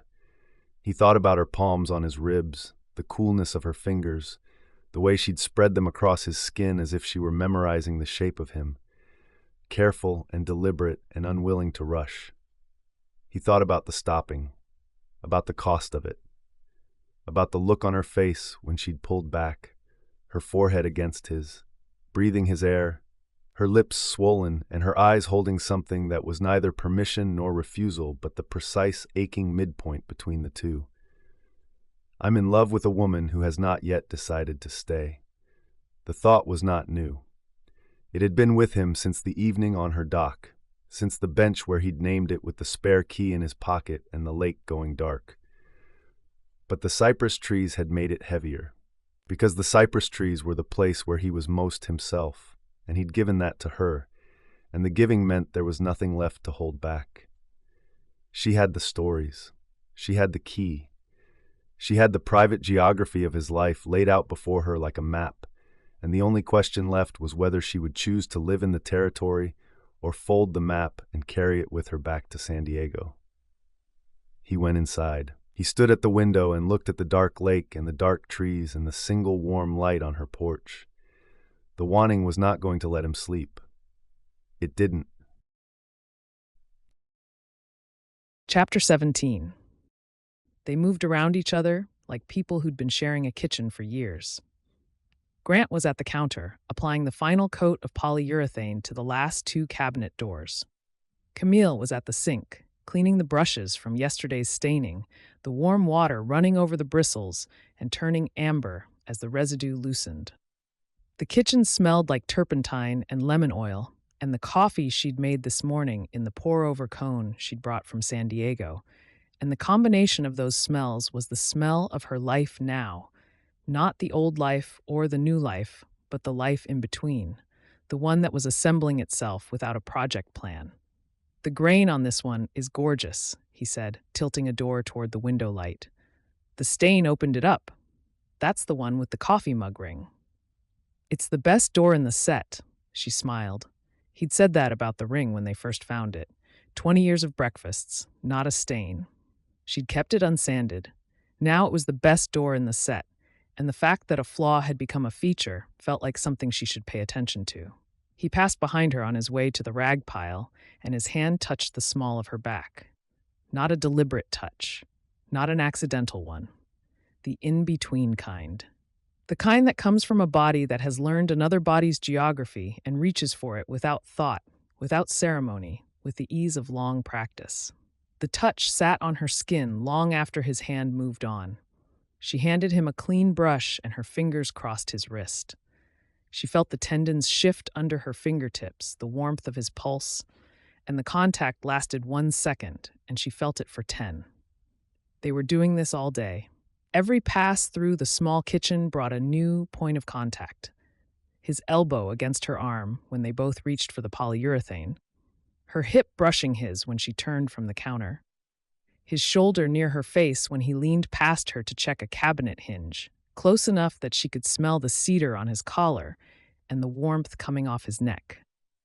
The air between them was charged in a way that made routine tasks feel like negotiations. Each reach and turn and step a carefully managed calculation of how close was too close and how close was not close enough. They almost kissed 3 times. The first, she was holding a cabinet door steady while he checked the alignment. And when she looked up, his face was right there, inches from hers, his eyes on the hinge and then on her. And the shift from the hinge to her was so sudden and so focused that her breath stalled. His gaze dropped to her mouth for 1/2 second. Then her phone buzzed on the counter, Janine Porter's name on the screen again. And the moment fractured, and she let the phone ring out, and he went back to the hinge, and neither of them mentioned it. The second, she lost her balance on a step stool, reaching for the top shelf, and grabbed his arm to steady herself, and his other hand came to her waist automatically, the reflex of a man who caught things. And for a beat they were standing with his hand on her waist, and her grip on his arm, and the step stool between them, and the distance between their mouths, a decision neither of them was making. Then the paint can on the counter wobbled, and they both turned to catch it, and the moment was gone. The third was the worst. They were standing at the sink, cleaning up, their shoulders almost touching, the water running. She turned to say something. She couldn't remember what, and his mouth was right there. Right there. The proximity was unbearable, and the air between them was so dense with wanting that she could feel it on her lips like heat from an open oven. She watched his jaw tighten. She watched him not close the distance. She watched the decision cost him. A wren hit the window with a sharp crack that made them both jump, and the bird was fine. They watched it shake itself off and fly away, and the absurdity of the interruption was so complete that she almost laughed and almost screamed and did neither. By late afternoon, the polyurethane was drying, the kitchen was clean, and the tension had not broken. It sat between them like a physical object, a third presence in the room, and they moved around it the way they moved around each other, with practice and awareness, and the particular aching discipline of 2 people who wanted something they'd agreed, without words, to wait for. "I'm going to clean out the bedroom," she said. He looked at her. The look carried understanding. She hadn't been in Geneva's bedroom since she arrived. She'd slept on the couch for 3 weeks, walked past the closed door every day, treated the room as the last territory she hadn't entered. She'd approached everything else in this cottage incrementally. The kitchen first, then the porch, then the garden, then the cabinets. Each room opened and worked through and reclaimed. The bedroom was the last. The bedroom was where Geneva had been most private, most herself, and entering it meant confronting the most personal evidence of a life that had ended, while Camille was somewhere else being busy. "I'll be in the kitchen if you need me," he said. "Okay." She walked down the hall. The door was closed, as it had been since she arrived. She put her hand on the knob and turned it, and the click of the latch releasing sounded louder than it should have in the quiet afternoon hallway, and the sound carried the weight of every day she'd walked past without turning it. Geneva's bedroom smelled like lavender and dust and the particular stillness of a room that has been closed for a long time. Camille stood in the doorway and breathed it in. The bed was made. Of course it was made. Geneva had made her bed every morning of her life, and the last morning had been no different. And the quilted coverlet was smooth, and the pillows were arranged, and the nightstand held a glass of water and a paperback and a pair of reading glasses. And the ordinariness of the objects was worse than anything dramatic could have been, because ordinary meant Geneva had expected to come back to this room and read another chapter, and drink another glass of water, and take off those glasses and set them on the nightstand the way she'd done 10,000 times before. She hadn't come back. Camille sat on the bed. The mattress gave under her weight, soft from years of the same body in the same place, and the give felt like an embrace from someone who wasn't there. She ran her hand across the coverlet. The fabric was cotton, faded in patches where the sun from the window had bleached it, the pattern a quilt of interlocking rings that looked handmade. She wondered who had made it. Geneva, maybe? Or Geneva's mother? Or a woman at the church whose name Camille had never learned because she hadn't been here to learn it. She looked at the dresser against the far wall, the one with the doilies and the framed photograph of a man she assumed was her grandfather, who had died before she was born. A small vase of dried flowers sat beside the frame, the petals papery and colorless, whatever they'd been in life long since faded. Geneva had put fresh flowers there once. Someone had loved that man enough to keep flowers by his picture, and the dried stems were the record of that love, preserved the way everything in this house was preserved. Not perfectly, not new, but with care. She opened the top drawer. Handkerchiefs, folded, pressed, the kind nobody used anymore. A tin of throat lozenges, a small Bible with a worn ribbon marker, a bottle of hand lotion, half used, and at the back, under a stack of church bulletins, a sealed envelope. The envelope was cream-colored, good stationery, the kind Geneva would have bought at the drugstore for occasions that mattered. On the front, in Geneva's handwriting, one word, Millie. Camille held the envelope in both hands. She turned it over. The seal was intact. Geneva had written this letter, addressed it to her granddaughter by the name only she used, and put it in a drawer and never sent it. She opened it. The letter was one page. Geneva's handwriting, the same handwriting from the recipe cards, the same slanted cursive, the same firm pressure of the pen, except the pressure was lighter here, the letters less certain, the pen moving with the careful deliberation of a woman who was writing something she might not have the courage to send. Dear Millie, I know you're busy. I know the work takes you places, and the places keep you moving, and the moving is what you need right now. I'm not going to tell you to slow down. You'll slow down when you're ready. The cottage is here. It's always here.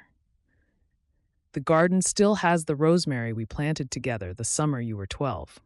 Do you remember that? You said the smell made you hungry, and I said that was the point. I want you to know something. I didn't mind the quiet, baby. I had the lake and the garden and the birds and Arthur next door and the young man who mows the grass now. I had my mornings on the rock and my evenings on the porch and all the space between them to remember the summers when you were here. I just wanted you to know the door was open. It was always open. Whenever you're ready. I love you the size of the lake and 1 inch more. Geneva. Camille set the letter in her lap. She pressed both hands over her mouth. She breathed. She breathed again. Then the grief she'd been holding since she arrived, since the recipe box, since the birthday cake card, since the cobbler she'd failed at, and the collard greens she'd gotten right, since the stepping stones and the flat rock, and the morning she'd sat where Geneva sat and understood why she'd never left. The grief came. All of it. Not the managed kind. Not the kind she could process and file and address in a therapy session and move on from.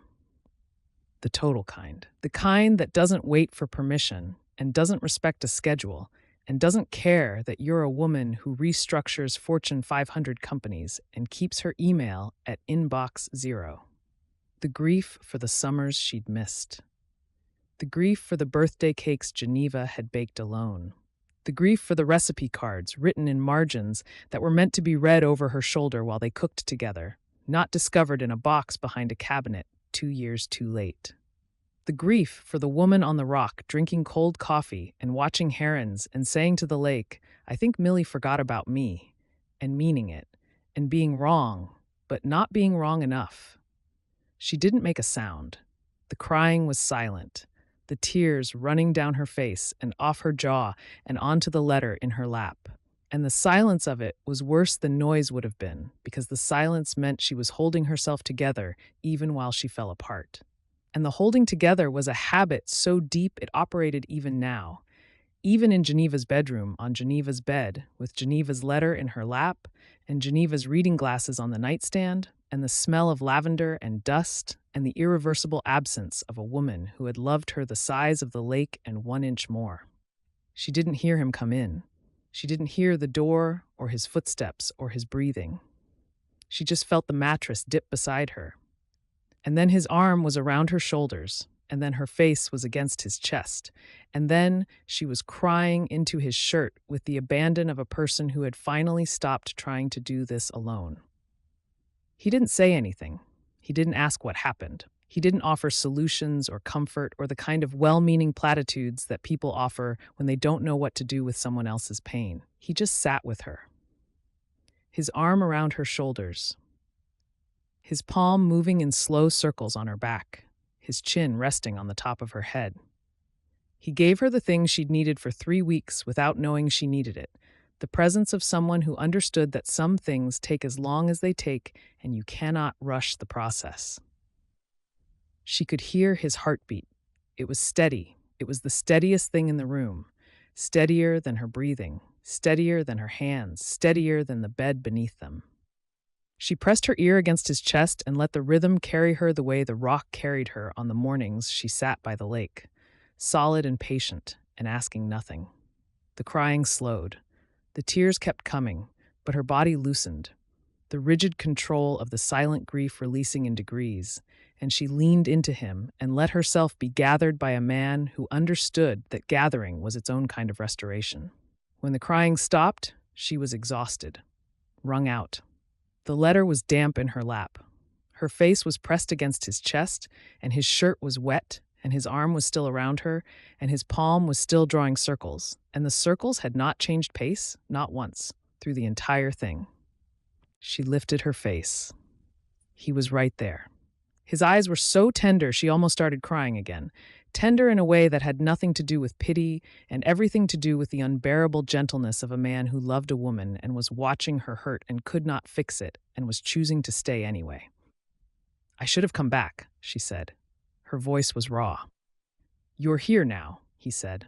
The sentence landed in the center of her chest and stayed. "You're here now."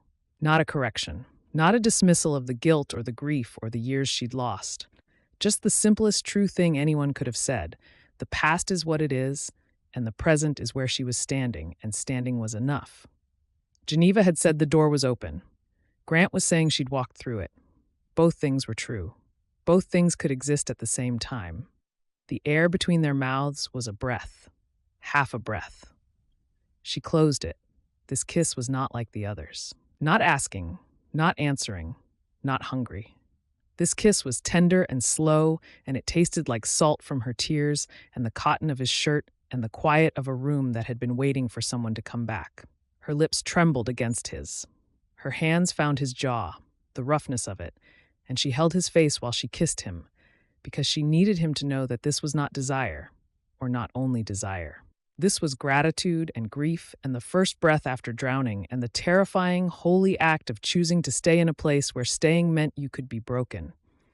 He kissed her back with the same tenderness. His palm on her back, the circles stopped, warm and flat and still. His other hand came to her face and his thumb traced the tears on her cheek, and the tracing was so gentle she felt it more deeply than anything his mouth was doing. And his mouth was doing things that were rearranging the architecture of her heart. When they pulled apart, she pressed her forehead against his shoulder and breathed. He kept his arm around her. The letter was in her lap, the ink running where the tears had fallen. Geneva's reading glasses were on the nightstand. The room smelled like lavender and cedar and the salt of spent grief. "I love you the size of the lake," she whispered, and she was saying it to Geneva. And she was saying it to him. Chapter 18. The kiss changed. He felt it happen the way you feel a current shift under a hull, the water moving from stillness to flow, the whole surface rearranging itself without announcing the change. Her mouth was salty from the crying and warm and open against his, and the tenderness that had started it was still there, but something was moving underneath. Something that had been building for weeks, in kitchens and on docks, and in the narrow spaces between their bodies, and the building had reached the place where the structure couldn't contain it. Her hands moved from his jaw to the back of his neck. Her fingers found the skin there, the sensitive place below his hairline, and the touch sent heat through him that settled low and urgent. She pressed closer. The shift was seamless, a current picking them up and carrying them past the grief and into the wanting that the grief had been holding back, and the wanting was enormous, and it belonged to both of them. He understood something in that moment that he hadn't fully grasped before. The grief and the desire were not opposites. They were the same thing. The grief was for lost time.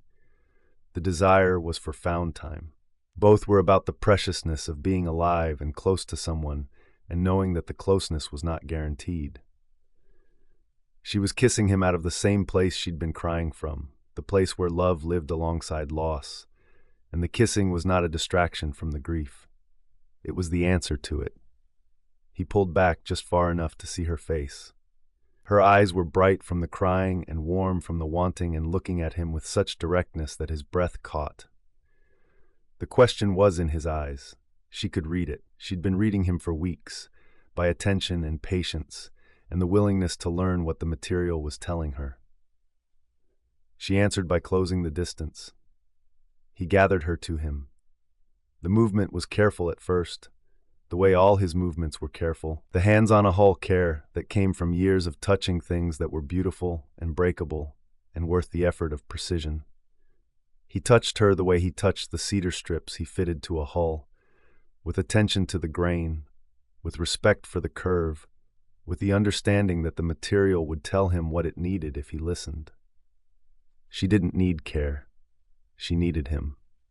The distinction clarified itself in the way her body moved against his, urgent and unmanaged, the professional composure she wore like armor gone, stripped away the same way grief had stripped away the silence, and underneath both was a woman who had stopped optimizing and started arriving.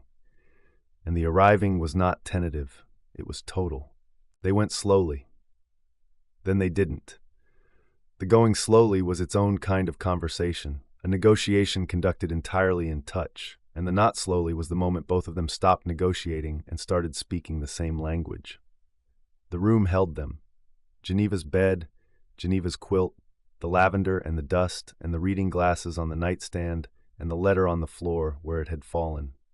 The room had been waiting for someone to come back, and the coming back was this. Two people, careful and then not careful, patient and then not patient, his hands knowing the language of patience and wood and water and bringing all three to her, her hands knowing the language of efficiency and structure and precision and setting all three aside. They found each other the way boats find water, by the physics of fit, by the natural law that says a thing designed to float will float when you give it the right surface. The surface was trust. The trust had been earned in every toolbox and screen door and recipe card and key and letter and morning and evening and silent wave across the water.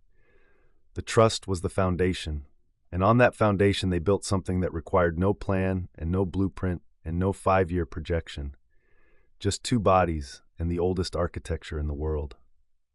The not careful was a relief so deep it felt like surfacing, like coming up from underwater and filling your lungs with the first breath after holding it too long. And the breath is so sweet and so necessary that you can't remember why you held it, can't remember what you were afraid of, can't imagine going back to the airless place where the holding was the whole life. The lake was outside the window, the light was going.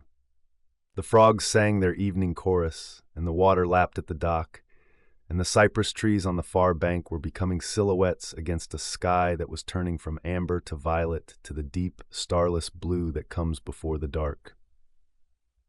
And inside Geneva's bedroom, in the warm dark that came without either of them noticing, they were not careful and not patient and not sorry, and the sounds between them were the sounds of two people who had stopped negotiating distance and found what was waiting on the other side. Afterward, they lay in the dark. She was against his chest, her cheek on the place where his heartbeat was loudest, her breathing slowing from ragged to even. He held her with one arm, and the other hand traced a line down her back, slow and idle. The touch of a man whose hands needed to be doing something and had found the only something worth doing. The dark was complete. The frogs were loud. The lake was a sound and a smell and a temperature, cool air coming through the curtain, carrying the scent of water and pine. She said something against his chest. He felt the vibration before he heard the words. "What?" he said. "Thank you." "For what?" "For being here when I came apart, for not trying to fix it." He pressed his mouth to the top of her head. The answer was there, in the contact, in the breath he let out against her hair. He didn't need to say it. She felt it.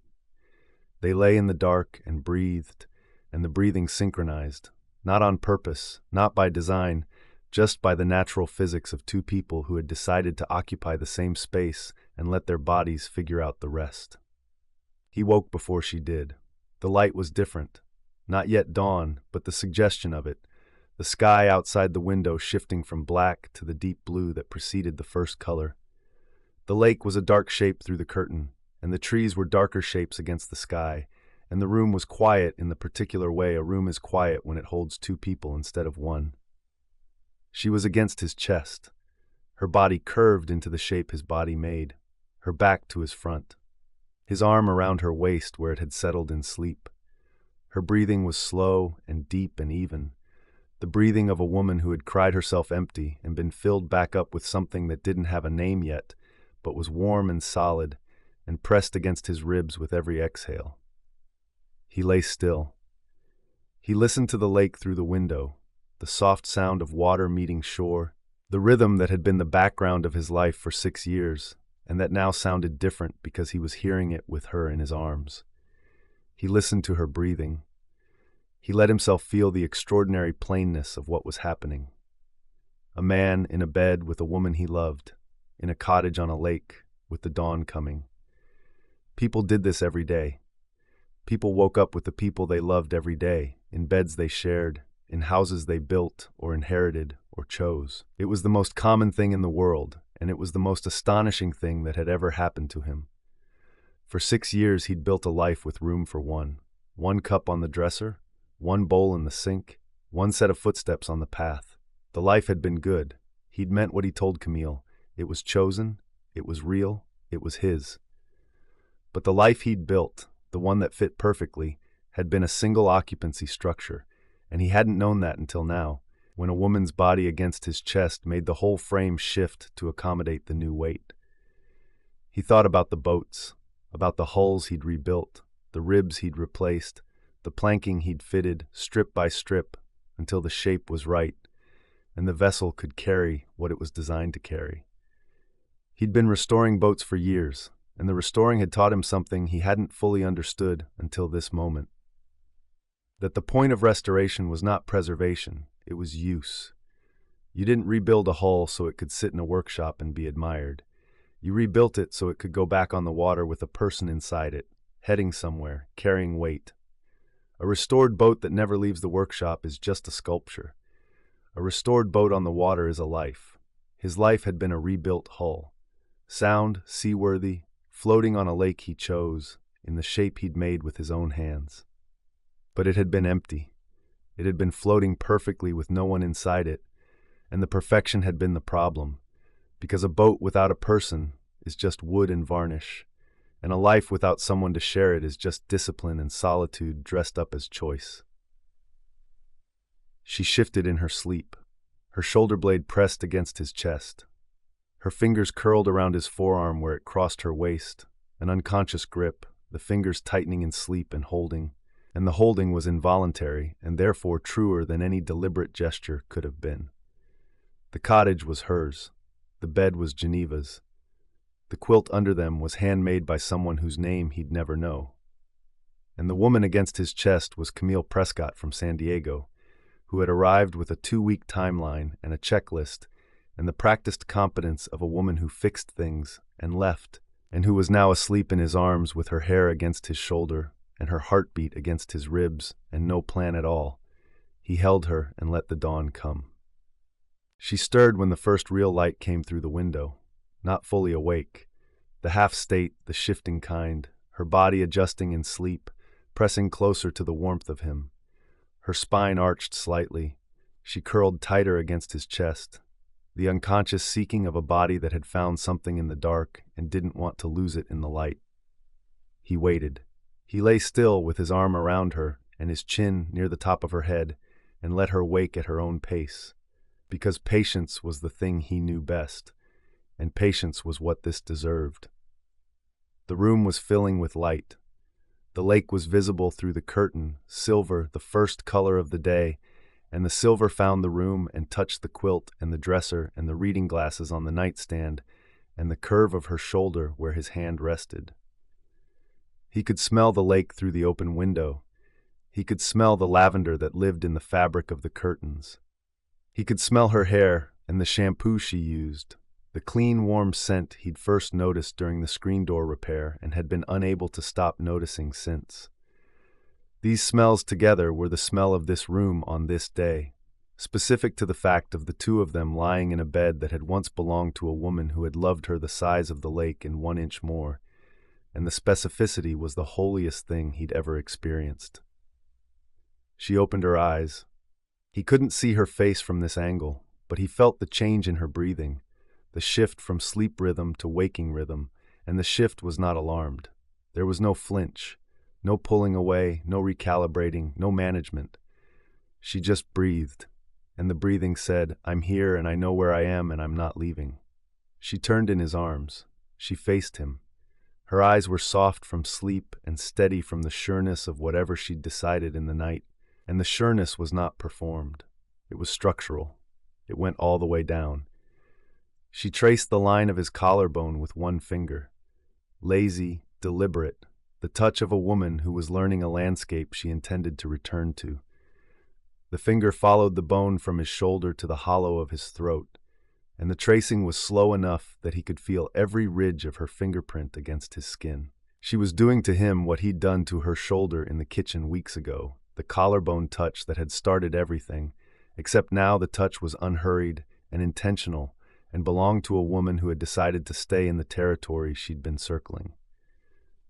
"Stay," she said. The word was quiet.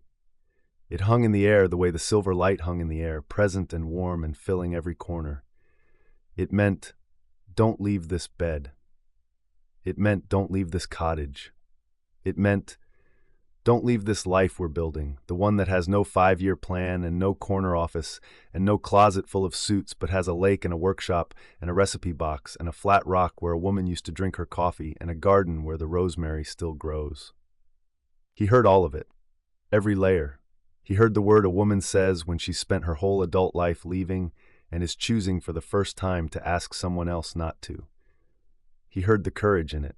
He heard the fear underneath the courage. And he heard beneath both the simple, undecorated truth of a woman who wanted him here, in this bed, in this cottage, in this life, and was willing to say so out loud. "I'm here," he said. 2 words, the simplest response he could have given. But the simplicity was the point. The same way "you're here now" had been the point last night. Not a promise of forever, not a declaration, just the present tense, stated plainly, offered without conditions. He was here. That was what he had. That was what he was giving her. She smiled. The smile was the most unguarded thing he'd ever seen on her face, pure and unheld.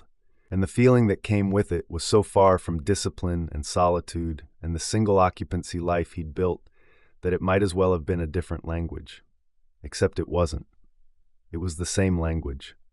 It was just spoken by 2 people instead of 1. She kissed him. The kiss was slow and warm, coffee and sleep and the salt that still lingered from yesterday's tears, and the combination was particular to this woman and this bed and this hour, unrepeatable. And he wanted to taste it every day for the rest of his life. They didn't get out of bed for another hour. The lake didn't mind. The lake had been waiting for this, the same way the cottage had been waiting, and the garden had been waiting, and the flat rock at the water's edge had been waiting, and the door that Geneva left open had been waiting, patient and unhurried, and certain that the right person would walk through it when she was ready. Outside the window, The lake turned from silver to blue. Mr. Zhang's boat appeared in its spot, a dark shape against the brightening surface, the old man settling in for another day of fishing with the patience of a man who understood that the catching was not the point. Through the trees, Grant's workshop sat quiet, the door closed, the kayak inside waiting for the hands that would come back to it when they were ready, but were for now otherwise occupied. She was ready. She was here. And the life that had been built for one was learning, with the ease of a boat finding water, how to carry two. Chapter 19. The call came on a Tuesday, while she was sitting on the rock with her coffee, and the morning spread out before her like a thing she'd been given and hadn't earned. Camille, it's Richard Okafor, senior partner at Mercer Crane Associates. The man who'd hired her 7 years ago and promoted her twice and sent her to Portland and Denver and Minneapolis and wherever else the firm needed someone who could walk into a broken organization and make it run. His voice on the phone was the voice of her other life, the one she'd been paying rent on and ignoring for weeks, and the sound of it was a cold key turning in a lock she'd forgotten she owned. Richard? Hi. How's the family situation? Coming along. The words tasted false in her mouth, the same words she'd been using since she arrived. The project manager language that reduced Geneva's cottage and the recipe box and the lake and the man next door to a family situation. Good, listen. 2 things.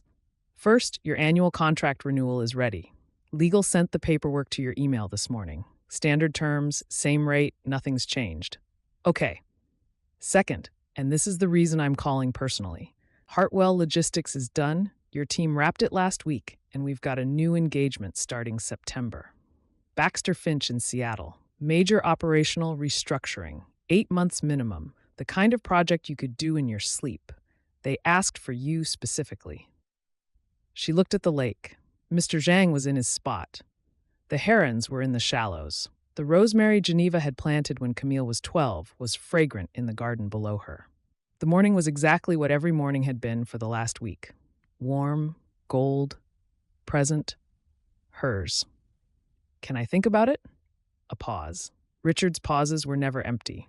They were the pauses of a man who ran a consulting firm and knew what "can I think about it" meant when it came from a consultant who'd never said those words before. Take a few days, he said. But Camille, this is a significant engagement. Baxter Finch is a name client. They're a Fortune 200 with systemic operational issues across 3 divisions. It's the kind of project that builds a career. Saying no has implications. I understand. I'm saying this as someone who's invested in your trajectory. You've been on an upward line for 7 years. Lateral moves and passes don't look good on the record. I understand, Richard. I need your renewal signed by the end of the month regardless, even if you pass on Seattle. I'll get it to you. She hung up. She sat on the rock and looked at the lake and felt the 2 lives she'd been holding apart slam together with a force that made her chest tight. The contract was in her email. The Seattle project was waiting for an answer. The end of the month was close. She went inside. She opened her laptop at the kitchen table and downloaded the renewal contract. 42 pages. Standard terms, standard rate, standard language. She'd signed this document 6 times before, and the signing had been automatic, the annual ritual of a career that renewed itself the way a subscription renews, without requiring a decision, because the decision had been made years ago. She couldn't sign it.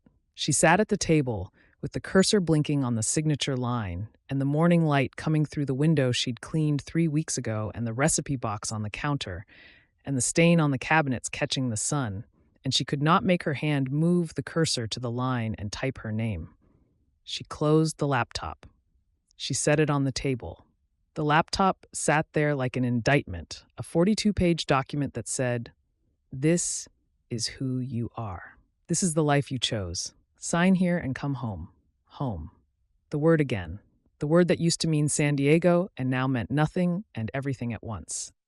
The next 3 days were golden and unbearable. Grant came over every morning. They had coffee on the rock together, his shoulder against hers, the lake doing its work. They worked in the garden side by side, pulling weeds and cutting back the overgrown beds, uncovering the shapes Geneva had planted years ago. the herb garden and the flower borders and the paths that wound down to the water. The rosemary came back first, fragrant and stubborn, growing through everything they cleared around it. The hydrangeas needed nothing. They'd been thriving on neglect for 2 years, their blue heads enormous and indifferent, the most self-sufficient things on the property. "These are incredible," Grant said, standing back to look at a bush that came up to his chest. Geneva would be furious. Why furious? She spent 30 years feeding and pruning them, and they look better now than they ever did when she was managing them. He smiled. She'd take it personally. Camille laughed, and the laughter was real and warm, and it hurt, because the garden was Geneva's and the laughter was Grant's, and both of them belonged to a life she might not be able to keep. They cooked dinner in the kitchen. They slept in Geneva's bed, which had become their bed without either of them naming the change. And the becoming was so natural that the unnaming was part of it. They didn't talk about what the bed meant. They just slept in it and woke in it. And the waking was the best part of every day. She'd open her eyes and he'd be there, warm and still and smelling like cedar, his arm across her waist, and for the first few seconds of every morning, the choice didn't exist. For the first few seconds, there was just the bed and the light and the man and the lake and the total unshadowed ease of a woman waking up in the right place. Then the seconds would pass and the laptop would be on the table, and the choice would reassemble itself at the foot of the bed like a patient, unwelcome guest. But the contract was on the table. She'd moved the laptop to the counter, then to the bookshelf, then back to the table. The moving was its own kind of language. She couldn't put it away because putting it away would mean deciding. And she couldn't leave it open because leaving it open meant being reminded. And the oscillation between the two was the shape of her indecision, restless and circular, and going nowhere. One evening, she was at the sink washing dishes, and he came up behind her and put his arms around her waist and rested his chin on her shoulder. And the gesture was so domestic and so natural and so exactly what she wanted that her whole body tightened. Not with desire, but with the anticipatory grief of losing something she hadn't lost yet. He felt it. She knew he felt it because his arms loosened. Just slightly. A quarter-inch of withdrawal that was worse than dropping his arms entirely would have been, because the quarter-inch meant he was calibrating. He was reading her the way he read wood. And what the wood was telling him was that something had changed.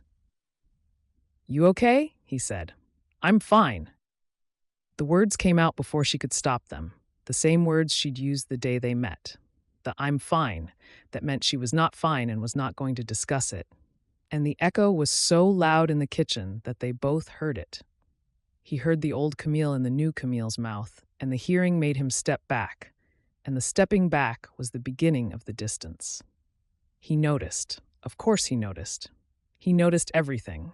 The same way he noticed a grain pattern or a flaw in a plank, by the quality of attention he brought to whatever was in front of him. She saw him see the laptop move from counter to shelf to table. She saw him not ask about it. The not asking was his restraint, the toolbox on the porch quality of offering space without demanding the conversation that went with it. But the not asking had a weight now that it hadn't had before. Before the contract arrived, the distance between them had been structural, part of the early choreography. Now it was chosen, and the choosing was not his, it was hers. She was the one who caught herself when he touched her. She was the one whose body leaned in and whose mind pulled back, the two halves of her in a negotiation she couldn't resolve. When he pulled her close at night, she went, her body molding against his the way it always did, fitting into the space he made for her.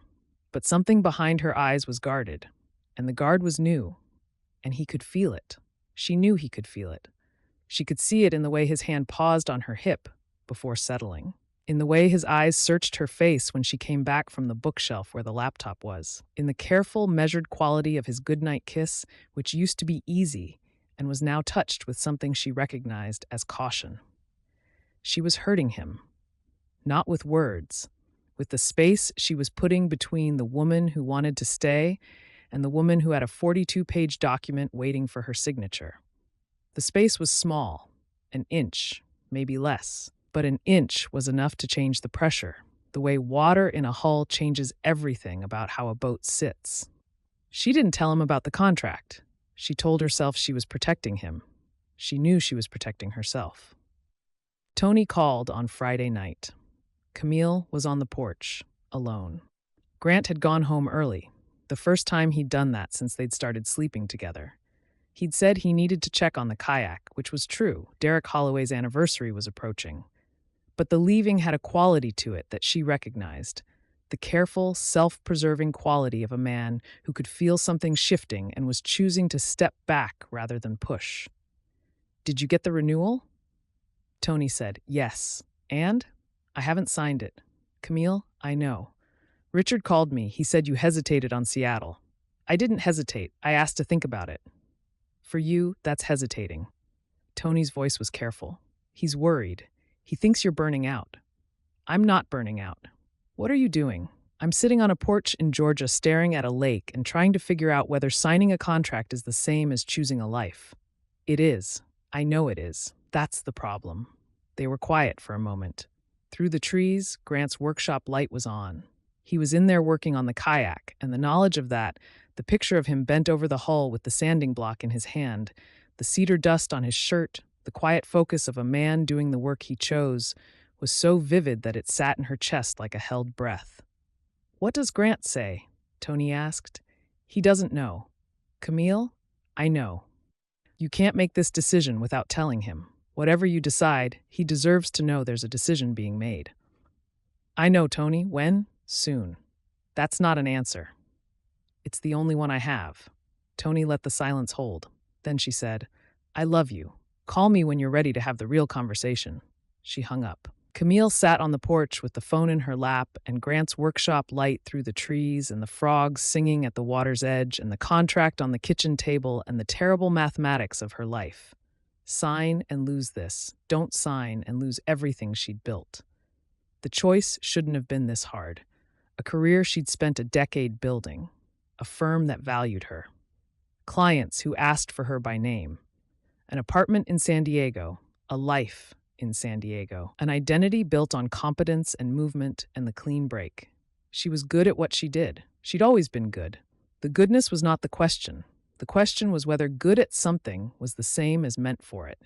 And she'd spent the last 3 weeks learning, from a man who'd walked away from a corner office and a 5-year plan and a woman who loved the plan, that the answer was no. Against a cottage on a lake.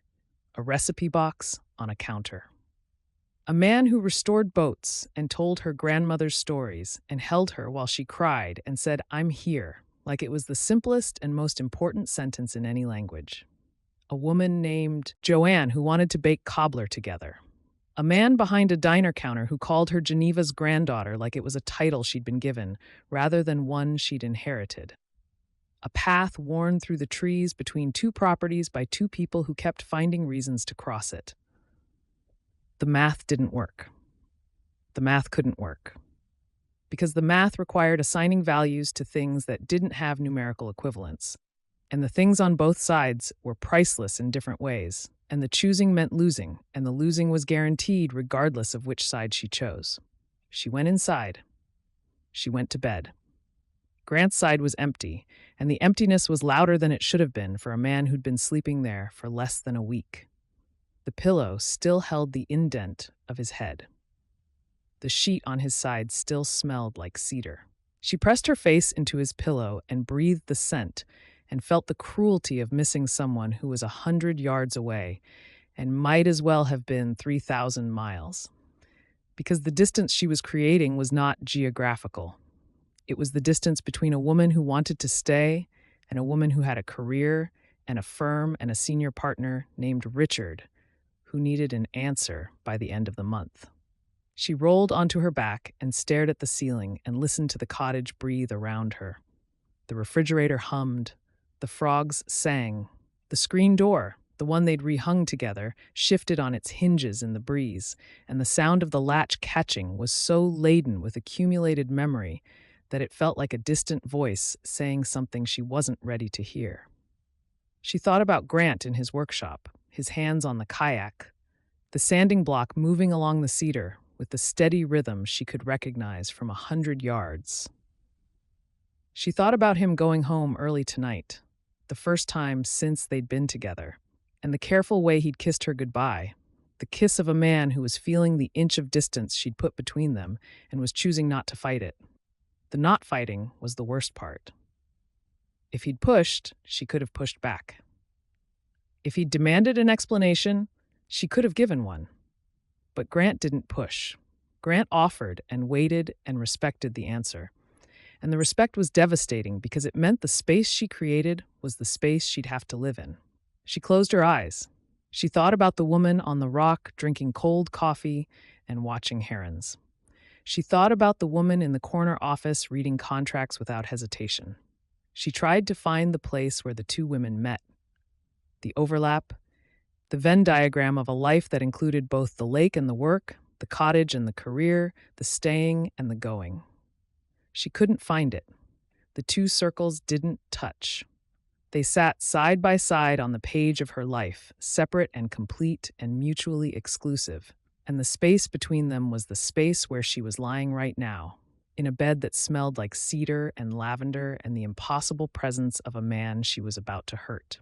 She fell asleep with the ceiling above her, and the empty bed beside her, and the contract on the table, and the question she couldn't answer.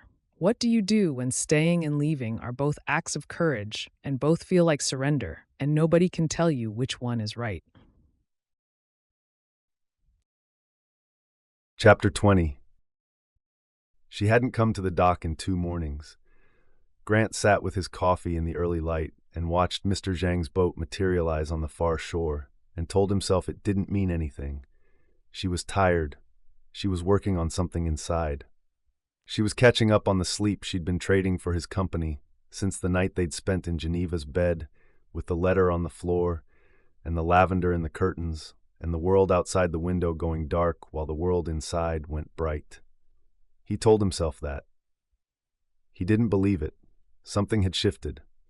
He'd felt it 3 days ago, the same way you feel a change in barometric pressure, not with your eyes, but with your body, the animal part of you that knows when the weather is turning before the sky gives any sign. She was quieter. She was inside the cottage more. She laughed at his jokes, but the laughter didn't settle in her as it had before. When he touched her, she leaned in and then caught herself, and the catching was almost invisible, a quarter-second hesitation that most people wouldn't have noticed. But he was not most people. He noticed grain patterns. He noticed when a plank warped a 16th of an inch. He noticed the quarter-second. He drank his coffee. The morning was the same morning it always was. The herons were in the shallows. The light was on the water. But the morning had a hollow quality, like a room when a piece of furniture that's always been there is moved, and the space it occupied stands empty and obvious. She'd asked him for a piece of trim for the baseboard in the hallway. He cut it in the workshop, beveled the edges, sanded it smooth. He carried it to the cottage in the late morning, walking the path that was fully dirt now, not a blade of grass left, the ground packed flat by the traffic of 2 people who had been crossing it daily for weeks. The back door was open. He knocked on the frame, and she called out from the kitchen.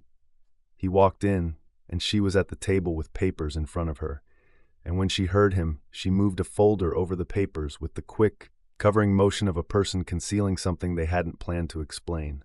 She wasn't fast enough. He saw the letterhead. He saw the horizontal lines of a formal document, the kind with signature blocks and witness lines. He saw the blank space at the bottom where a name would go but hadn't gone yet. He didn't see the firm name. He didn't need to. "Trim for the hallway," he said. He set it on the counter. "Thank you." Her voice was even. Her eyes were not. He looked at her. She looked at him. The folder was on the papers, and the papers were under the folder, and the air between them held the shape of the thing neither of them was saying, the same way air holds the shape of a sound after the sound has stopped. "I'll be in the workshop," he said. "Okay." He walked back across the yard. The trim was on her counter. The contract was under her folder. And the distance between the 2 objects was the distance between the life she was building here and the life that was waiting for her somewhere else. And the distance was 42 pages.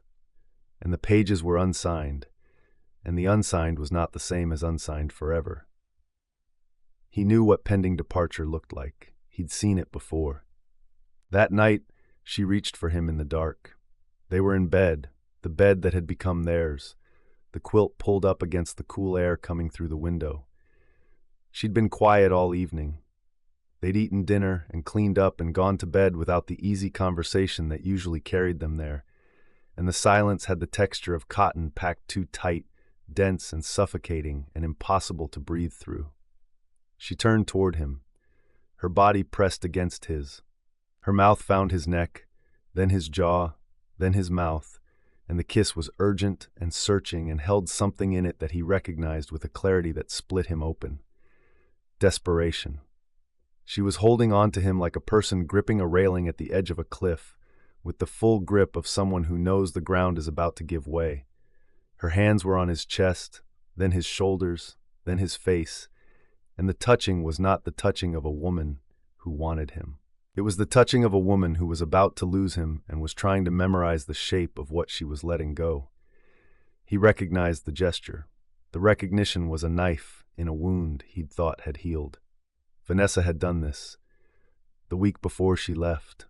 She'd loved him harder than she'd loved him in months, the touching desperate, the wanting frantic, and he hadn't understood at the time because he'd been 22 and hadn't yet learned that sometimes love gets louder right before it goes silent. He'd learned it later, in the quiet of the apartment she'd emptied, in the echo of a door that closed without slamming because Vanessa was too clear-eyed for drama, and the lesson had stayed with him for 6 years, dormant, waiting, and it was not dormant now. He kissed her back. He held her. He gave her his mouth and his body and the warmth she was asking for, because he was not a man who withheld when someone needed him, even when the needing was a goodbye dressed in desire. But something behind his ribs shifted and locked, the way a deadbolt locks, the quiet, internal mechanism of a man who was beginning to protect himself. Afterward, she fell asleep against his chest. He lay in the dark and listened to her breathing and felt the truth settle into him like cold water into the bilge of a boat. She was leaving.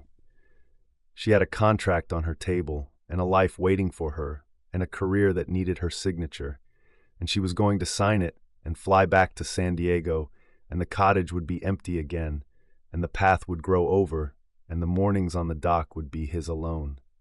He'd known. That was the thing that made it bearable and unbearable at the same time. He'd known from the beginning. She'd told him on the first day, in the first conversation, she was here to fix the house and sell it and go. He'd watched her stay and extend and open and grow, and he'd let himself believe the staying was permanent, and the believing had been the most reckless thing he'd ever done. More reckless than leaving Beckett and Sons. More reckless than driving to Savannah to hold a plank for a stranger, because those risks had cost him a career and a relationship and a version of himself he'd outgrown. This risk was costing him the version of himself he'd built to replace all that. He stopped coming over in the mornings. Not dramatically, not with a conversation or an argument or the kind of confrontation that would have given her something to push against. He simply didn't appear. The coffee on the rock, which had become their ritual, became his ritual again, solo, 1 cup instead of 2. He worked in the workshop. He came out when she called, but he didn't come out when she didn't. The path between the properties was still there, still dirt, still visible, but the traffic went one direction now. She noticed immediately. He knew because she came to the property line on the second morning and stood there, uncertain, the boundary visible again between them for the first time in weeks. "Morning," she said, "morning." He was sanding the kayak. He didn't stop. "Are you coming over?" "I've got to finish the fairing on the hull. Derek's anniversary is in 2 weeks." It was true. It was also a lie. The hull needed fairing, but the fairing was not urgent, and 2 weeks was more than enough time. And they both knew the kayak was a door he was closing instead of the one he wanted to close, which was the one between his chest and the outside world. She stood at the property line for a moment. He felt her there, the warm awareness that had been the background of his life for weeks, and the feeling was the same as always, except now it came with a blade attached. Because feeling her there meant she was still here, and still here was temporary, and temporary was worse than gone, because temporary meant the gone was still coming. Then she turned and walked back. He watched her go. He watched her go, and the watching was different now.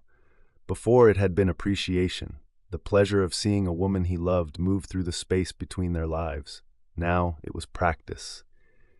He was learning to watch her leave so that when she left for real, it wouldn't destroy him. The days accumulated.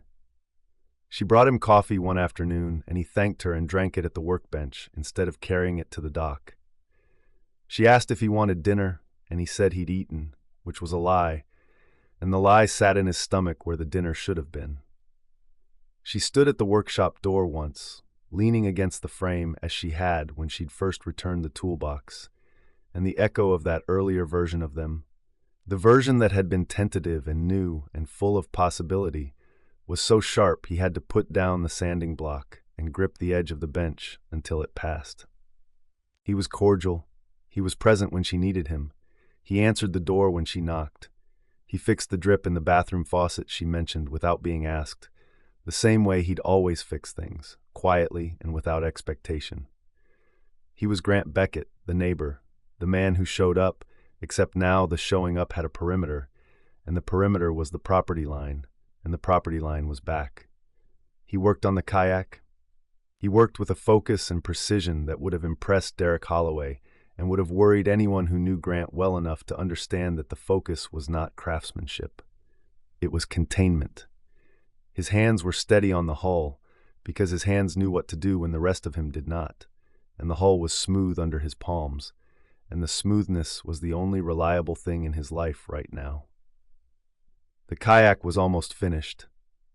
The strips were faired, the hull symmetrical, the shape emerging from the strongback with the clean, inevitable curve of something that had always been inside the wood and just needed the excess removed.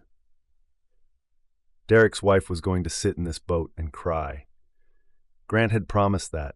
He'd promised the tears would be worth it. And the promise had been easy when his hands were steady and his life was simple, and the only person's heart he was responsible for was his own. He thought about the first time he'd held a plank for LeBlanc, the 45 minutes in the Savannah workshop where his hands had known what they were supposed to do. He'd spent 6 years building a life around that certainty. The certainty of hands on wood, the certainty of a craft that answered effort with beauty. And then Camille had arrived, and the certainty had expanded to include her, the way a house expands when you add a room, and the expansion had felt natural and right and permanent. It was not permanent. The contract on her table proved it. The unsigned line proved it. The desperate way she'd reached for him in the dark proved it. She was leaving, and she was doing what people do when they leave. She was loving him harder to ease the guilt of the going, and he was standing in the workshop letting the truth settle into him as varnish settles into grain, slow and permanent and impossible to sand out once it's in. He thought about Geneva, about the years of checking, the faucets and the pilot light and the key in the bowl. He'd cared for a house that belonged to a woman who was gone, and the caring had been a way of keeping something alive that had already ended. Now he was doing it again, caring for something that was ending, loving a woman who was leaving, maintaining a connection that would lose its other end. He thought about the cottage, about the cabinets he'd stained with her, the coffee mug ring she'd kept unsanded, the porch railing they'd painted white on the day he first kissed her. He'd put his labor into that house the same way he'd put it into the boats, strip by strip, day by day, with the attention and patience that the material required. Except the house wasn't his. It had never been his. It was Geneva's, and then it was Camille's, and soon it would belong to whoever Janine Porter found to buy it, because the contract on the table said the woman who lived there was going back to the life that needed her signature. Dusk, the dock, the water going dark. He sat at the end of the boards with his feet over the edge and watched the light leave the lake. It left the way it always left, gradually, the gold dimming to amber to gray, the surface going flat, the far bank disappearing into the dark. The herons had gone to roost. Mr. Zhang had rowed home. The frogs were starting up. The evening was the same evening it always was, and everything about it was different. Her cottage was lit from inside, every window warm, the kitchen light, the living room light, the bedroom light. She was in there, moving through the rooms they'd painted and sanded and stained and filled with dinner and laughter and the particular, irreplaceable sound of two people who had stopped being careful with each other. She hadn't come out. He thought about the Cypress Cathedral, about rowing her across the lake in the golden light, showing her the cove and the herons and the place where he was most himself. He'd given her the private geography of his life, and she'd received it with open hands and an open mouth and the sound she'd made below his ear that he was still carrying. He'd given her everything, the stories, the key, the private places, the workshop and the boats and the mornings and the evenings, and the full, unguarded truth of his history. There was nothing left to give, and the nothing left was the problem. Because when you've given everything, and the other person is still holding a door open to somewhere else, the everything starts to feel like a negotiation that failed. He sat with the water and told himself this was how it was always going to end. He'd known it. He'd known it on the dock when she sat barefoot with the recipe card. He'd recognized it in the Cypress Cathedral when she said his name like a prayer and a warning. He'd heard it in the kitchen when she said, "I'm fine," in the voice of the woman who'd arrived and not the woman who'd stayed. The lake did not argue with him. The lake held the evening the way it held everything, without judgment, without opinion, with the steady, impersonal patience of a thing that had been here long before any of this started and would be here long after it was done. The silence where her voice used to be was a sound he was going to have to learn to live with. He sat on the dock until the stars came out and the cottage lights went off one by one, kitchen first, then living room, then bedroom, and the going dark was its own kind of story. And the story ended the way all his stories ended, with a man sitting alone on a dock on a lake in the dark. Then he went inside, to the house he'd built for one, and closed the door, and the closing was quiet and precise and cost him everything. Chapter 21. She reached for him in the dark and found the sheet, cool, flat, empty. His side of the bed was a geography of absence. The indent in the pillow where his head should have been, the fold in the quilt where his body should have shaped it, the temperature of fabric that hadn't been warmed by another person's skin. She lay with her hand on the empty sheet and let the absence register in her body, not her mind. Her body knew before her mind assembled the information. Her body knew hunger, by the hollow, by the ache of something missing that used to be there. He hadn't stayed last night. He hadn't come to the dock this morning. He hadn't come yesterday morning either, or the morning before that. The mornings were hers again, solo, one cup on the rock instead of two, and the solo had a different quality now than it had when she'd arrived. The solo when she'd arrived had been chosen, comfortable, the solitude of a woman who had always been fine on her own. The solo now was the shape of a man pulling away, and the shape had edges, and the edges cut. She thought about the first morning she'd sat on that rock, early in that first week, with a cup of coffee from the pour-over cone and the lake spread out before her, and no idea that the silhouette she'd seen on the dock would become the center of her life. She thought about the morning after the first night they'd slept together, when she'd woken with his arm across her waist, and the first few seconds had been the purest happiness she'd ever felt. The distance between those two mornings was the distance between a woman who didn't know what she wanted and a woman who knew and was too afraid to claim it. She got up, she made coffee in the pour-over cone that suddenly felt like an artifact from a different person's life. The San Diego person, the person who'd packed it because she'd assumed she'd be here for 2 weeks and would need decent coffee. She carried it to the rock and sat in the place where they used to sit together, his shoulder against hers, the morning coming up over the lake. The place beside her was a physical ache. Not a metaphor. A physical, located ache. The kind you feel in your hip when you've been sleeping wrong, except this was the whole left side of her body. The side that had been pressed against him for weeks, and the side was cold, and the cold was his absence, and the absence was her fault. She knew it was her fault. She'd known it since the evening in the kitchen when she'd said, "I'm fine," and watched him step back. She'd felt it sharpen when the laptop moved from counter to shelf to table, and he watched and didn't ask. She'd known it when his arms loosened around her waist at the sink, a quarter inch, and the quarter inch had become a foot, and the foot had become a property line, and the property line had become a wall. She drank her coffee. She watched Mr. Zhang fish. She watched the herons in the shallows. She watched the morning happen without Grant in it, and felt the full, terrible weight of a woman who had created the distance she was grieving. 3 days of this. He waved when he saw her, from the yard or the workshop entrance. The wave was the same wave it had always been, one hand lifted, unhurried, the punctuation that had been theirs since the first week. But punctuation without a sentence is just a mark on a page, and the sentence was gone, and the mark was all that was left. He answered when she spoke. "Morning." "Good. Fine." The words were polite and measured, and they came from the right side of the property line, delivered across the boundary with the careful courtesy of a neighbor, not a lover. The man who had told her his whole history on a dock and kissed her in a cathedral of cypress trees and held her while she came apart on Geneva's bed was speaking to her from behind glass, and the glass was invisible, and the glass was her doing. She tried to read his face across the growing distance. She tried to see anger there, or resentment, or the kind of justified fury that would have given her something to work with, something to fight against. There was none. His face was steady, composed, the face of a man who was managing pain with the same quiet discipline he brought to everything else in his life. And the quiet discipline was worse than anger, because anger meant he was still fighting for them, and quiet discipline meant he had already begun the process of letting go. She went to the workshop once.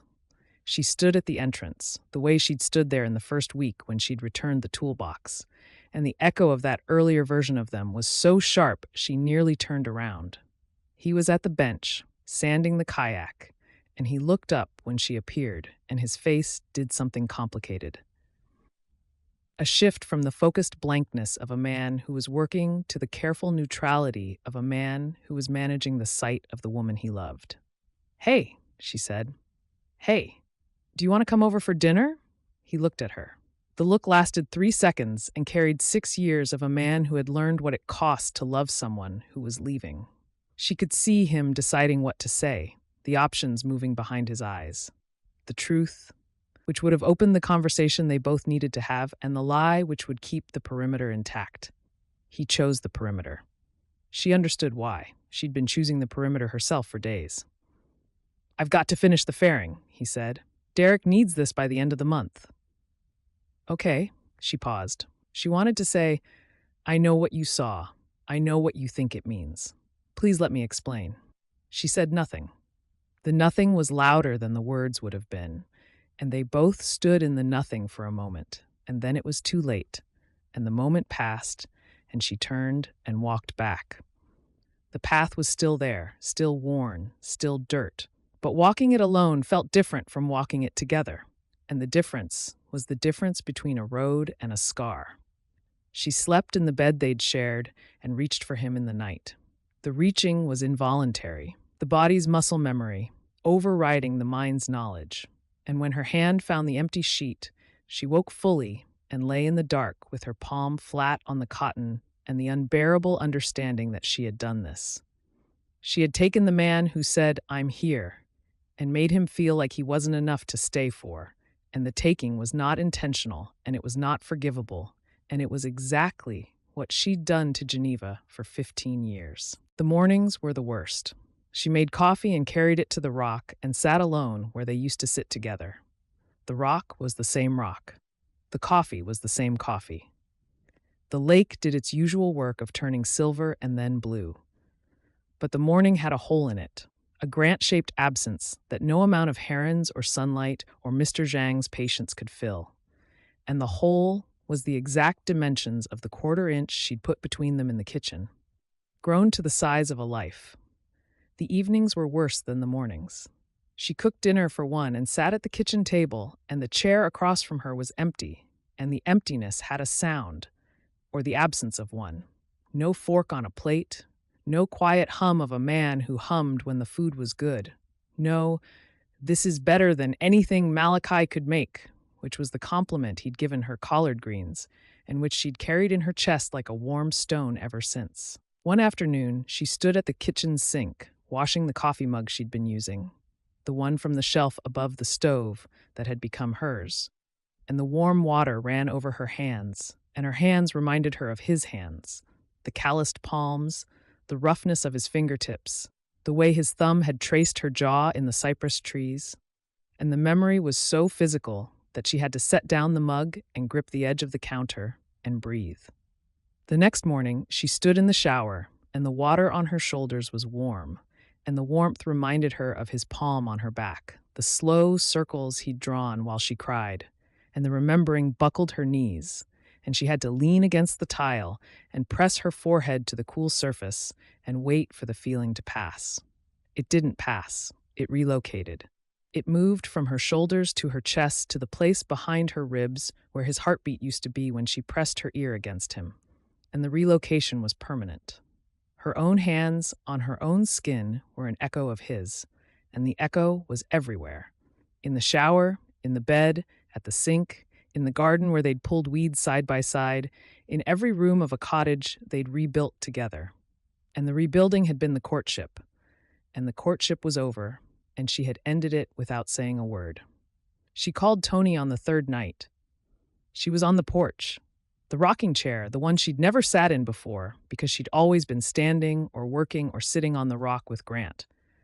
She sat in it now and rocked, and the rocking felt like the motions of a woman who had run out of forward motion and was trying lateral instead. The porch was dark. The railing was white, the railing they'd painted together, and the white caught the moonlight and glowed. "He's pulling away," she said. "Who's pulling away?" "Grant. He stopped coming over. He doesn't stay at night. He's cordial and present and polite, and he's completely gone." "What happened?" "I don't know." "Camille." Tony's voice was flat. The flatness was not anger. It was the sound of a woman who had known Camille for 11 years and was done accepting the comfortable version. "What happened?" Camille closed her eyes. The rocking chair creaked. Through the trees, Grant's house was dark. His workshop light was off. He was inside, behind the door he'd built with his own lumber, in the house he'd framed himself, and the closed door was the loudest thing she'd ever heard. "He saw the contract," she said. "When?" "A few days ago. I was at the table, and he came in with the trim I'd asked for, and I covered it with a folder, but he saw the letterhead." "Did he say anything?" "No. Of course he didn't. He wouldn't." Tony paused. "Camille, listen to me. Did he see the signature line?" "I think so." "And was it signed?" "No. So a man who told you his entire history, a man who left a career and a woman because she looked at his life and called it stupid, walked into your kitchen and saw an unsigned contract from your firm and a blank signature line, and you covered it up and said nothing. Yes? And now he's pulling away." "Yes. He thinks you're leaving." The sentence hit her so hard she stopped rocking. The chair went still. The porch was quiet. The frogs sang their idiot chorus, cheerful and oblivious, and the sentence sat in the air between the phone and her ear, and she couldn't breathe. "He thinks you're leaving," Tony said again, quieter. "You haven't told him you're not. You haven't told yourself you're not. The contract is on your table unsigned, and you won't sign it, and you won't throw it away. And that man is watching you hold the door open to your old life while you stand in the new one. And he has been through this before, Camille. He has been through exactly this before. What do you expect him to do?" She couldn't answer. She was gripping the phone so tightly her knuckles ached. "You're doing to him what you did to Geneva." The words landed like a hand on her sternum. Flat, firm, impossible to breathe through. "You kept saying you'd visit. You kept saying you'd come back. You kept the door open and you never walked through it. And she sat on that rock for years drinking cold coffee and waiting for you. And now you've got a man who loves you, and a cottage full of evidence that you love him back, and a contract on a table that you won't sign and you won't refuse, and he's watching you do the same thing. He's watching you keep the door open so you never have to be fully here." Camille was crying. She hadn't known she was crying until she felt the tears on her jaw, the same jaw Grant's thumb had traced. And the tracing was a ghost, and the ghost was her fault. "What do I do?" She whispered. "You know what to do. You've known since you failed the cobbler and cooked the collard greens and stopped calling Janine Porter back. You choose. You choose this or you choose that. But you stop standing in the doorway because the standing is killing both of you." The call ended. Camille sat in the rocking chair on the porch she'd painted with the man she loved and stared at the kitchen through the window. The contract was on the table. The recipe box was on the counter. The cabinets they'd stained together caught the lamplight, the golden oak warm, the coffee mug ring visible on the door he'd called the best in the set. Through the trees, his house was dark. His workshop was dark. Everything about his property said, a man who has gone inside and closed the door. The truth was a stone in her chest. She was doing to Grant what she had done to Geneva, keeping the door open, holding the option of leaving so she never had to risk being fully here. And the keeping open was the cruelest thing she'd ever done, because it let her have the feeling of staying without the commitment. And the man on the other side of the trees deserved the commitment. He deserved all of it. He deserved a woman who walked through the door and closed it behind her and stayed. She thought about Geneva's letter. "I just wanted you to know the door was open." Geneva had held the door open with love. Camille had held the door open with fear. The gestures looked the same from the outside, but they were opposites. One was an invitation, and the other was an escape route. And the escape route was the thing that was destroying both of them. She was done. She was done with the doorway. She was done with the contract on the table, and the option of leaving, and the careful, cowardly management of a choice that was not complicated and had never been complicated and was only hard because she'd been too afraid to make it. She thought about Grant saying, "I'm not a man who left something. I'm a man who found something." She thought about herself, standing in the doorway of a life she'd found, 1 foot inside and 1 foot out. And the standing was not bravery. It was the opposite of bravery. Bravery was both feet. Bravery was the closed door. Bravery was the woman who said, "I'm staying," and meant it with her whole body and her whole history and her whole terrified, hopeful heart. She sat on the porch until the tears stopped and the frogs went quiet and the moon moved across the water. Then she went inside and looked at the contract and looked at the recipe box and looked at the window where his dark house sat in the trees. And she knew, with the certainty of a woman who had finally stopped running, what she was going to do in the morning. Chapter 22. She woke before the light. The cottage was dark and still, and the lake was a sound outside the window, the soft, steady lapping that had been the background of her life for 5 weeks, and that she could not imagine living without. She lay in the bed, alone, and let the sound wash through her as it washed through the shore, constant, patient, arriving and arriving and arriving without ever stopping. She knew what she was going to do. She'd known it since the rocking chair, since Tony's voice flat and certain in her ear, since the tears dried and the frogs went quiet and the moon moved across the water, and she'd sat with the truth until it stopped hurting and started holding. The truth was simple. The truth had always been simple. She'd been the one making it complicated, standing in the doorway with 1 foot on each side, and the standing was over. She got up. She made coffee. She carried it to the kitchen table, not the rock, because the rock was for mornings with Grant, and this morning was a morning for the kitchen, for the table where the contract sat, for the room where the decision would happen. The contract was where she'd left it, 42 pages in a folder, the Mercer Crane letterhead visible at the top edge, the blank signature line waiting as it had been for days. She sat down across from it. She opened the folder. She looked at the first page, the standard terms, the standard rate, the language that had been identical for 6 renewals, the annual ritual of a life that ran on autopilot. She thought about San Diego, the apartment with the parking structure view, the kitchen she never cooked in, the one with the granite counters and the induction range she'd used twice, both times for takeout she was reheating because she'd been too tired to go out, the closet organized by client city. Portland section, Denver section, Minneapolis section, each with its appropriate climate wardrobe. The airport codes she could recite in her sleep: SAN, PDX, DEN, MSPCA. The rental car companies that knew her by name. The hotels that kept her preferences on file: high floor, firm pillows, late checkout. The entire infrastructure of a life designed for movement, optimized for leaving, calibrated to ensure that every place she went was interchangeable with the last, because interchangeable meant she could leave without losing anything. She'd been proud of that. She'd built it on purpose, the frictionless life, the career that moved her from city to city without requiring roots. She'd called it independence. She'd called it freedom. She'd called it the life she chose, and the choosing had felt brave, the way leaving always feels brave to the person doing it. But bravery that never costs you anything is not bravery. It's habit. And the habit had been so comfortable and so long practiced that she'd mistaken it for identity. Richard's voice came back to her. You've been on an upward line for 7 years. The upward line, the trajectory, the career graph that went from lower left to upper right, the slope that everyone admired, the line that proved she was moving, growing, succeeding. She thought about what the graph didn't show, that the line had no destination.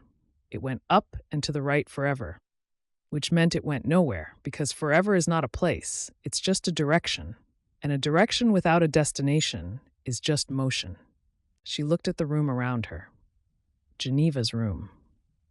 The cabinets she'd sanded and stained and sealed, the golden oak catching the first light through the window, the coffee mug ring on the door Grant called the best in the set, the recipe box on the counter, the cards inside written in Geneva's slanted cursive, the margins filled with notes meant for a granddaughter who'd finally come home.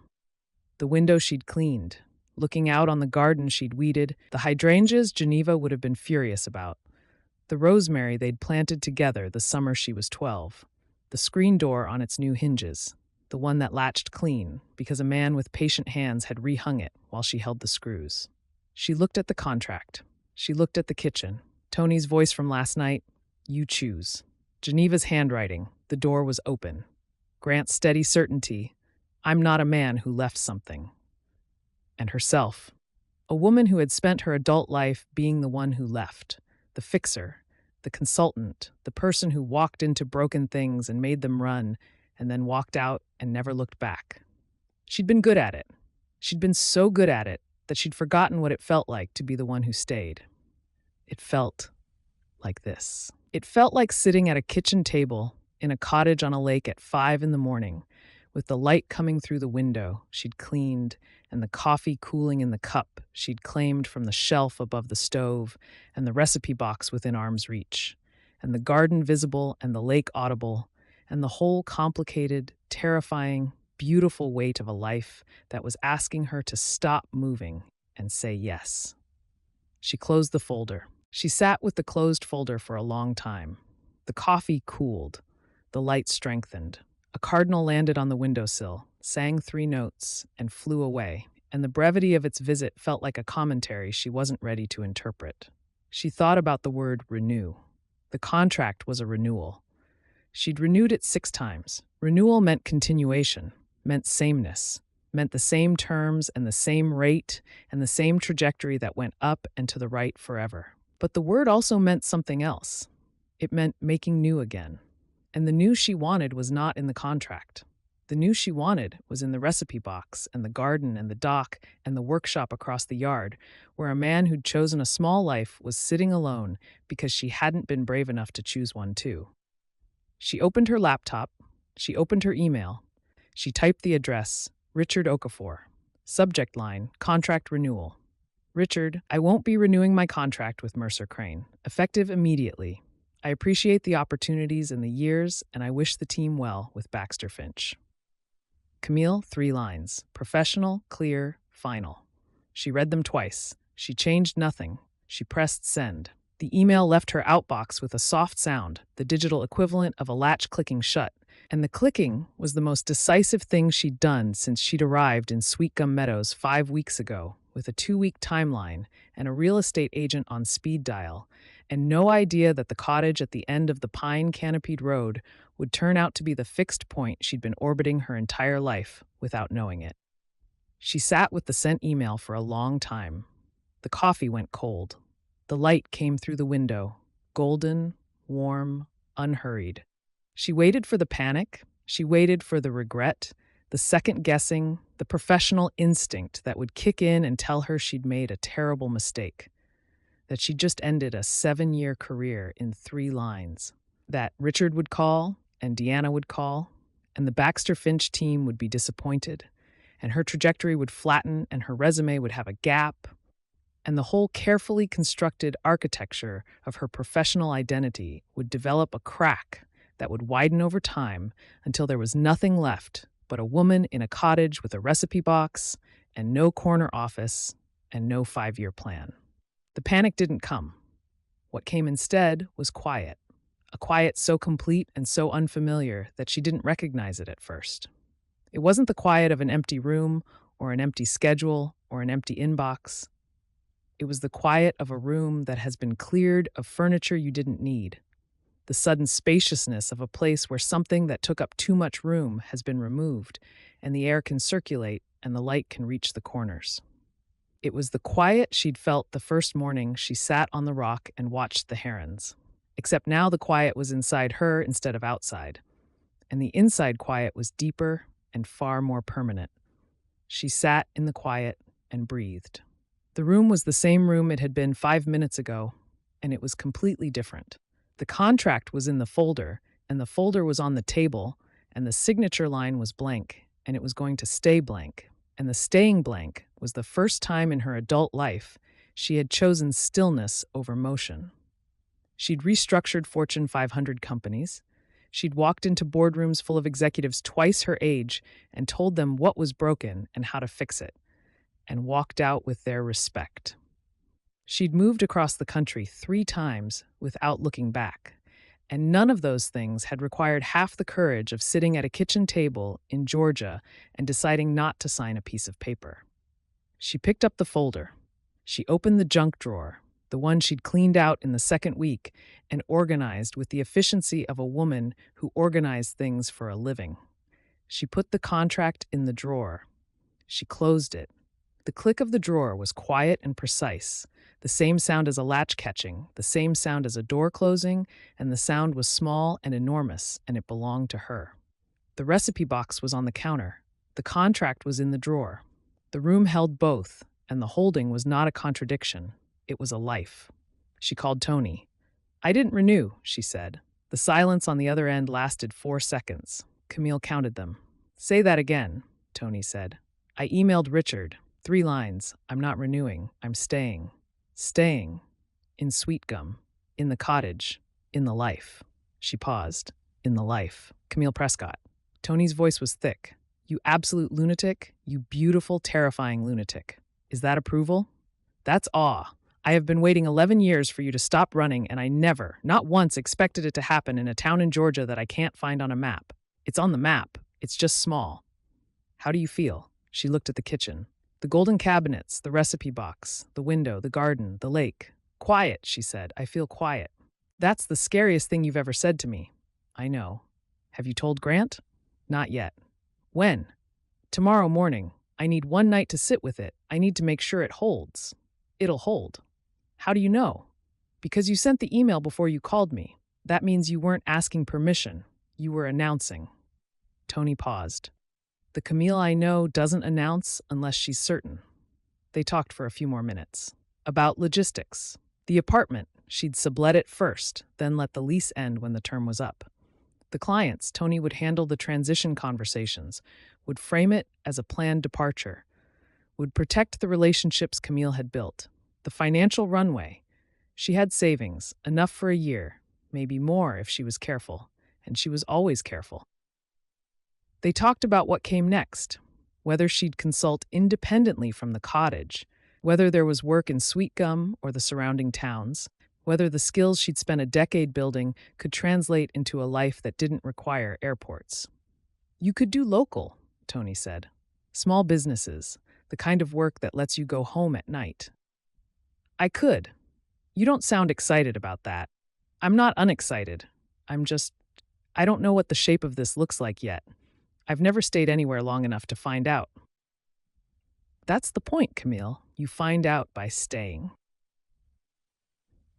The logistics were real, and they mattered, and they were also beside the point, because the decision was not about logistics. The decision was about a woman choosing a cottage over an airport, and a rock over a hotel room, and a man who said, "I'm here," over a career that said, "Go."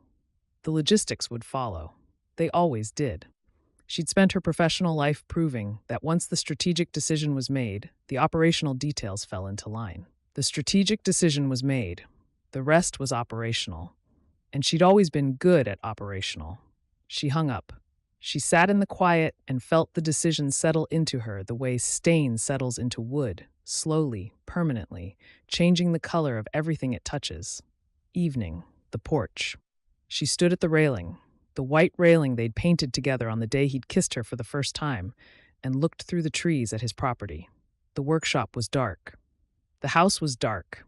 No music tonight, no light through the windows, no evidence that the man inside was doing anything but sitting in the quiet of a life that had been built for one and had briefly, impossibly held two. She thought about walking over, knocking on his door, saying it now, tonight, in the dark, with the words still fresh and the certainty still humming in her chest. She thought about his face when he heard it. She thought about what would happen in the seconds between "I'm not going back" and whatever he said next, the seconds when the words hung in the air and the future rearranged itself around them. She didn't go. Not because she wasn't sure.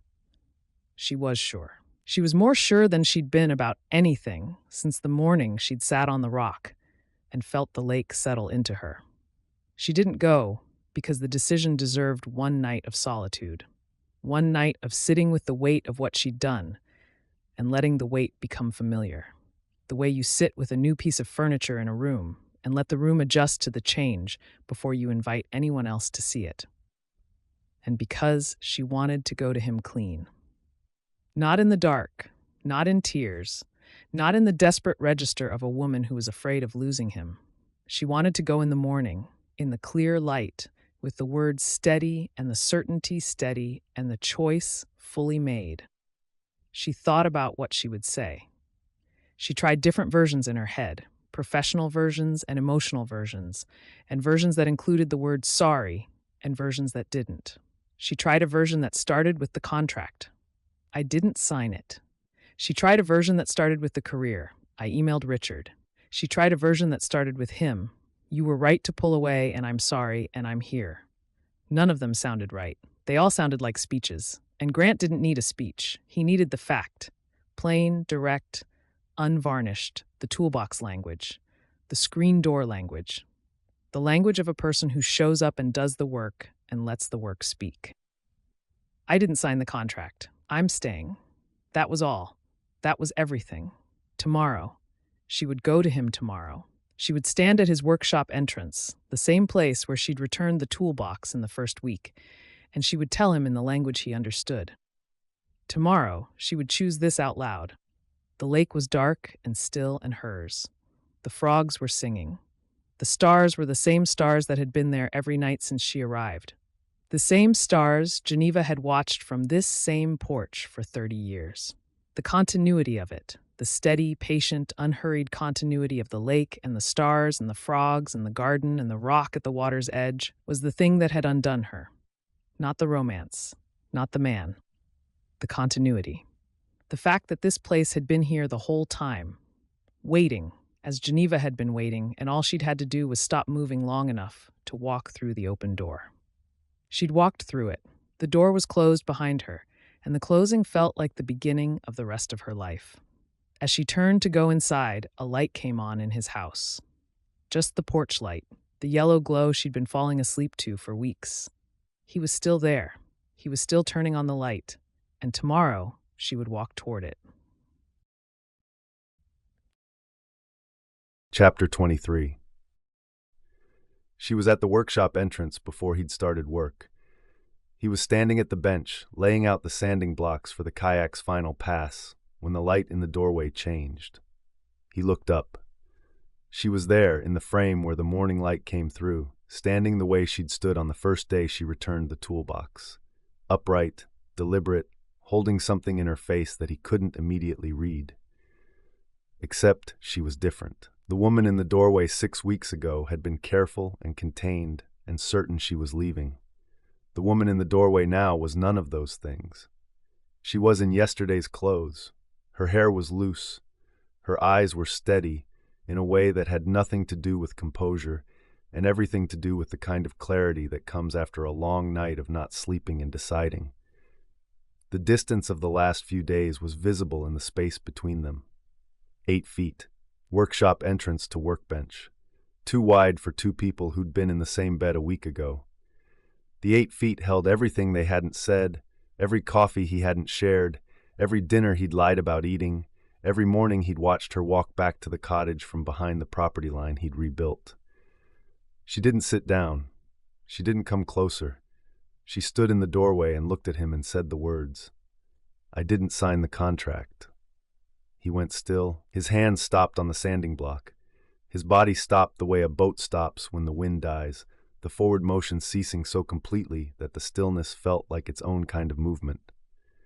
"I emailed my firm yesterday," she said. 3 lines. "I'm not renewing. I'm not going back to San Diego." He looked at her. She looked at him. The workshop was quiet. The kayak was between them on the strongback, the hull smooth and finished and waiting for varnish, and the silence between them was the same quality as the silence before a boat goes in the water for the first time. Charged, expectant, holding the weight of everything that has been built and not yet tested. "I'm staying, Grant." Her voice was steady, and the steadiness was not controlled. It was earned. It was the steadiness of a woman who had sat at a kitchen table at 5 in the morning and made the hardest choice of her life, and was standing in it now with both feet. Not because of the cottage, not because of Geneva, because of me, because I want this life. I want the garden and the mornings and the dock and the lake and the cobbler recipe I still haven't gotten right. I want to figure out who I am when I'm not leaving. She paused. He watched her gather the next sentence. "And I want you." Her voice broke on the word, just slightly, a fracture line that she didn't try to hide. "But I need you to stop pulling away before I've actually gone anywhere. I need you to stop deciding I'm leaving when I'm standing right here." He didn't move. He couldn't move. His hands were on the sanding block, and his body was at the bench, and the woman in the doorway was saying words he'd stopped allowing himself to imagine, and the words were doing something to the inside of his chest that he didn't have language for. The deadbolt he'd locked behind his ribs in the dark, the night she'd reached for him with desperate hands, was turning. Slowly, with the resistance of a mechanism that had been locked too long and didn't trust the key. "Grant." She made a sound against his mouth that was half sob, half surrender, and the sound was the most honest thing he'd ever heard, and he absorbed it and held it and gave it back as tenderness, his thumb moving across her cheekbone as it had on the night of the letter. The same gesture, the same care, except now the tears on her face were not grief. They were the other thing, the thing that looks like grief from the outside and feels like arriving from the inside. He held her in the workshop with the kayak on the strong back and the cedar dust in the air and the morning coming through the entrance behind her, and the holding was not urgent and not desperate and not afraid. The holding was the holding of a man who had been given the answer to a question he'd been too cautious to ask, and the answer was her. Standing in his workshop, in yesterday's clothes, with her hands on his shirt and her face against his neck and her breath warm on his skin and the word "staying" still in the air between them like a note that hadn't faded. They stood like that for a long time. Neither of them moved to leave. They walked to the dock. Her dock. The bench where they'd sat on the evening fly. His forearm had rested against hers for the length of a whole conversation. And the contact had been the first sustained touch between them, and the sustaining had changed everything. They sat side by side on the bench. Their feet hung over the edge, bare, the water just below them. The lake was calm, silver going to blue, the morning doing what it always did. Mr. Zhang was in his spot. The herons were in the shallows. The world was the same world it had been yesterday, and it was entirely different because the woman beside him had said the word "staying" and meant it. They didn't talk for a long time. The silence was not the silence of the last few days, the dense, suffocating silence of two people managing pain. This was the other kind, the kind they'd had from the beginning, the kind that existed between people who understood that not every moment needed words. That proximity was its own language, that sitting together on a dock with your feet near the water was a complete sentence. His hand found hers, her fingers laced through his. The grip was warm and firm and unhesitating, the grip of a woman who was done with the doorway and was fully inside. "Tell me what happened," he said. "I sat at the table at 5 in the morning and looked at the contract and looked at the kitchen and couldn't figure out which one was my life." She paused. Then I realized the answer was obvious and I'd been making it complicated because I was afraid. Afraid of what? Of staying, of committing to a place and a life and a person, of being somewhere long enough that losing it would actually cost me something. She looked at him. "My whole life has been designed to minimize loss. I move before I can lose anything. I leave before leaving hurts. The cottage broke that. You broke that. I didn't break anything. You broke my system." She smiled, and the smile was small and real, and it reached her eyes. "The system was, fix things, leave, don't look back. And you handed me a toolbox and rehung my screen door and told me stories about my grandmother, and the system stopped working. It stopped working because you weren't fixable. You were already whole. You were the most whole person I'd ever met, and the wholeness made me realize I was the one with the broken parts." "You're not broken." I was broken in a way that looked like competence. I was broken in a way that got me promoted and got me clients and got me on planes to cities I didn't care about. And the brokenness was so functional that nobody noticed, including me. She looked at the lake. "Geneva noticed. She wrote me a letter about it. She just didn't mail it." He tightened his grip on her hand. The mention of Geneva's letter here, on the dock, in the morning light, felt like the letter had been waiting for this moment to finish its delivery. He smiled. The smile felt unfamiliar on his face, like a muscle he hadn't used in days. "That's a lot of blame to put on a screen door." "The screen door started it. You finished it." They laughed. The laughter was quiet, close, the laughter of two people who'd been through something and come out the other side and were discovering that the other side had humor in it. The absurd, relieved humor of a crisis that turned out to be a simple choice, that turned out to be obvious. They talked about everything. What staying meant practically. The cottage was hers, the mortgage was paid, the property taxes were manageable.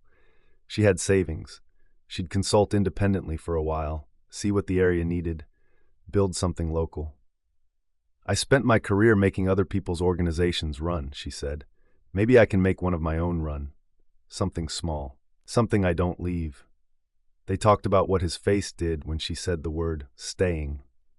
"What did it do?" he asked. "It did the thing you do when you're reading a piece of wood and you find a grain pattern you weren't expecting. Your eyes change. They go from looking to seeing. That's very specific. I've been watching you for 6 weeks." They talked about the summer, about the garden that still needed work, and the kayak that needed varnishing, and the dock that could use new planking. They talked about Derek's anniversary, 2 weeks away, and whether the kayak would be ready. And Grant said it would be ready because the fairing was done and the varnish would take 3 days, and she said she'd help if he needed it. And the offer was so ordinary and so exactly right that he had to look at the lake for a moment, because his eyes were doing the thing she'd described, and he didn't want to lose the composure he'd been holding all morning. Every few minutes, one of them reached for the other. A hand on a knee, her shoulder leaning into his fingers finding the back of her neck, the spot where the hair was finest, the spot he'd learned in the dark and was relearning in the light. The reaching was not urgent, it was confirmatory. The physical equivalent of checking that a joint is solid after the glue has set, not because you doubt the bond, but because the checking is part of the craft. The afternoon came. The light shifted from white to gold. The lake turned from blue to amber. Mr. Zhang reeled in his line and rowed home, the boat a dark shape against the bright water, and the old man lifted one hand as he passed their dock, and Grant lifted one hand back, and the exchange was the same exchange it had always been, except now it included the woman beside him, and the inclusion changed everything without changing anything at all. The air cooled. The shadows from the trees reached the water's edge, and then the dock, and then their feet. A fish jumped in the shallows, and the rings spread outward and disappeared, and the lake was smooth again, and the smoothing was the lake's whole philosophy. Disturbance, then recovery, then calm. She leaned into him. He put his arm around her and his chin on her head. The position was the dock position, the rock position, the position of two people who had learned, over the course of 6 weeks and 100 small acts of showing up, how their bodies fit together when the fitting was allowed. Her hair smelled like the shampoo he'd first noticed during the screen door repair, clean and warm and exclusive to her, and the scent was the scent of home, not the house but the person, and the person was staying. He thought about the Whitehall on the water, the afternoon in the Cypress Cathedral, the sound she'd made below his ear. He thought about the morning she'd arrived with a toolbox return and a finger brush on the handle. He thought about every morning since, the accumulation of small mornings that had built this, the way you build a hull, strip by strip, day by day, each one fitted to the last until the shape holds water and the vessel floats. The vessel was floating. She was in it, and the lake, which had been waiting for this since before either of them arrived, held them both. The lake was wide and still in front of them. The light was going gold. The trees on the far bank were catching the late sun, and the space between their properties, the yard and the path and the line where his grass met her grass, was invisible from here. Not erased, not forgotten, just irrelevant. The two lives had found each other where the dock met the water, and the finding was as natural as the lake meeting the shore, and the shore holding the lake, and the holding going on and on. Chapter 24. The evening came softly. They'd spent the day together, the whole day, not working on the cottage, not managing a project or checking off a list, just being in the same space, sharing the hours the way people share a meal, without counting who took what. They'd walked the garden in the morning, pulling the last of the weeds from the beds, and the work had been easy and companionable, the kind of work that lets your hands do one thing while your mind does another. They'd sat on the rock for an hour after the weeding and said almost nothing, and the almost nothing had been enough. The lake had been silver and smooth, and the herons had been in the shallows, and the morning had belonged to both of them equally, the way mornings do when nobody is counting. The urgency had burned off. What was left was the thing underneath, the sure, steady heat that had been there since the toolbox on the porch, and the screen door on its hinges, and the first morning she'd brought him coffee on the rock without being asked. He could feel the heat in the space between them when they passed each other in the hallway, in the brush of her shoulder when she reached for a dish, in the way she looked at him across a room, and the looking carried everything they'd been through and settled it into a single, warm, unhurried gaze. She was at the stove. He was at the counter, slicing tomatoes from the garden. She'd planted them 3 weeks ago, starter plants from the nursery in town, and they'd already outgrown their cages, the vines heavy with fruit that ripened faster than anyone expected, as if the soil had been waiting for someone to give it something new. "These are ridiculous," he said, holding up a tomato the size of his fist. 3 weeks. Geneva's soil. She composted for 30 years. "That explains the hydrangeas," she laughed. The laughter was easy, the kind of sound that comes from a woman who has stopped monitoring her own happiness and is just inside it, breathing it, letting it be the air in the room. They ate on the porch. The white railing caught the last light. The lake was gold and going amber, and the sky above the far bank was doing the thing it did in summer, turning colors that didn't have names, the space between peach and violet that existed for 15 minutes and then was gone. He watched her eat. She ate with focus and pleasure, the way she did everything, and the watching was the old watching from the first week, except now the watching didn't ache. Now the watching was just a man looking at a woman he loved in a life she'd chosen, and the looking was allowed, and the allowed was everything. They talked about the kayak, which was in its final coat of varnish, the hull glowing in the workshop like something lit from inside. They talked about Derek's anniversary, 10 days away, and whether to wrap the kayak or deliver it unwrapped. And Grant said the wood was the wrapping, and she said that was the most Grant thing anyone had ever said.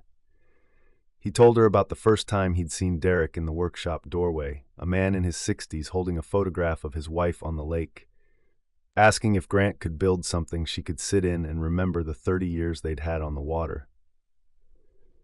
He'd said yes before he knew the dimensions, before he'd priced the cedar, before he'd done anything except look at the photograph and understand what it meant to love someone enough to build them a vessel for the grief and the gratitude at the same time. "That's why you do this," she said. "The boats. It's one of the reasons. What are the others? The wood, the water, the fit."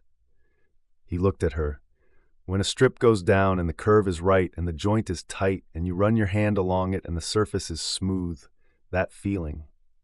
She looked at him across the plates and the tomato salad and the glasses of water, and her eyes did the thing he was learning to recognize, the soft, settled attention of a woman who was seeing him clearly and choosing what she saw. "You look at everything like that," she said. "Wood, water, the lake, me." "Like what?" "Like you're trying to understand what it's made of. Like you believe that if you pay enough attention, the material will tell you its own story." He didn't have an answer for that. He didn't need one. She was right, and the rightness was the whole of him, and she was the first person who'd named it.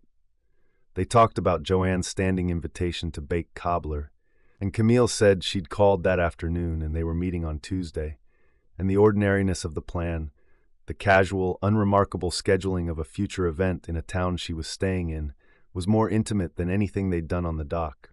The dishes went in the sink. The kitchen went dark. The cottage settled into its evening sounds. The refrigerator, the frogs, the screen door shifting on the hinges they'd rehung together. The lake. They went to bed, not with urgency, not with the desperate, grasping need of the night she'd reached for him before the contract, or the raw, grief-fueled intensity of the night after Geneva's letter. They went to bed the way you come home to a house you've lived in for years, knowing where the light switches are, knowing which step creaks, knowing exactly how the door feels under your hand because you've opened it 1,000 times and the opening has become part of who you are. He knew her now. He knew the architecture of her, the places where she was soft and the places where she was strong and the places where the softness and the strength were the same thing. He knew the sound she made when his mouth found the place below her ear, the low, involuntary sound that had undone him in the cypress trees, and that now, heard again, in this bed, in this room, with the window open and the lake outside, undid him still. The familiarity didn't diminish it. The familiarity deepened it, the way a song you've heard 100 times can still stop your breathing when it reaches the bridge, because the knowing doesn't dull the beauty. The knowing reveals it. The knowing says, this is what it sounds like every time, and every time it's new. And the newness inside the sameness is the definition of home. She knew him. She knew the catch in his breath when her hands moved down his back, the pressure that made his shoulders release, the place between his ribs where a touch could quiet every anxious thought his body had been carrying. Her hands on his skin were not searching anymore. They were returning. They moved across the terrain they'd learned in the dark and were confirming in this new dark. And the returning was its own kind of intimacy, deeper than discovery, because discovery says I'm finding you, and returning says I know where you are. They were unhurried. They had time. The having time was the difference between this night and every night before it. No contract on the table, no departure in the distance, no countdown running underneath the touching. Just the open, endless permission of two people who had chosen each other and were free, for the first time, to be together without the shadow of a part. He thought about the first time. The night of the letter, the grief turning to desire, the urgency of two people who didn't know if they'd get another chance. That night had been about the fear of not yet. This night was about the certainty of already. Already chosen. Already here. Already home. And the certainty changed the tempo of everything. Slower, deeper, more deliberate, a second coat of varnish going on differently than the first, because the first has sealed the grain and the second is building on a surface that's already prepared. She traced the line of his collarbone. He recognized the gesture from the morning after their first night, the same bone, the same finger, the same slow path from shoulder to the hollow of his throat. But the quality was different. That first tracing had been exploratory, a woman learning a landscape she might return to. This tracing was the return. The finger moved with the confidence of someone who knew the terrain and was choosing it again, and the choosing again was the deepest intimacy he'd ever felt. They were careful with each other, and they were not careful with each other. And the careful and the not careful were not different things. They were the same thing seen from two angles. A hull that looks different from the bow than from the stern, but is still carrying the weight to the same shore. The cottage held them. The quilt held them. The night held them.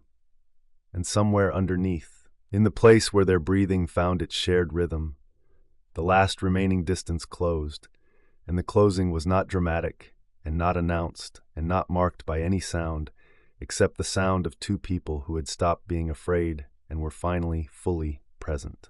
Afterward, the dark. Her head was on his chest. His hand was tracing the line of her spine, slow, absent, the movement of a man whose hands needed to be touching something and had found the only something that mattered. The cottage was quiet around them in a new way, the quiet of a house that had been empty and was full again, the quiet of walls that had been listening for years and were finally hearing what they'd been waiting for. The lake was a whisper through the open window. The whisper was the oldest sound he knew, the sound that had been the background of his solitary life for 6 years, and the sound now had a new context. It was not the sound of a man alone on a lake. It was the sound of the place where he lived with the woman he loved, and the living with was less than a day old and already felt permanent. He could feel her heartbeat against his ribs. The beat was steady and slow, the resting rate of a woman at peace, and the peace was new and hard-won, and he could feel the newness in the way her body was still slightly tensed, still slightly watchful, as if some part of her was waiting for the peace to be taken away. It would not be taken away. He would make sure of that. Not by holding on too tightly, because he'd learned what too tight holding looked like from the inside, but by showing up, by being the man next door, by being here. "I called my dad today," she said. He waited. Her voice was quiet, muffled against his chest, the vibration of the words reaching him through skin before they reached him through air. "I told him I'm keeping the house. I told him about the garden and the cabinets and the recipe box." She paused. "I told him about you." "What did you tell him?" "That you mowed the yard and checked the faucets and kept a key for 2 years. That you told me stories about her nobody else could have told me." Her voice was steady and warm against his skin. "I told him you were the reason the house still felt like her." His hand paused on her spine. Then it resumed. "He cried," she said. "Not a lot, just enough. He said he'd been worried about the house. He said he couldn't face coming back and seeing it empty. He said he'd been hoping I'd find something there worth keeping. And then he said, 'I think maybe you found more than something.'" He tightened his arm around her. "He said Geneva would have loved knowing someone was in the kitchen again." She would. "He said she talked about you." Camille's voice shifted, warmer, the warmth of a woman delivering a gift. "The neighbor who mowed the yard. She called you the good one next door." He closed his eyes. The words landed in the center of his chest, in the place where the deadbolt had been, in the place that was open now, and the landing was soft and precise, and it cost him 3 steady breaths before he could speak. "She was a good neighbor," he said. His voice was not entirely steady.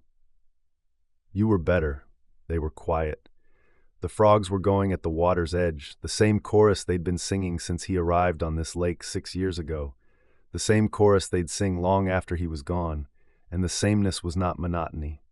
It was continuity. It was the sound of a place that held its people and held its seasons and held its evenings with the patient, undemanding certainty that the next one would come and the next one and the next. "Grant," she said, "Thank you for mowing the yard." He laughed.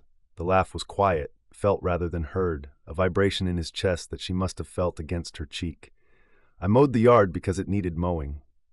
You mowed the yard because you loved her. I mowed the yard because she deserved someone who noticed when the grass got long. He paused. And because I loved her. Yes. She knew. My dad said she knew. He pressed his mouth to the top of her head. The answer was there, in the contact, the language that lived in touch rather than words. He thought about Geneva on the porch, the afternoons he'd waved from the yard, the cold coffee she'd brought him when he was checking the gutters, the quiet conversation through the screen door about whether Arthur's memorial bench was holding up. She'd known. The good one next door. He pressed his lips against Camille's hair and let the name settle into him beside everything else that had settled today. The relief, the certainty, the words staying. Her breathing was slowing, the shift from waking to sleep, the gradual descent he was learning to recognize from this side, lying awake while she drifted, and the learning was its own kind of staying. Every night he learned something new.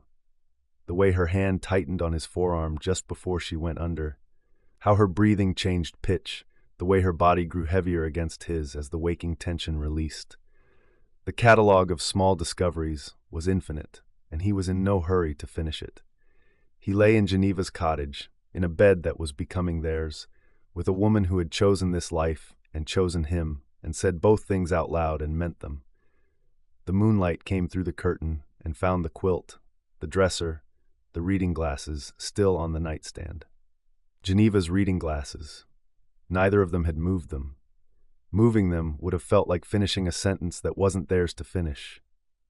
The glasses sat where Geneva had placed them on her last night in this room, and the sitting was its own kind of presence, and the presence was welcome. The moonlight found his hand on her back and her hair on his shoulder, and the two of them in the bed in the room in the cottage on the lake. He thought about the key on his dresser. Geneva's spare, the original front door key that had lived in a bowl for 2 years and in his pocket for weeks, and that was back on the dresser now, because the woman in his arms had her own key, and the two keys existing in two places were proof that two lives had become one. He thought about the wooden box in his workshop, the small cedar box he'd started that afternoon without telling her, sanded smooth on the inside, sized to hold a single key. He didn't know yet what the box was for. He did know. He just wasn't ready to say it. The frogs sang, the lake whispered, the moonlight held. And Grant Beckett, the good one next door, closed his eyes in a bed that belonged to the woman he loved in a cottage that was becoming theirs in a town where people stayed. And the staying was the bravest thing either of them had ever done. And the brave thing was love, and the love was permanent and present and home. Epilogue. The cottage was finished, not renovation finished, not project completed, checklist satisfied, ready for the real estate agent finished, home finished. The kind of finished that doesn't come from work, but from living, from the accumulation of mornings and evenings and meals and conversations and the slow, patient process of filling a space with the evidence of a life being lived inside it. Camille sat on the flat rock at the water's edge with her coffee and watched the lake turn gold. Geneva's spot. Her spot now. The August morning was warm and still, the air thick with the smell of the garden behind her, the rosemary and the hydrangeas and the tomato vines that had outgrown their second set of cages and were producing fruit faster than 2 people could eat it. She'd brought a basket of them to Rochelle's diner yesterday. Malachi had held one up to the light like a jewel and said, "Geneva would have lost her mind. Geneva would have lost her mind." Camille smiled at the thought and drank her coffee and felt the rock hold her as it had held her grandmother for 30 years, solid and warm and patient and asking nothing. The lake was doing its morning work, silver going to blue, the herons in the shallows. Mr. Jang in his spot on the far shore. The boat a dark shape against the bright water, the line going out and coming back. The rhythm hadn't changed since the day she arrived. The rhythm wouldn't change. The rhythm was the lake's promise. I'll be here. I'll keep doing this. You can count on me as you count on the sun. Grant's kayak was tied at the dock. Not Derek's, Grant's. The cedar strip one he'd finished 3 weeks ago after delivering Derek's to its weeping, grateful owner, after varnishing the hull and fitting the seat, and carrying it to the Holloway porch on a Saturday morning, while Derek's wife sat in a rocking chair and cried before she ever touched the water. After all of that, Grant had gone back to the workshop and started another. Smaller. Different lines, built for his own weight, his own stroke, his own body on his own lake. When she'd asked why, he'd said, "Some things you build for yourself." The kayak was beautiful. She'd watched him build it as she'd watched him build everything, with attention and patience and the steady, inarticulate certainty of a man whose hands knew what they were doing. The cedar strips went down one by one, each fitted to the last, the curve emerging from the strong back with the same clean inevitability she'd seen in Derek's kayak, except this one was his. And the keeping was a declaration she understood because she'd made the same one. Some things you build for yourself. Some lives. Some homes. Some mornings on a rock at the edge of a lake where a woman you never met used to drink her coffee and watch the herons and wait for you to arrive. She looked at the cottage behind her, the porch with the white railing, the garden with the herbs and the flowers and the vegetable beds she'd planted in July, the kitchen window, open, the curtain moving in the breeze. Inside, the evidence of 2 lives, his coffee mug next to hers on the drying rack, the blue one he'd brought from his house the week after she decided to stay. His work boots by the back door beside her sandals, a vase of hydrangeas from the garden on the kitchen table, blue and enormous, cut yesterday and already opening in the warmth of the room. His flannel shirt on the hook by the door, the one that smelled like cedar and workshop dust, the one she wore on cool mornings when she didn't feel like getting dressed yet.